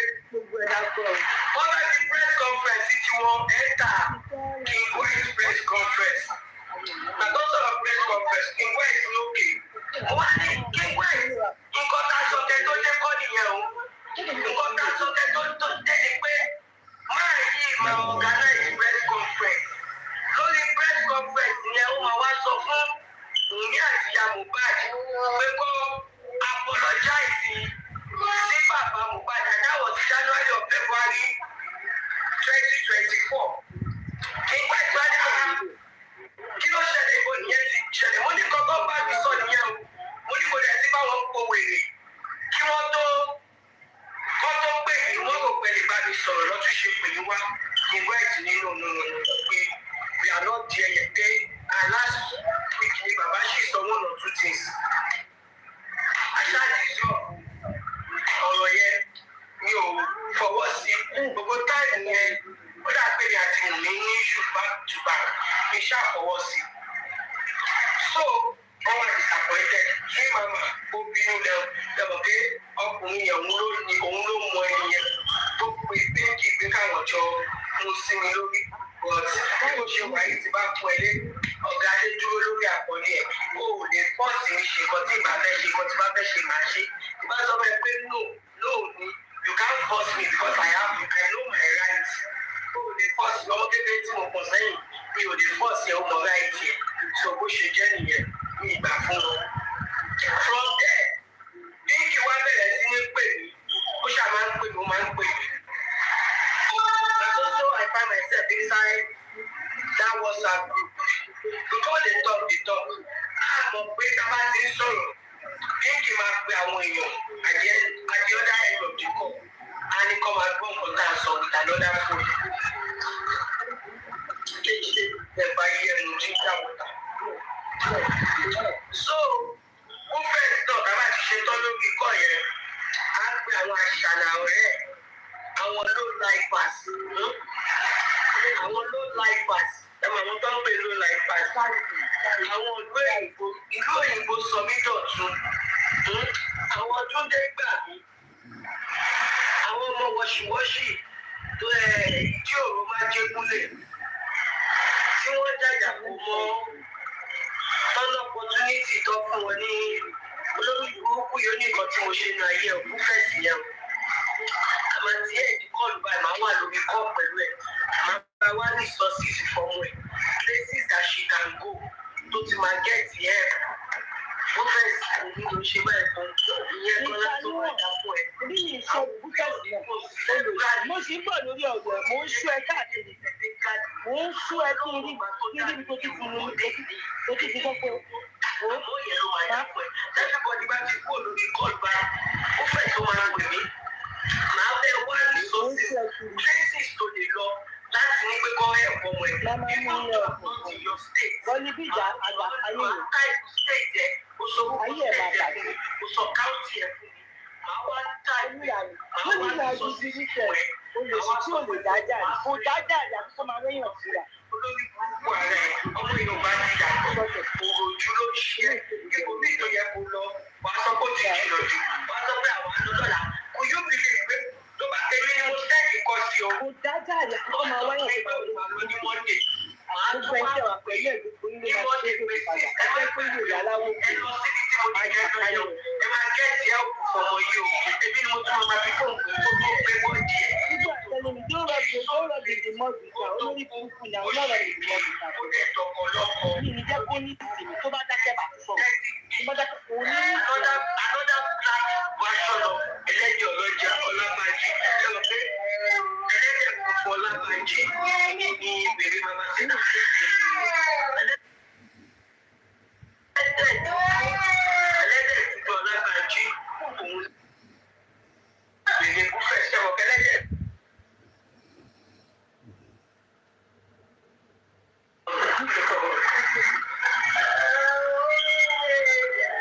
Go to daddy.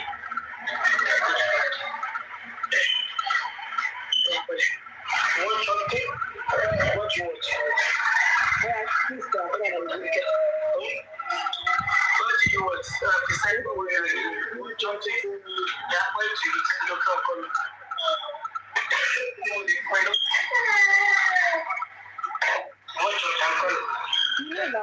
You know the set of people she's talking about right now.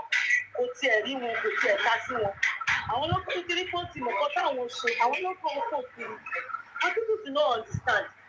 Me, I wasn't in their middle, I wasn't among them. But gbogbo bó ṣe ṣẹlẹ̀, fífi máa wá ń dojú mi. Mo dẹ̀ mọ ẹ̀hà bó ṣe kọ sí kiri rẹ̀. Ó wá ń sọ́dí ìsìn pé àwọn wá ń bẹ lẹ́yà, àwọn wá ń bẹ lẹ́yà tó má ṣe dàbí. Bí èèyàn wò lè lè. Kí ni mo láyà sí o? Mo ò dẹ̀ gbèjà láyà sí o. Bọ̀dọ̀ tó ò ní kárí òun kan máa sọ.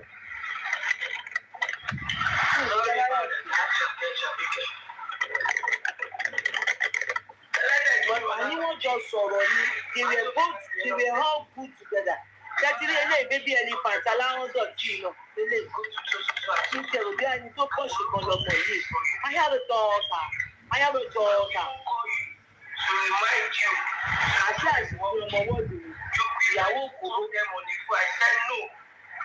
Do one thing so that wàá mójú kan ajé ní ọjọ́ lójú àdúgbò ló ṣe sọ. Wàá mójú ajé kò ní sọ.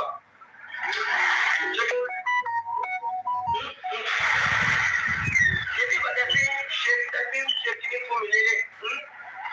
Àdúgbò tẹ́lẹ̀ sọ padà fún mi kọ́ lélẹ̀. Ẹsẹ̀ lè fi gbogbo wọn yóò ti mo dúró tí wọ́n ń sọ fún ara wọn. Àbíyáwó gidi lèmi. Èmi sì tọ́jú àwọn ọmọ mi jà wọn lọ.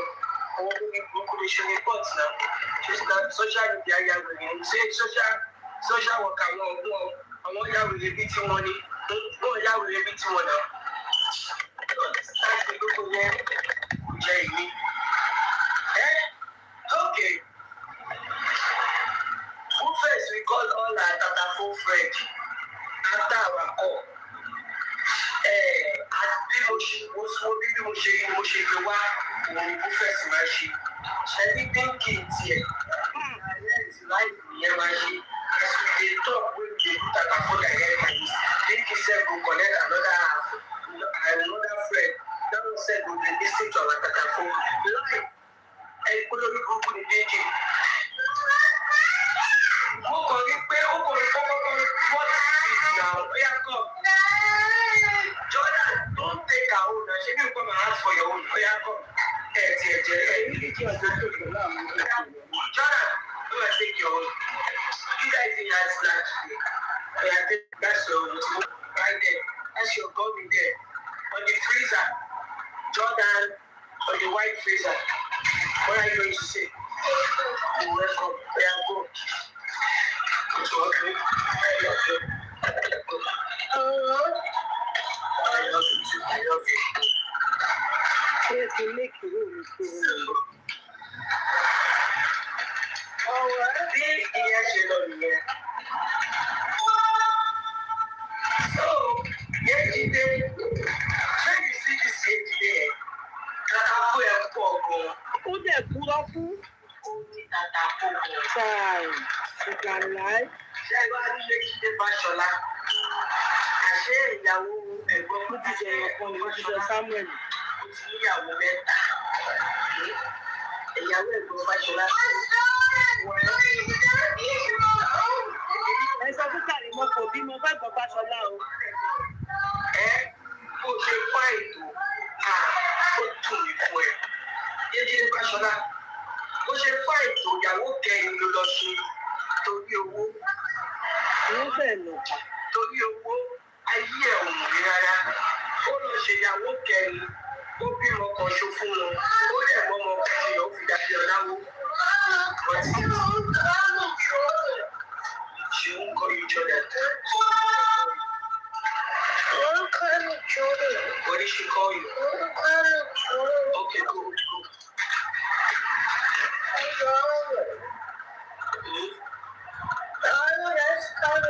Ọdún ní dirty story lọ́wọ́ láwọn ń jáde. It's messing with you. Very dirty story. Don't worry, I'll buy a ticket. They are going to Nigeria. Don't worry.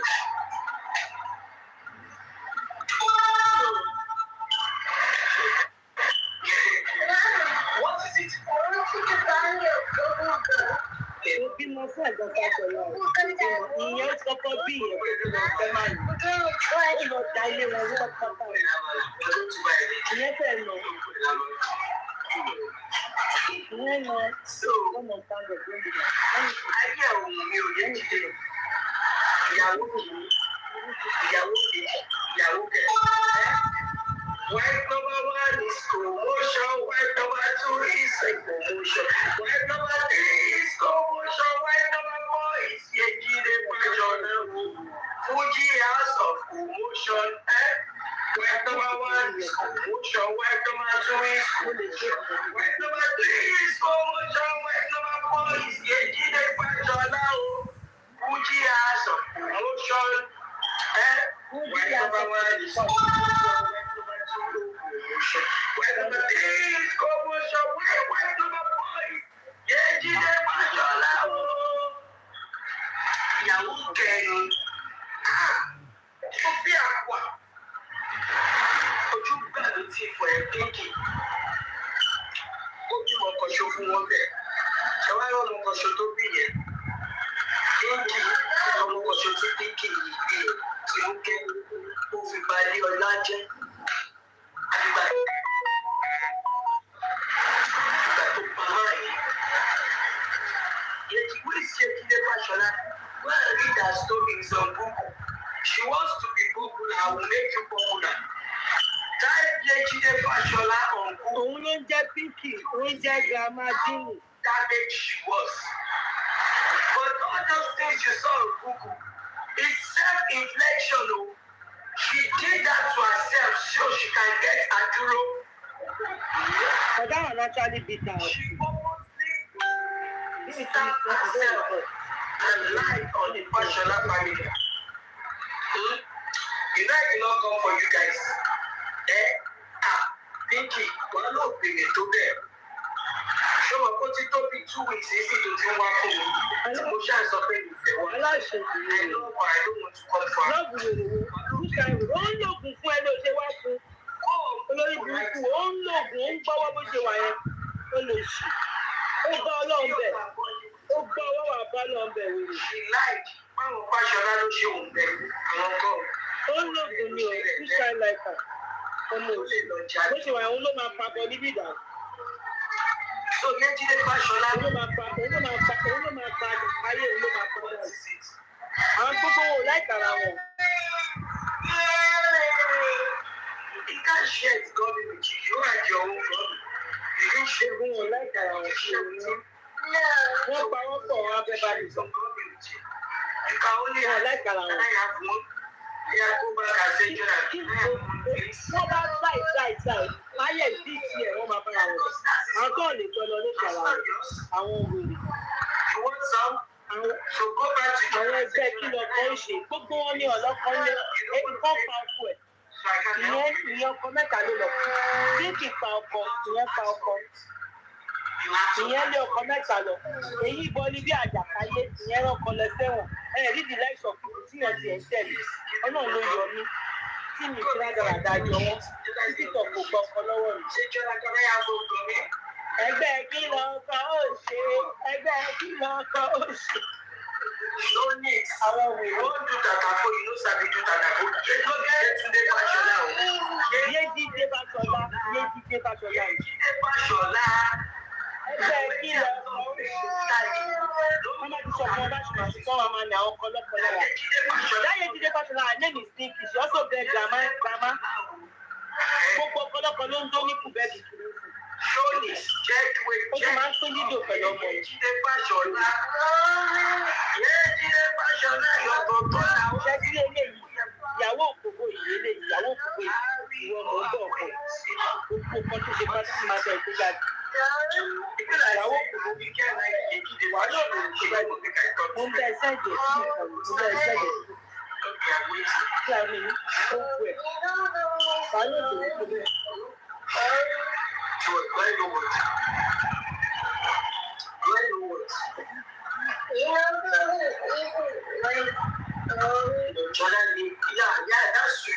Jordan, I have a daughter. Are you getting daughter? To be your daughter. Remember you took one of our biggest gummy the other time. Is that true? You took one of our gummy, right? Can you give her back? Have you finished your gummy? It's finished. Hey, oh my. Musapa. All of them.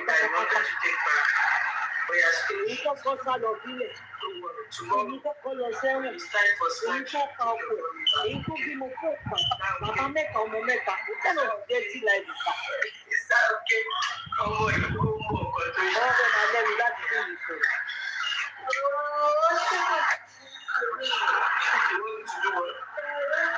Ẹgbẹ́ ẹni lọ ọkọ̀ òògùn. I should sleep with you. Oh, ẹlẹ́bẹ̀ẹ́ ń burú, ẹlẹ́bẹ̀ẹ́ ń ṣe kí ní kan. Over a decade, mo máa jù ayé ọkọ mi. Over a decade. Only water, they are drink pẹ̀lú ọkọ mi.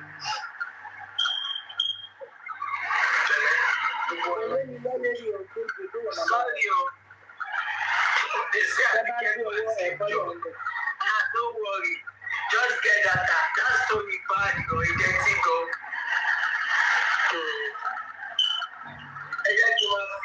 Ó ṣe òfin lédi nǹkan ṣàkà. Ó má bàa expose o. Lédi ìlú ìjọba mọ̀ kó try báyìí. Kò release anything. Kò ṣe anything.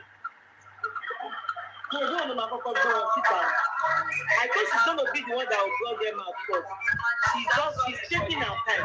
Ní ìmọ̀ tó máa rẹ̀ balẹ̀ bẹ́ẹ̀ rẹ̀.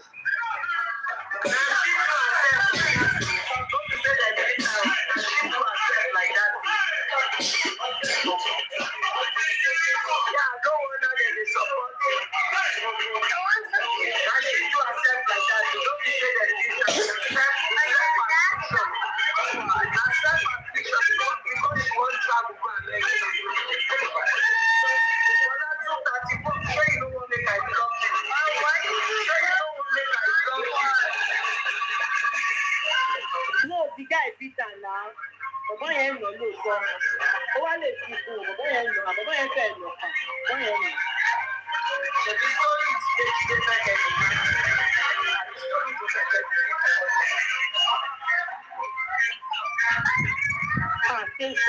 Kingston. Ní the small school. Àwọn onímọ̀ ìwé àlọ́jọ́.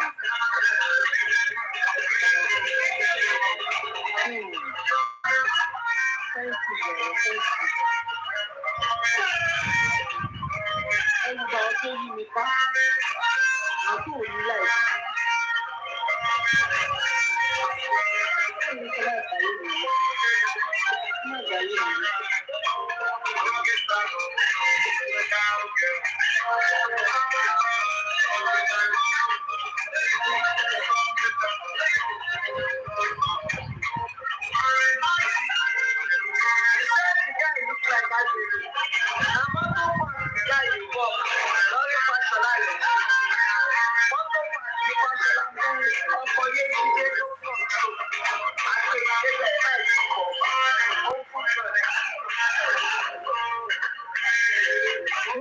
máa ṣe láì nígbà tí kò fún àwọn ọmọ mi láà. Wọ́n máa mú ẹjọ́ wá kiri kiri. Àti nígbà ìṣó my face.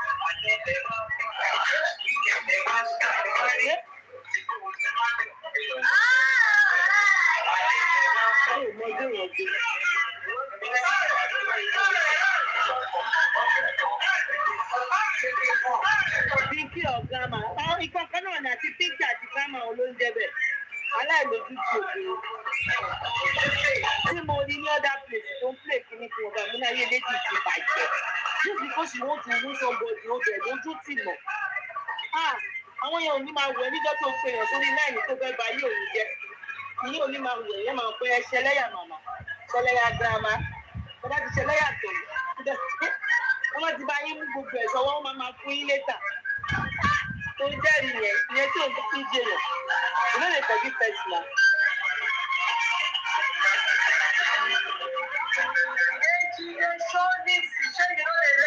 Nana kí ló kọ̀ mí pọ̀ yẹn? Ní kí ló bá mi bàbá bẹ̀?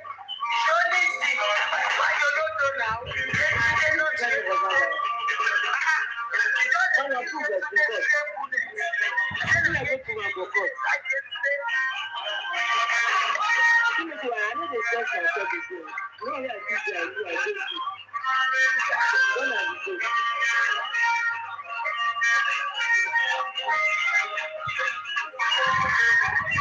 Ẹ̀sọ̀ pé kọ́nà ló ní káwọn lè ta ẹ lọ láyé mi, wọ́n ti sọ mí di kíni ṣùgbà.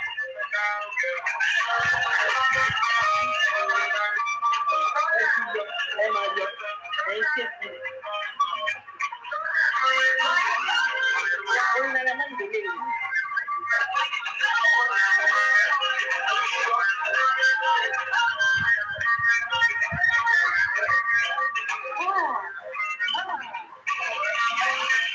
Ẹni pé kò fi ẹlẹ́gbẹ̀ẹ́ ní abẹ́nájì. A ní kúùbù máa gba ìgbẹ́ yìí. Wọ́n ti bá tó ń jẹ̀ jẹ́. Mo ti pé wèrè mi. Ẹ̀rí láti jọ ìbọ̀sí sẹ́yìn like 10, 20, 30. Ọmọ òbí àjẹmí dey see MSM again. Rather na dem dey raise their destiny.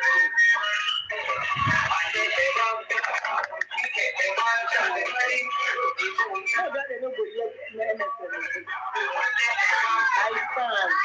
Àṣà ìyẹn kó bá jọ tiẹ̀ ni. Àwọn ẹgbẹ́ kí lọ kọ́ ṣe, àwọn ẹgbẹ́ wọn kọ lọ sẹ́wọ̀n, àwọn ẹgbẹ́ kọkọjáyé.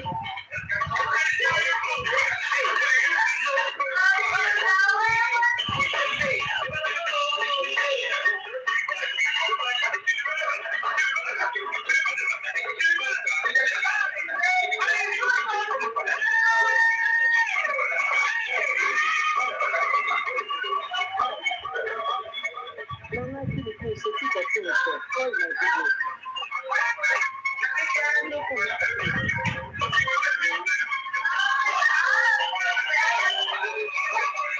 Ọmọ ìdílé pọ̀ sọ́nà sí ìrẹ̀lẹ̀.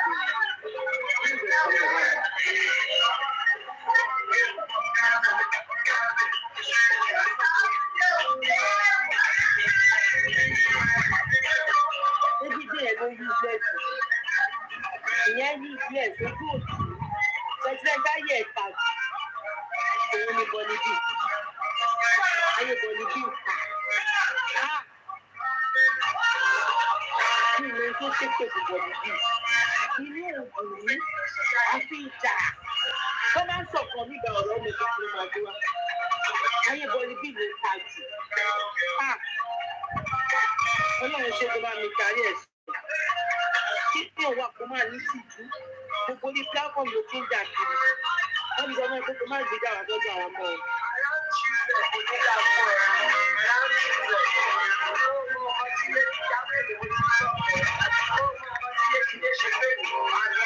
Ìyẹn ló wọ̀ sí ìwọ̀lẹ̀.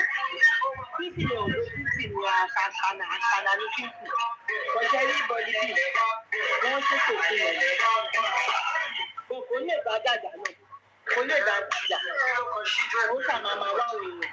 Ó máa pariwo bí ìròyìn. Inú òdù. Èmi kọ́ mo ní kò fi lọ́pọ̀ lọ sẹ́wọ̀n. Wọ́n ti ní fún mi ló jẹ jọ ẹ̀. Bá ti pariwo yẹn tó wọ́n nìkan ló wá lọ sí torí bẹ́ẹ̀ ṣe fẹ́ tó ń bọ̀ ọ́ pa ẹ́ lára. Ìjẹun tó ń bẹ́ẹ̀ tọ́jú ọmọ kò sẹ́ni tó ń jẹ́ ní ìtìjú ẹ̀.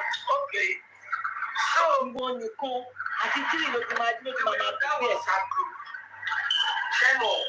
ṣẹ́wọ̀n pé cloud chaser. Ìrọ̀lẹ́ ayé ìbàdàn ìṣọ́ wá ní olórí burúkú wo lè sí eléyìí. Ṣẹ́tì yìí túlétúlé lè. Ṣẹ́tì yìí.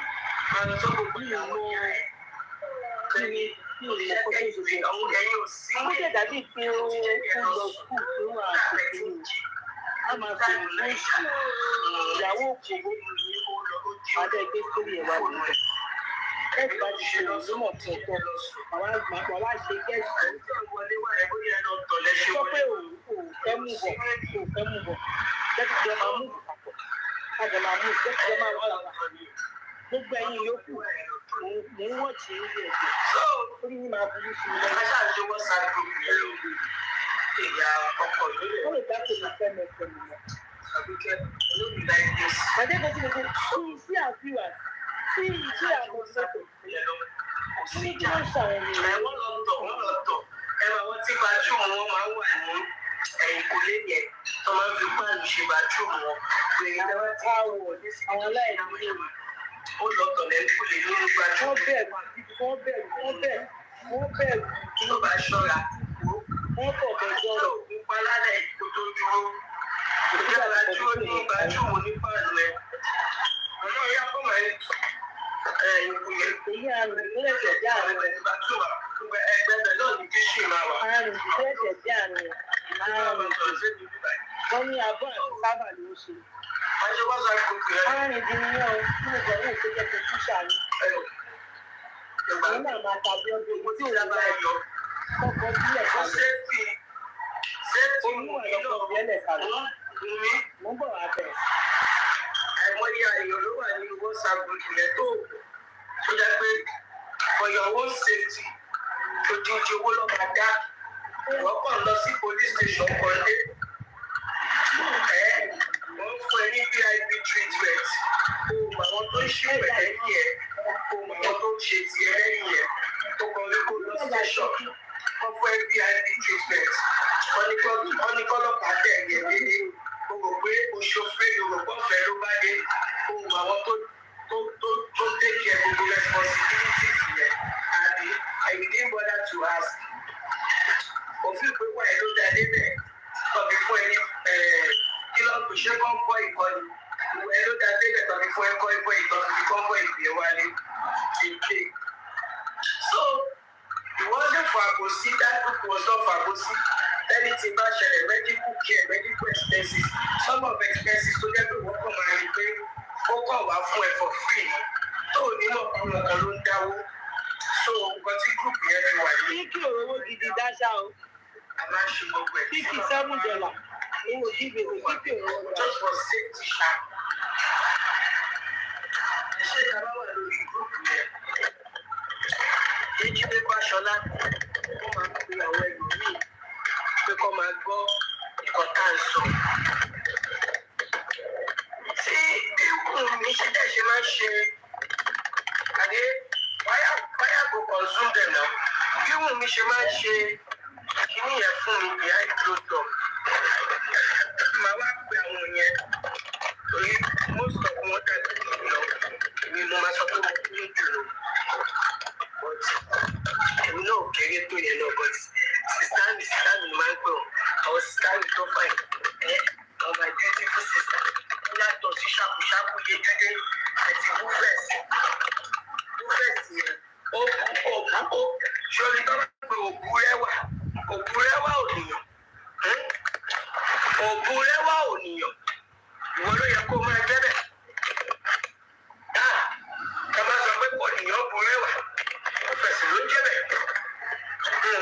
Ìwọ̀n tó ṣe sóde tùmọ̀ rẹ̀ ó tó bu ẹwà tó yẹ ìwọ náà sí àǹsàrà olóòlù àìdíà ló fẹsẹ̀ ìwọ sọ pé olú àìdíà òbu ẹwà tẹsẹ̀tẹsẹ̀ tìgbàsẹ̀ ló fi bu ẹwà tẹsẹ̀tẹsẹ̀ ló fi bu ẹwà àánú rẹ̀ ṣe mí tọ̀dọ̀ tirẹ̀ ó ń gbóná fẹ́lifẹ́li nínú kúlà mò ń bọ̀ lẹ́yìn ṣe tán pẹ̀lú Yéjúdé lórí búṣọ́ ni Yéjúdé yẹn ṣe tán pẹ̀lú ẹ̀. So as I was saying,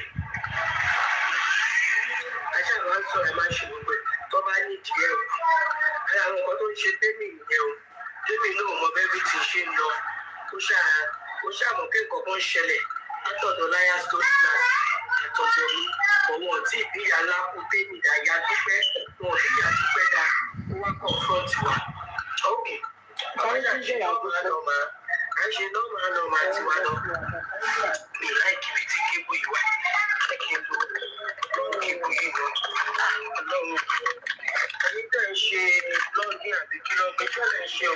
tó bá ti gbé kámẹ́rà ó máa ṣiṣẹ́ pẹ̀lú àdéhùn kámẹ́rà ẹni yẹn lè gbé fóònù sí. lẹ́yìn ẹ̀ tí mo mí ní pé ẹ máa kó gágẹ́ẹ̀tì kiri báyìí.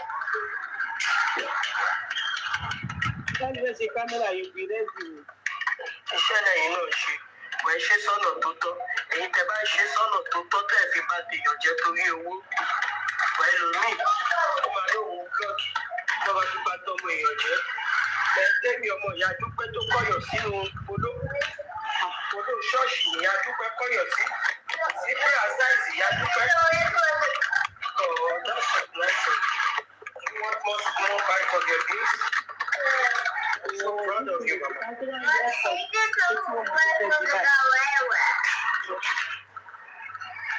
Iṣẹ́ làwọn tó ṣe lọ́dún ṣe àwọn tó ń ṣe fún dáadáa nìyẹn o tó ṣe kọ́ fún ọmọdé báyìí ọmọ ọlọ́mọ jẹ́ o ó lè gbé jíde sí iṣẹ́ wọn kéwì wá fún òun ló wá fún mi mo dẹ̀ sọ títí mo ní ìfẹ́ wá fún ẹ bí mo láìkẹ́ ní ìfẹ́ wá fún ẹ àwọn olóògùn ṣọ́ ni ẹ òògùn nàìjíríà òògùn lọ́rọ̀ sílẹ̀ ó dẹ̀ play kíní káàkiri ó dẹ̀ play kò dẹ̀ lójú tì this is taking all those steps too.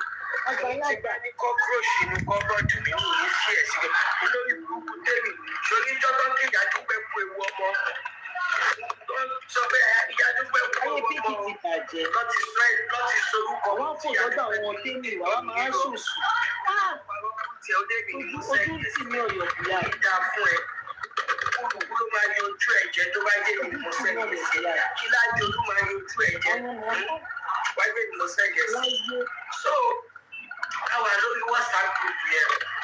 Ṣé ẹ sẹ́ǹdì ẹ̀ sí wọn kó lọ máa pè ẹ̀? Wọ́n máa sọ fún tí ìwọ̀n àwọn lọ máa pè ẹ̀ sí wọn bí àwọn. Wọ́n ṣáà máa sọ fún mi pé àti kí wọ́n tó máa bá òun jà. Àwọn tó máa wẹ́kọ̀ mọ̀ ọ́n. Tọ́ bá ti jù ẹ́ tán jẹ́ kò sí kan tó máa ṣe é ṣe mọ́. But bàbá rí kàkà fóònù olórí burúkú pínkì ló máa sọ pé ẹ padà sẹ́yìn ìtì ìgbọ́dára ẹ tún bẹ̀rẹ̀. Àkókò mọ̀ kó rí kọ́ọ̀dù gbà yìí. Because ìwé ètò ṣe máa ṣe tó máa ní kọ́ padà sẹ́yìn kan tún bẹ̀rẹ̀. Ajá sí ẹ lára yìí. So, bí ìjọ yẹn olórí burúkú kò ní bàjẹ́ ṣé wọ́n ti fún ẹ sọ́ọ̀bù ẹ̀ kò ní bàjẹ́ wọn kó èlò lára ẹ̀ ṣé mo kó o lára ọ̀rẹ́ mi ń tèmi wọ́n jẹmí tèmi jẹmí òòṣà jẹmí afẹ́fẹ́ jẹmí olórí burúkú Facebook yìí kí ló gbọ́ ẹ̀ Kwame ó jẹmí abásítà jẹmí alójú jẹ lára mi lọ bíbí jẹmí búfẹ́sì jẹmí mélòó àṣàkẹ́ ẹlẹ́nu fẹ̀mí pátá wọ́n mi ọ̀ yẹn náà jẹmí túwò mi orí mi mo tún ṣe nǹkan pọ̀ jù sórí ìwọ kò ní bàjẹ́ mélòó lára ẹ alára tó ń gbọrọ onígbàgbé ẹ̀sùn sórí ìwọ tí ó mọ̀ bí ó mú ẹ sọ́wọ́ ó ti mú ẹ sọ́wọ́ tó bá jẹ́ báyìí ọ̀gá pátápátá fún àwọn olóyún burúkú yẹn ní ìbọ̀dù bí ìfẹ́ sókun pa wọ́n dẹ̀ ju ẹ sókun pa máa yọ ẹ nínú odò kún pa wà á yọ ẹ títí tí ibi tí mọ́tò máa ti tó ṣe torí èmi mo ní àwa ló fi kàn àmọ́ ìgbà tó ń lé ọkọ ẹ lọ sẹ́wọ̀n ó mọ̀ fún ma loneliness máa bẹ̀ pẹ́ kú. àgbọn lórí àdìsọ gbẹngbẹngbẹngbẹngbẹ. àwọn orí ọ̀rẹ́ ẹ̀ ìgbẹ́ náà ṣàkẹ́fẹ́ lọ bí padà wọ́n yẹ tó jẹ́ gbogbo ẹ̀rọ ẹ̀kọ́ tà ní táyé ohun ìyọ̀ yẹn sọ̀rọ̀ sí i gbogbo yín pátápátá kọ́kọ́ gbogbo yín papọ̀ ayé mi bẹ́ẹ̀ náà ayé yín ókè mo sóbí máa tọ́ wa discussion. oníbàjẹ́ olórí burúkú yìí ló jáde pa ẹ̀ tó lè ní fẹ́ lọ sí Ìbàdàn lórí TV station kan mo fẹ́ lọ sọ̀rọ̀ mo lọ́dọ̀ dáadé fíìsì bẹ́ẹ̀ ní ìgbà lọ mo lọ́dọ̀ àwọn èèyàn gidigidi tó lórúkọ mi ìgbà lọ oníbàjẹ́ kò ní dáa fún ẹ tó ló fojú bìlú tù mí bring me down sí level TV station Ìbàdàn èmi bàbá mi pàyà láyé ẹ̀ kó ṣe bìbí tù yẹn. So ó ṣàgbọ́ta ó ṣàdúràdì mi. Nígbà tí forget anything nínú nǹkan tó bá ń sọ ó máa mú ìṣẹ̀lẹ̀ àwọn ènìyàn. Abẹ́ẹ̀kẹ́ mú. Tọ́wọ́ bá ṣe tán pẹ̀lú ẹ̀ nìyí ṣẹ̀ máa mú ẹ sọ́wọ́ bíbá. Bó ṣe wá dáàgì mi yẹn, ó ní mo máa jáde fún mi, mo máa ṣe ṣó fún mi, mo máa ṣe gbá fún mi. Ní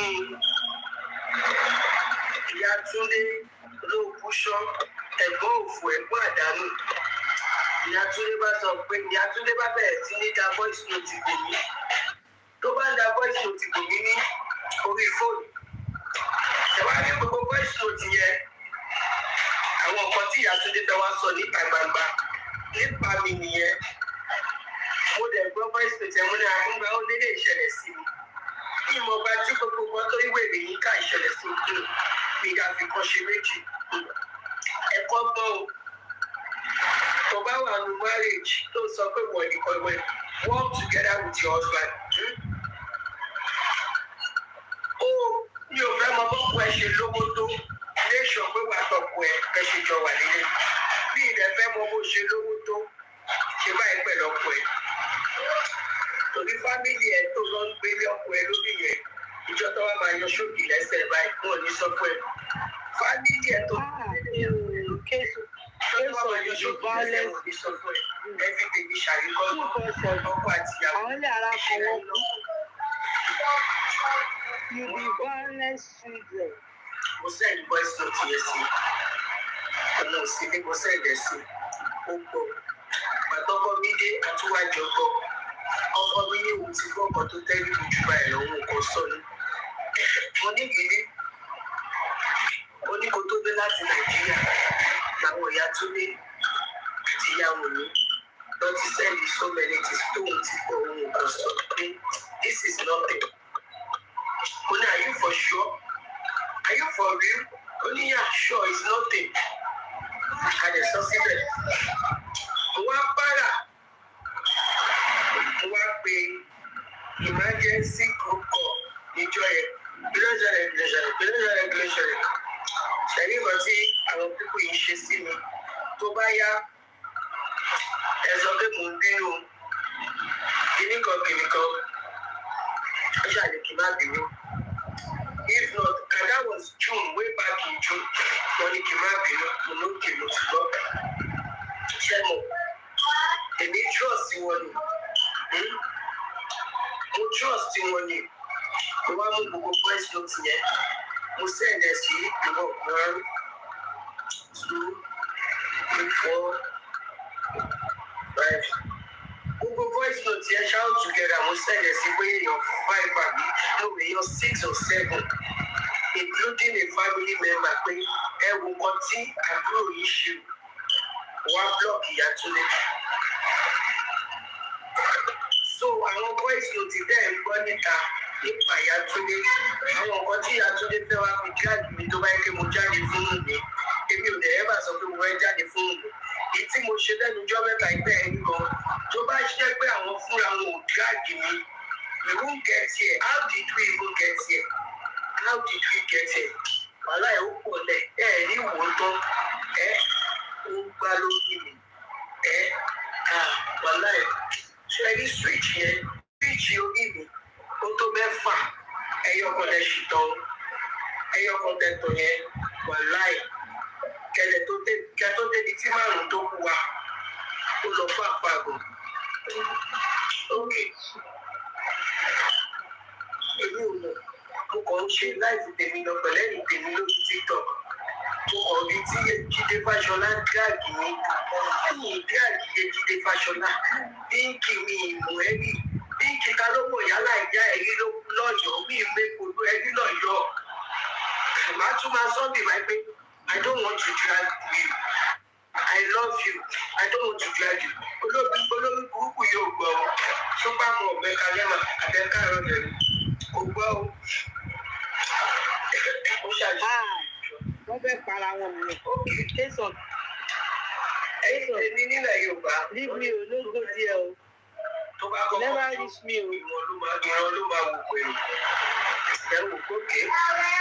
Tó bá sọ pé ó fẹ́ gáàdì èèyàn kan, màá sọ̀rọ̀ sí lágbájá. Mi ò mọ nǹkan tó máa bá lẹ́nu ẹ̀. Ṣó mọ nǹkan tó máa bọ́ lẹ́nu? Àwọn lè ṣì wọ́n máa sa gbogbo agbára wọn tán. Ẹ máa sa gbogbo agbára yín ní ìṣù ẹ bẹ́ẹ̀ sọ̀rọ̀ mo lè sọ̀rọ̀.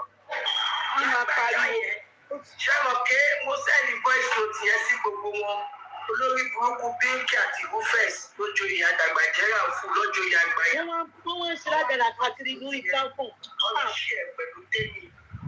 Olórí burúkú ọmọ ìyá Wọ́n ṣí ẹ̀ wọ́n pílẹ̀ ẹsẹ̀. tó kọ́yọ̀ sí polo tí òróró ra bíà tó kọ́yọ̀ sí polo ṣọ́ọ̀ṣì tó rúurú sí tó ta wòsíwòsí. Ọmọ tó ti bá a ṣe ń lẹ̀. Wọ́n ṣí ẹ̀ pẹ̀lú akú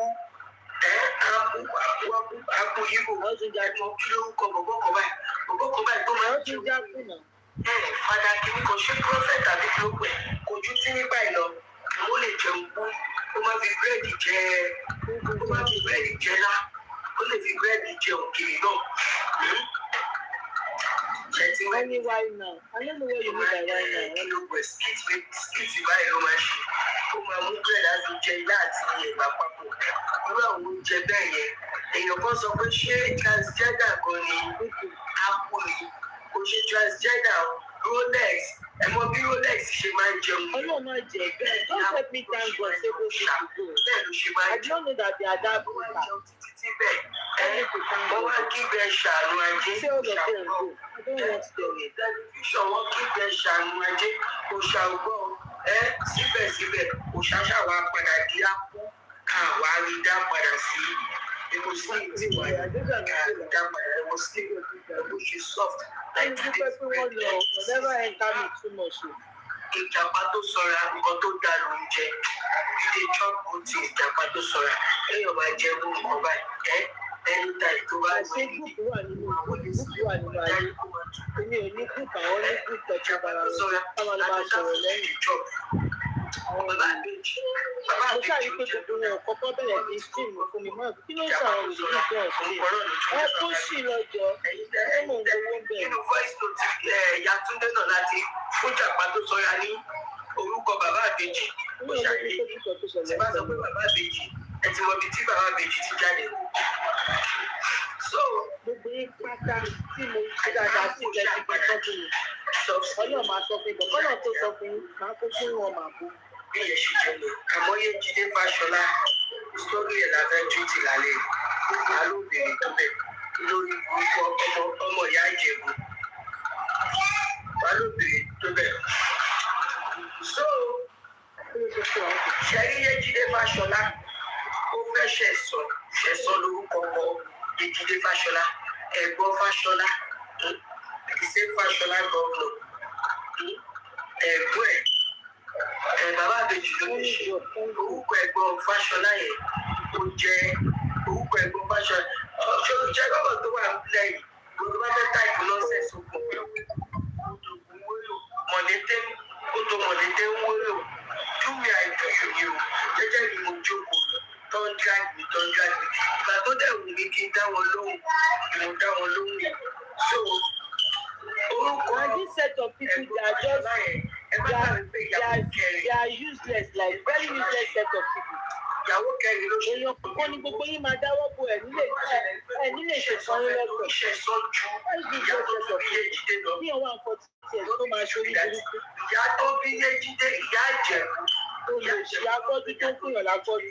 Ó ti bá yọ gíláàsì mi dà mí kì í ríran èmi tó jẹ̀ náà afọ́jú ni mí àgbé gíláàsì. Ó lè rí aláyé bàjẹ́. Yàrá àti lílọ sọ. Ọ̀tún òde ríran ní ká gíláàsì. Ọmọ òṣèlú lọ́nà ẹ̀pẹ́ dídò. Ẹ̀sìn Awórò ṣẹ̀sọ́ tún ju ìyàwó ìyá Yéjídé lọ tí ń ṣe ìyá Ìjẹ̀bú. So ó bí ọmọ kan fún àwọn sẹ́ẹ̀tì kọ̀ọ̀kan kọjá yìí. Grandpa ni ìyẹn ọmọ mẹ́ta pàtàkì So bí ọmọ kú ẹ̀ ló fà ẹ̀ ló kọ́kọ́ sọ fún ọ̀gbọ́n wá sí bí wọ́n ọkọ̀ wọn gbọ́ fún lọ́wọ́ àdéhùn orúkọ ọmọ ìyẹn lọ pẹ̀lú ọ̀sẹ̀wọ̀n ìyẹn pa ọkọ̀ yóò mi ṣe bá àkókò ní pàdé mi ṣe ní o. Despite tí mo sọ lórí show mi pé I don't want to drive you because I love you. Ṣé jíde òkú orúkọ ọmọ ilé tí kún mi yé jíde ó wá sọ pé ìyá àjẹ̀bù kò láìkí yé jíde rárá títí ìyá àjẹ̀bù fi kú. Ìyá àjẹ̀bù ó ń ṣe pé ọkọ ju ìyàwó lọ ọkọ ju ìyá ìyàwó lọ grandpa ṣe so grandpa ó ti ti kọkọ mi wọ́n ṣe fẹ́ láti ṣọ you want food? Take na eat some. Guys, that's your bottle. Àwọn olóyìnbó láti ilé ẹ̀jẹ̀ mi pọ̀. Ojoojúmọ́ lọ́dún pọ̀tà. Ojoojúmọ́ ẹ̀jẹ̀ mú lọ.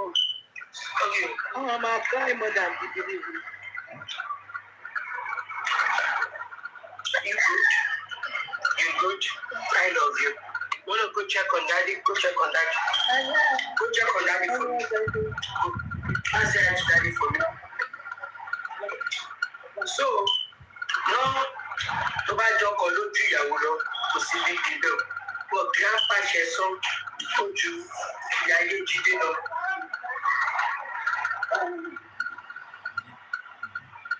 So, grandpa ṣe sọ ojú ìyá ayé jíde lọ.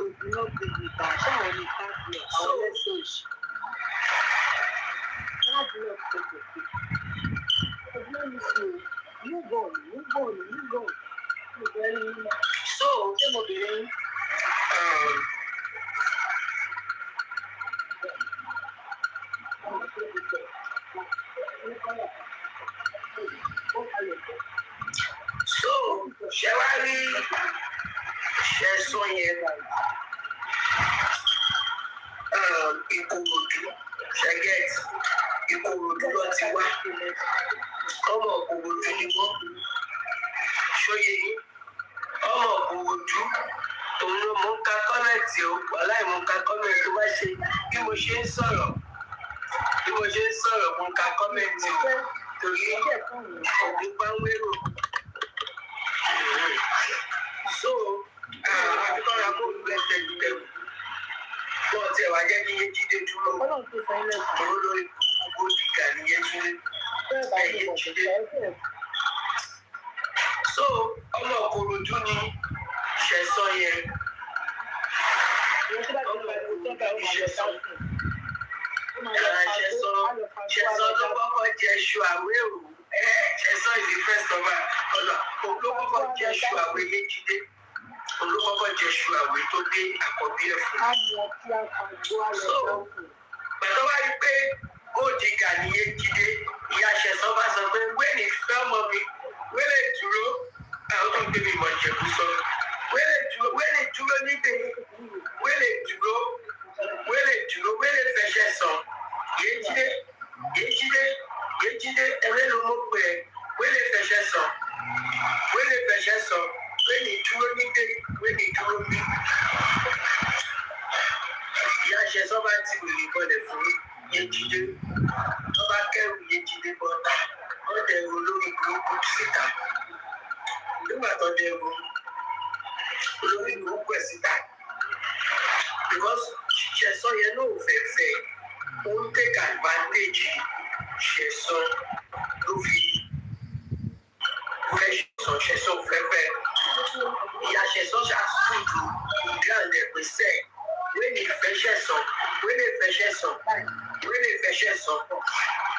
wẹ́ẹ̀lì fẹsẹ̀ sọ ọjà ìdíje jíde pé wẹ́ẹ̀lì ìwé máa dúró ìwé lè dúró nílé ẹ̀yà aláìjẹ̀pẹ̀ má bínú tí mo ṣe lè sọ jẹ̀kú yẹn nìyẹn o kò ṣàjẹ́ kí yé jíde sọ. Lẹ́yìn tó ṣèkó mọ́ tọ́ báyìí. Ìṣẹ́ni mi ò support kẹ̀ yìí o, kò tó wá wà mọ́ ti sì bọ́ ṣe ṣe. Mo rò bí òun ló máa kọ́kọ́ gbé gbogbo kan jáde. Ìyá ṣe sọ ajá fún mi láyé.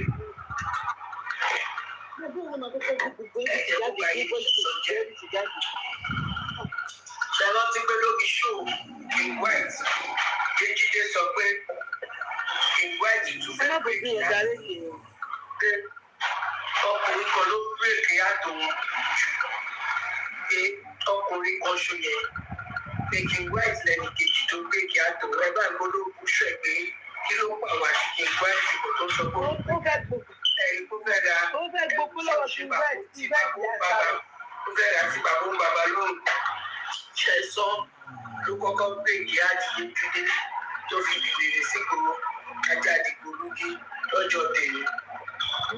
Lọ́tọ̀ ṣe ìkómọ tìlúkẹ́tọ́ ọba lé Ejide síta tẹrùtẹrù. Ejide bá dorí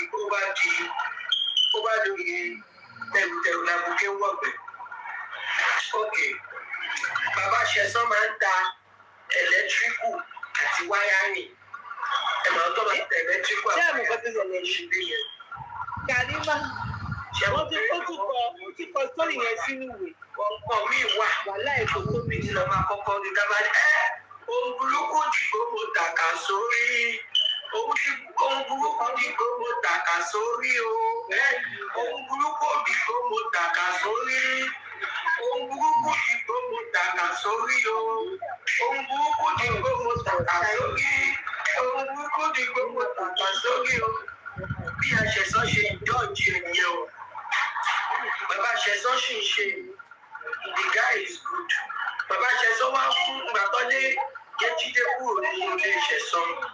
Bàbá Ṣẹ̀san wá pín ti Ejide pé jágájọ máa mánéjì ní ṣọ́ọ̀bù mi tí mo ti ń ta ẹ̀lẹ́tíríkù àti wáyárìn ràn Ejide wo ó pọ̀ lẹ̀ bí mo ṣe ń sọ yẹn ó yẹ kó ti máa yí ẹ̀ ṣé kò pọ̀ létí ẹ̀ ó pọ̀ lẹ̀ bàjẹ́. So ó lè ṣéèmù yàn nǹkan tó jẹ wá fi ṣéèmù mi ní ṣe nǹkan tó fi ṣéèmù mi èmi ni mo sẹ́ẹ̀dì ẹ̀ sí ẹ ìyẹn tí wá gbọ́ mi tí wá sẹ́ẹ̀dì ẹ̀ sí wọ̀ nìkan ẹ̀kọ́ tí mo sẹ́ẹ̀dì ẹ̀ sí àbí bẹ́ẹ̀ kọ́ sórí tú sítórì tiẹ̀ wọ́n gbé wà ní àtìlẹ́ ọ̀tí gbọ́dọ̀ wá fún mi. Jẹ́gẹ̀tì lọ́ṣàlẹ̀ ẹ̀yẹ́dẹ́gbẹ́ kí wọ́n lọ jẹ́ don't be like that now. Haven't you seen what they have been doing now? This set of people she's coming for now, she did not come for them for days. Don't do that now. She's human now. This man 24 hours down her case. Don't do that. Haven't you seen how Pinky is moving around, playing her voice note? The voice note she used her hand to send to them. To say to them where they are still all good together. She was going from one platform to the other to be playing. And this guy haven't even responded to her. This guy went to her face to be telling her that I love you, I don't want to fight you. I love you, I don't want to. At least she go sit down, because God wants to disgrace her. She likes to be disgraced. I beg you, no. Don't do that. Don't do that. This lady don't try for. I thought it was even this girl that's going to come for her first. That was my fear. This is why I dropped her when she was coming, when she came for this girl. So, let me tell you something. Let me tell you this story. The day she came for this girl just come and talking. She came for the girl, start swearing, start threatening her with a juju sham, fetish something. I quickly drop her, piam. As I drop her, I say, hey, and I went to go and call her. I say, why are you coming for this girl? She never mentioned your name. You know you have a lot with her. Why are you coming for? She said, I am scared though. I need to give her first attack.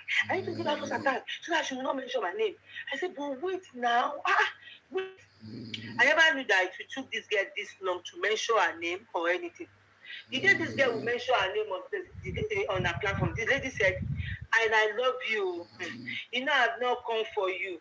And I love you. At least you will take a seat back. Okay, maybe this lady is still cool with me. She kept on moving from one platform to the other. Are you okay? What happened to you? Sorry. She kept on going from one platform to the other, for more than 1 week now. You will go there. The voice note she sent to you with her own hand. You were playing it on every platform. You not turn yourself to a nuisance. You go under the small girls. That lady no get shame. I thank God say everything happen like this. I never believe what she's doing. She was now moving from one platform to another, playing very restless. The day she show her video, you need to see how tired she look. Everything, waiting on top person matter. Until this lady now decided to come for her this time. Now say, am I happy with what she's doing? Do you want me to be crying with what she's doing? I beg, no, don't be one-sided. It's not good though. At the point, I think, say, why is this girl not responding to her? I beg now. It is not good now. That is still a push our friend.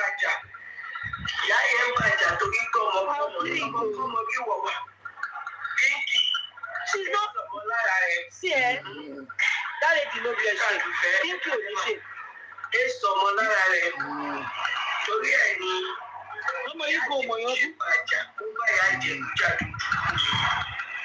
you are one-sided. This night, you are one-sided. Do you not see what Pinky has been doing to her? So, don't you see what Pinky has been doing to her? Pinky and that short drag has been doing to her. The person leave you leave her now. She still come and profess her love to you. That I love you. I cannot find it easy to come for you. But this set of people, these nuisance people, the moment they know that you have some soft stuff there, they want to take advantage of that soft stuff. I love you. At least that one alone will just make to her and say, and she will get this for now. So me I they do. I'll just say, okay, let me just look. Let's see if like this what's her name?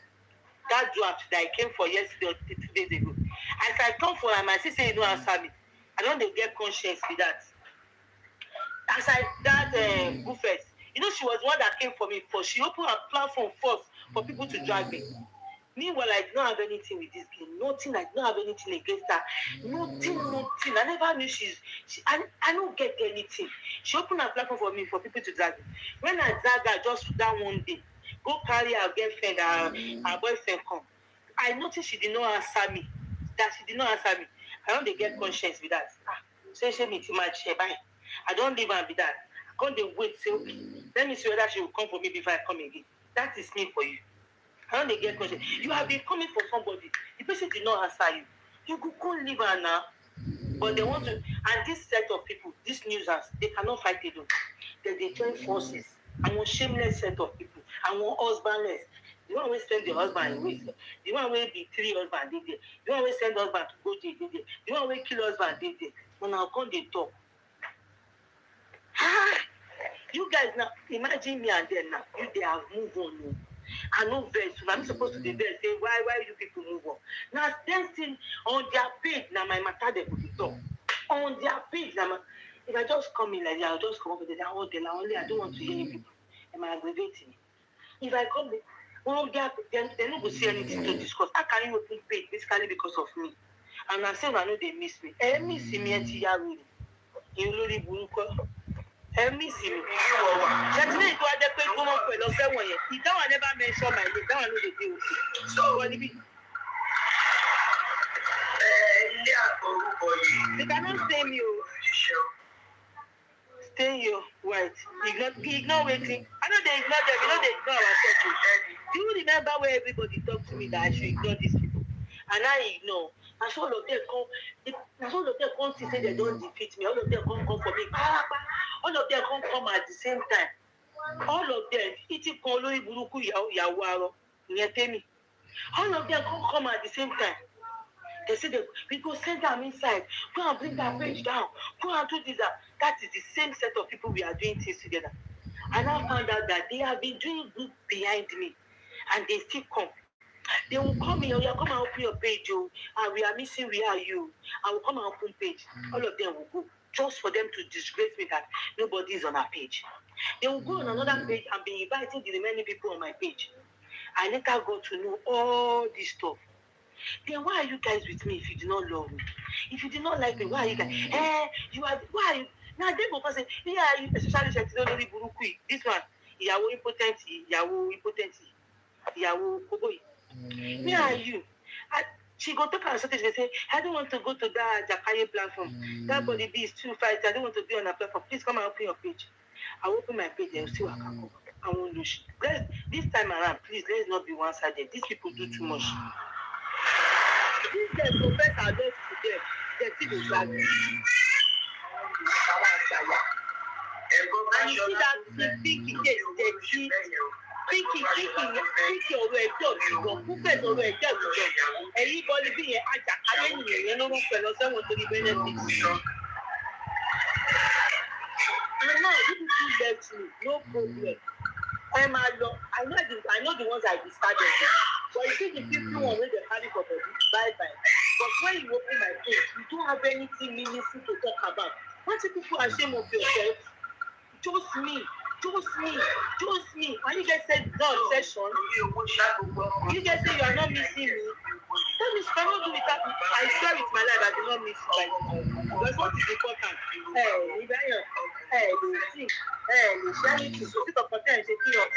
They analyze.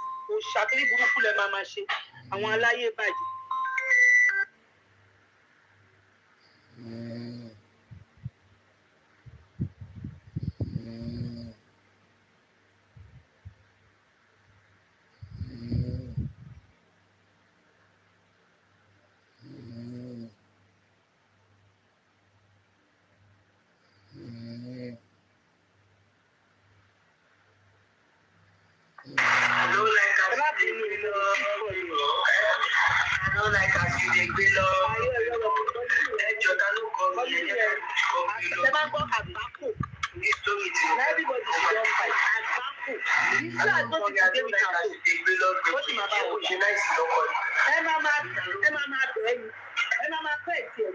Please leave this one, no fighter.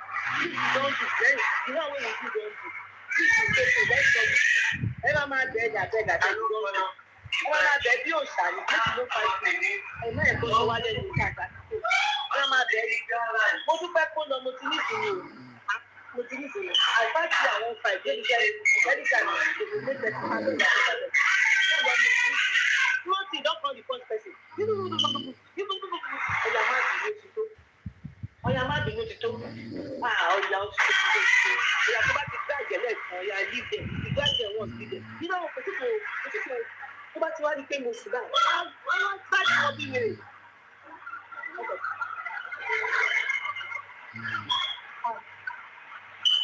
Bọ́lí bí yẹn mọ́tò kan yàtọ̀ sí pé wọ́n wọn níṣẹ́ tó ṣiṣẹ́ fún yàrá máa nì yàtọ̀ sí pé wọ́n wọn níṣẹ́ bọ́lí bí wọ́n fi ìgbà tó ṣe Àjàkáyé ní bọ́lí bí kò lè bọ́ níbẹ̀ wọ́n ní wọ́n ṣe pè fún ó sì dàdàdà ní ẹjọ́ wọn pẹ̀lú ọjọ́ wọn dàdà àwọn ọ̀lẹ́ fẹ́ẹ́ wọ́n ṣe ìwé ọgbà ó bí ó lọ ṣèyàwó kẹrin. Wọ́n tó mọ̀ pé òun bá ṣàn ọmọ 36 tó dàbí 48 o tún léyàn gbé ẹ sílé kó wọn lọ sẹ́wọ̀n. Ṣé wá rí Pínkì rẹ̀? Iṣẹ́ tí ò ráyè ṣe níbi ìbàdí ló ń jẹ́ káàkiri yẹn. Ló ń jẹ́ káàkiri yẹn. Ó tún lọ sọ́dọ̀ àwọn olórí burúkú yẹn. Tọ́lání be expecting me I will come for you. Àwọn Yorùbá Tọ́lání dà o. Ó ṣàǹtú lé kiri. Tọ́lání be expecting me what is your business with Tọ́lání? Ta ló ń rẹ̀ Tọ́lání kí ló fún ẹ? Iṣẹ́ tó ò rí ṣe ń bíbà tí mi ò gbà kọ́ dìbò báyìí wọ́n á dìbò bá káàkiri lórí sáfọ̀mù. Ó fẹ́ báwọn yẹn báwọn bá Tọ́lá wíjà. Àwọn yẹn ò ní ṣù pẹ̀lú Tọ́lání o. Ó ní bí wọn ò gbogbo wọn pátápátá mo dúpẹ́ fún wọn lọ. Ó lè ṣí wọn. Ọ̀rẹ́ ẹ̀ ló fi.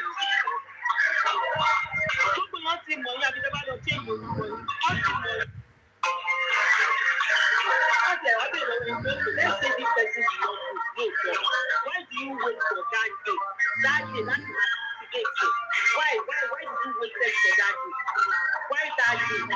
If truly that person is not good, my friend, the enemy is good. Only thing that will die is to be tí mo jẹ kọ́ gbàgbé ní nísìnyí ìjà ìpínlẹ̀ ọdún.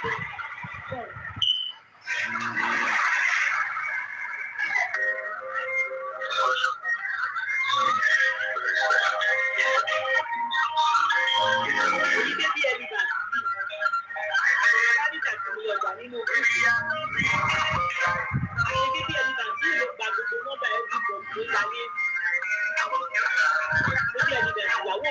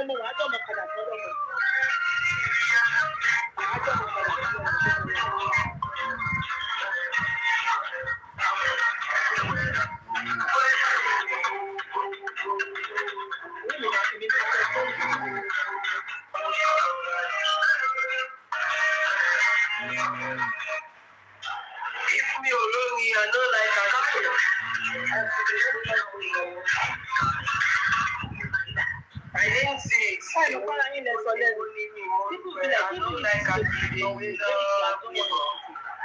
do you wait for that? They waited for that thing. That means it was premeditated. I plan it. It was premeditated.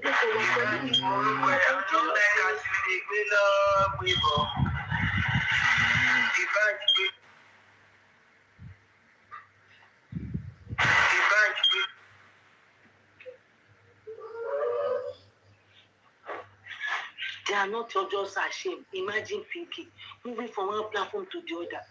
I mean, but Pinky useless thing. You might be a coach. I'm not calling. Pinky, you're a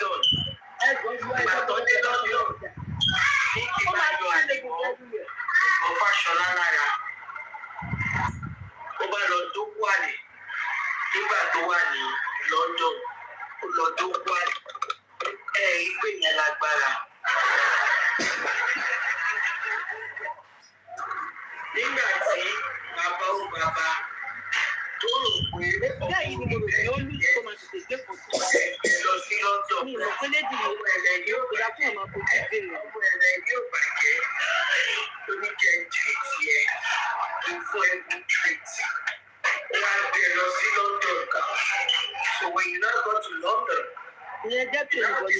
anybody be that anybody be. And go on for yourself. In London. Chelsea. So why do you say I know so Chelsea like anybody. Because come on sort of people. You like anybody. But you want to daddy go shake me. They may not be a like Chelsea like your husband. Chelsea you won't go like your husband. No, even if they switch, no problem. Initially, when they did that, when they switched, I thought maybe the fear of bullied, maybe I won't be able to come and bully and only already go on team bully and so that was my thought. Maybe everything back lole for my father. That same thing that people were bullying me. Or Tumba platform, I be the platform here. That one, they find your name for me. I have all your recording. I'm going to deal with it my own way. I'm still repeating it. You, because one-on-one, I have never come for you. You came for me with your face there, and you put my picture there, and you are in Lagos. I suppose you be you were Jokotade and Montaget yellow. Jokotade, I want me only life. No, shape for money, but that is not. Let me think something. So I expected these people to really influence me. I expected these people that maybe because everywhere was it, they could not stand it and everything. Common comments, they were not able to comment. Talk more. They were not even in views. On my views, they were not on my views. Talk more on panel. Talk more commenting. And I never picked me to share anything. On views, they were not there. They were scared. Shame me move my bijak money. You understand? When they lost a platform, because share platform here pẹ̀lú mi. Mo kò rí Anita Bella mi. Anita Bella yẹn ṣe page mi. Mo bá dẹ̀ lọ síbẹ̀. Anita Bella yìí, òun àti Fatima, those two people, natural love ni mo ní fún. I do not know why. But I thank God that God helped me. Timmy was natural love. Fatima, I don't just know why. I have my plan for her, that lady. But thank God for where we are today. No, look at me. Look out, they say, they were just talking about me, castigating me. Money, even if motivation tell it, she what kind of people who are so disappointed?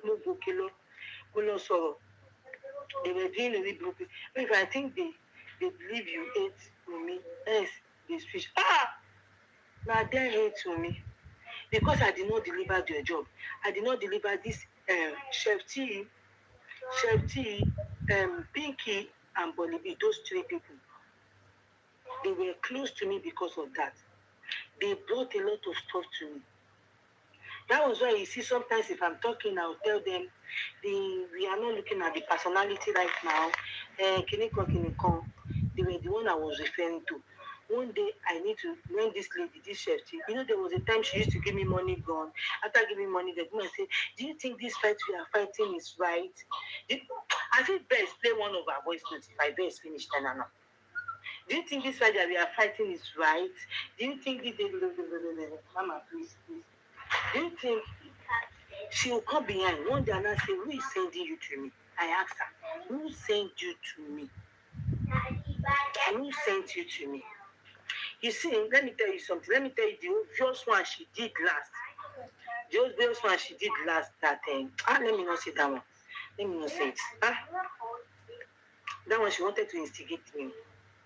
And now turn it around for her. She now said, okay, if he says so, these people that are now pretending you not go hear this thing.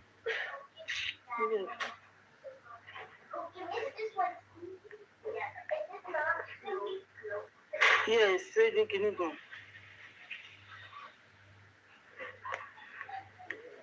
That lady is doing this thing. I don't know. Everybody, if you know Bolly B will only fight the truth people. Bolly B. What is up for me last year? I said no, lie. Bolly B. Let me just say you should stream her live. I'm streaming her live already, but she's dancing. I'm streaming her live already.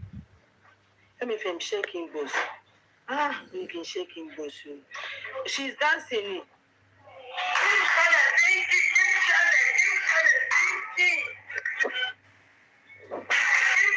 And I'm telling these people that all this thing that this lady is doing, I will check.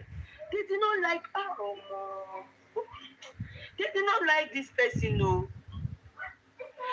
What I do not understand is that are they working together? But Bolly role is for sure. That one is doing it for money. And for that one, I know that one. But you see this chef too, I do not understand. And Pinky one, me, I will not lie. I do not understand what the reason why Pinky is doing her own and this chef too. Because the reason why you see chef too brought everybody's issue to me. You know when she said, do you believe Bolly B? Do you believe what Bolly B and the man was saying about me? I said yes. As I said, this minute I cannot really see again. She said, I know why. It's because I used to brought their case to you. This chef tea, I woke up. I had a daughter. I beg you, not so sure. Now she can't tell me. She even cast and do everything. Now she tell me I don't want to take the cleaner. Say Bolly B na cleaner. Not the only me she tell. This one. Chef tea. Only payon. I go to say she don't give me secret where I dey hold. By the time I go here now for another place, I say, I should go to Ashiri. I should go to Ashiri. But it be dragger. I can't go meet and say, why are they dragging you like this? Do you have any secret with them? He said, no, fear. Oh my God. Oh yeah. Now. These people, if there's no person in real life, if you are their friend in real life, be ready to, they will buy you. They can poison people. I never knew that their mind is as bad as that.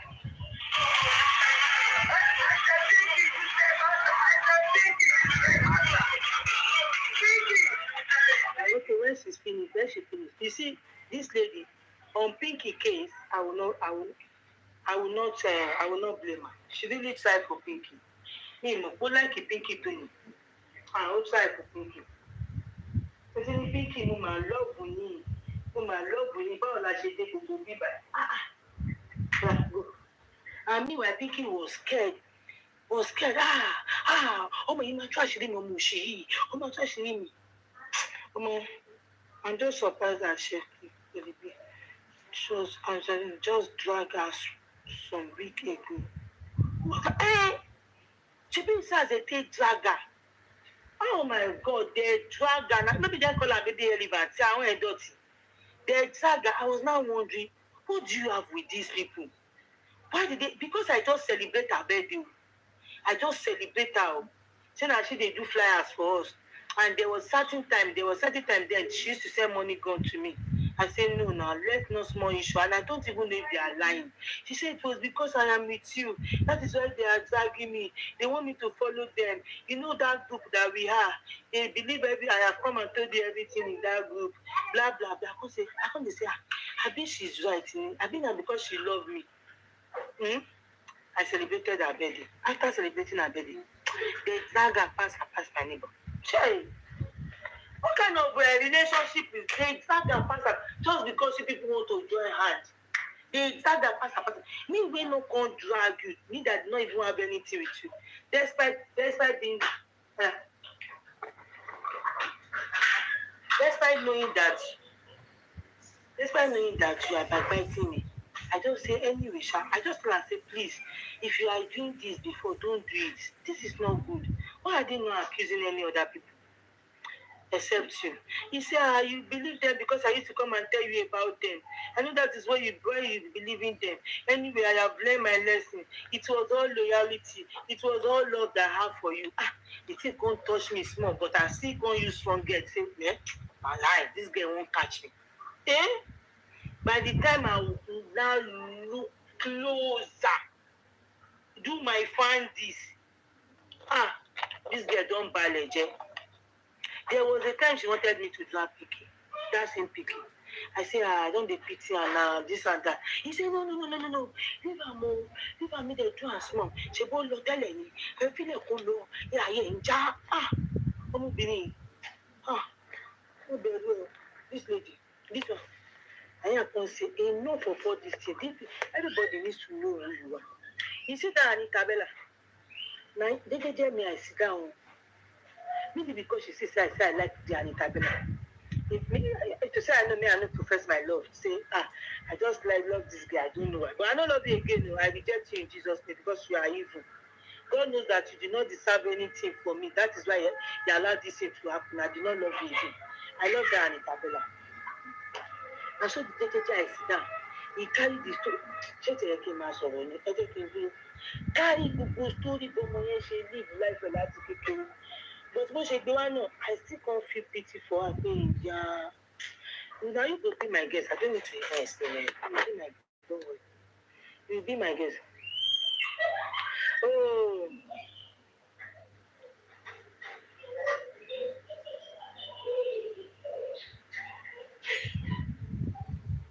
I had to remove themselves for Kini. I remove all of them from moderator. Me. Nani, when I notice they are doing nonsense, I removed all of them from moderator. If you remove, they will show you message. If they lie, I will go and bring the message. I remove all of them from moderating. I remove all of them from moderating. When I notice everybody being that way, I say, no, go carry your bed, they come here. Should I show you guys the flyers that we already done? I already done the flyers for her. I already had a musician that will come and sing for her. I had the plan in touch already. He said, no problem. But when I say, you know, she don't be with me. May you not confuse her. Can't they use birthday? They beg her more. When I tell her, say, you know, they do birthday for you. She waited till on the 12th. She can't inbox people. I will be doing my birthday on my platform. I'll do it. Small time, I can't block and remove her from moderator. I say, I bet just go. Somebody that you cannot talk to as your friend. You want to drag somebody, say, please, let the person offend you more. Let's have something tangible to help them before we drag. This guy no agree. Never see that kind of way before. She no agree. She no agree. Now you do the peck. I beg you. I don't meet them.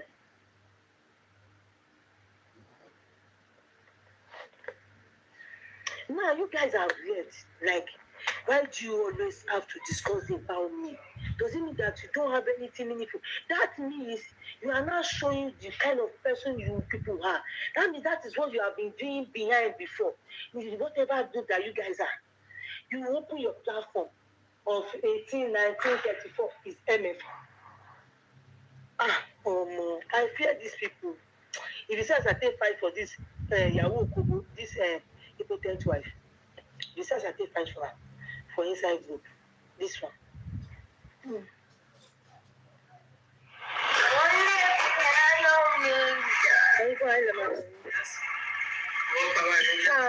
that one is too tough. That one is too tough.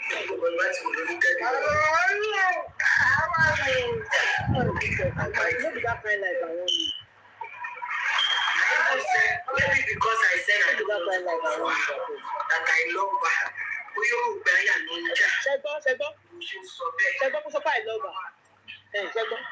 This lady was saying that I love her. I love you. She continued. Elected, Pinky elected, Pinky Oniranu, Pinky Onijot, Pinky Olohun, Atokojaye Pinky. Yes, babe, what else? I love you. I love you. How do we get here? I don't want to talk to you. I love you. This Pinky no here. She don't think against it. Do your worst. Aláṣejù, Oníranu, olùṣàfẹ́ ọkọlọ́kọ, gbogbo mẹkáníìkì Quebec ló ti dọ́tọ̀. Gbogbo mẹkáníìkì Quebec ló ti dọ́tọ̀.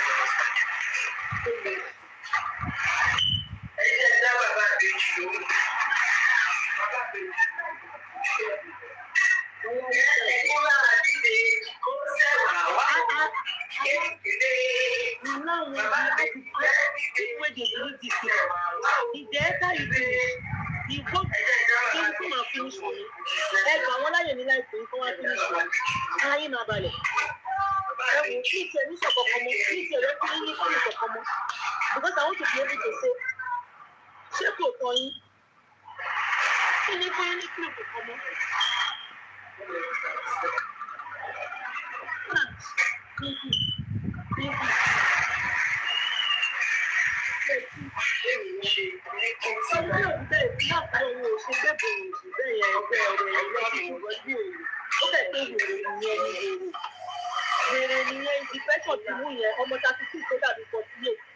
Depression, ó dàjà ní òfẹ́ ìwọ tó ní ìfásọ̀ gbàǹgbà bẹ́ẹ̀ yẹn tó tún wọn lọ sẹ́wọ̀n. Òbí yẹn ní òde kúrò mọ́ ní òráyè ọ̀rọ̀ ẹ̀yà lọ títí ọ̀dàjẹ́. Ó kọ́kọ́ máa ń fẹjọ́ sùn. Ilé iṣẹ́ mi kọ́ máa ń fún ọ̀pá kan. Ilé iṣẹ́ mi ọ̀rọ̀ ẹ̀ náà. Ọ̀dà àwọn oníjẹ kan for bàbá tẹ̀lé. Àwọn oníjẹ kan for. But you need to see this shirt too. Now you go to go there for nothing.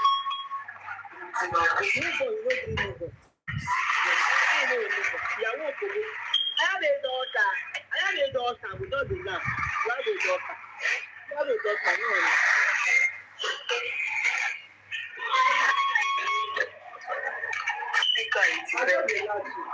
Èèyàn méjì òkùnkùn pàdánù lọ. Èèyàn méjì òkùnkùn pàdánù lọ. Yìí sẹ̀kì lò.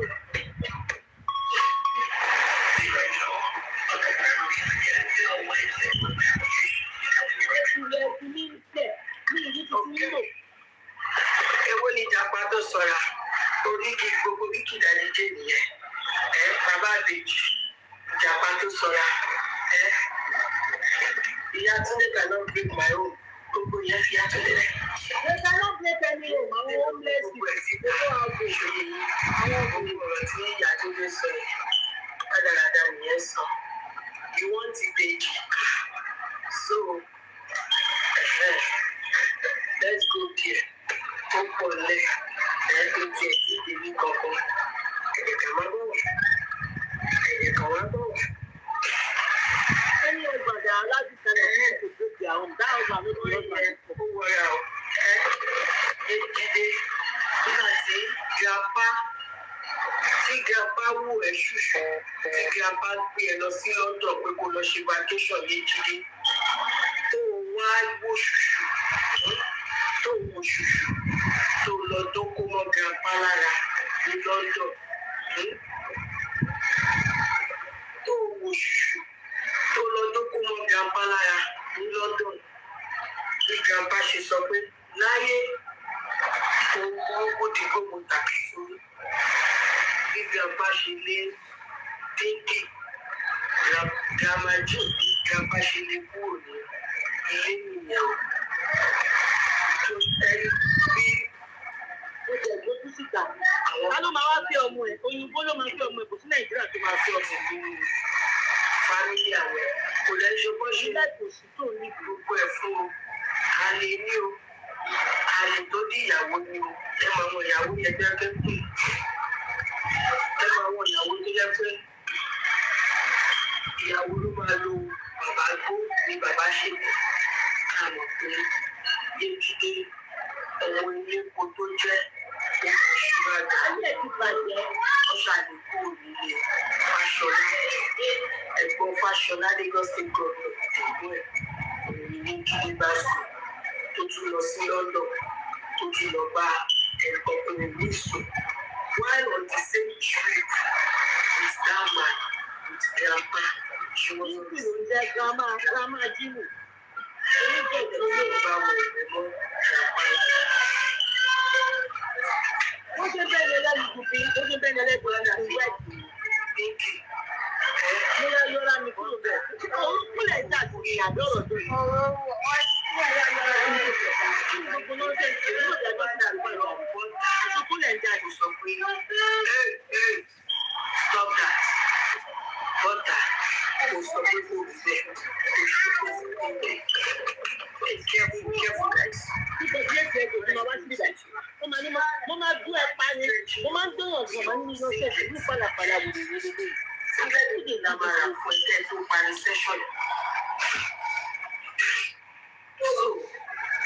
Two days I don't know. They don't know every day they are talking about me.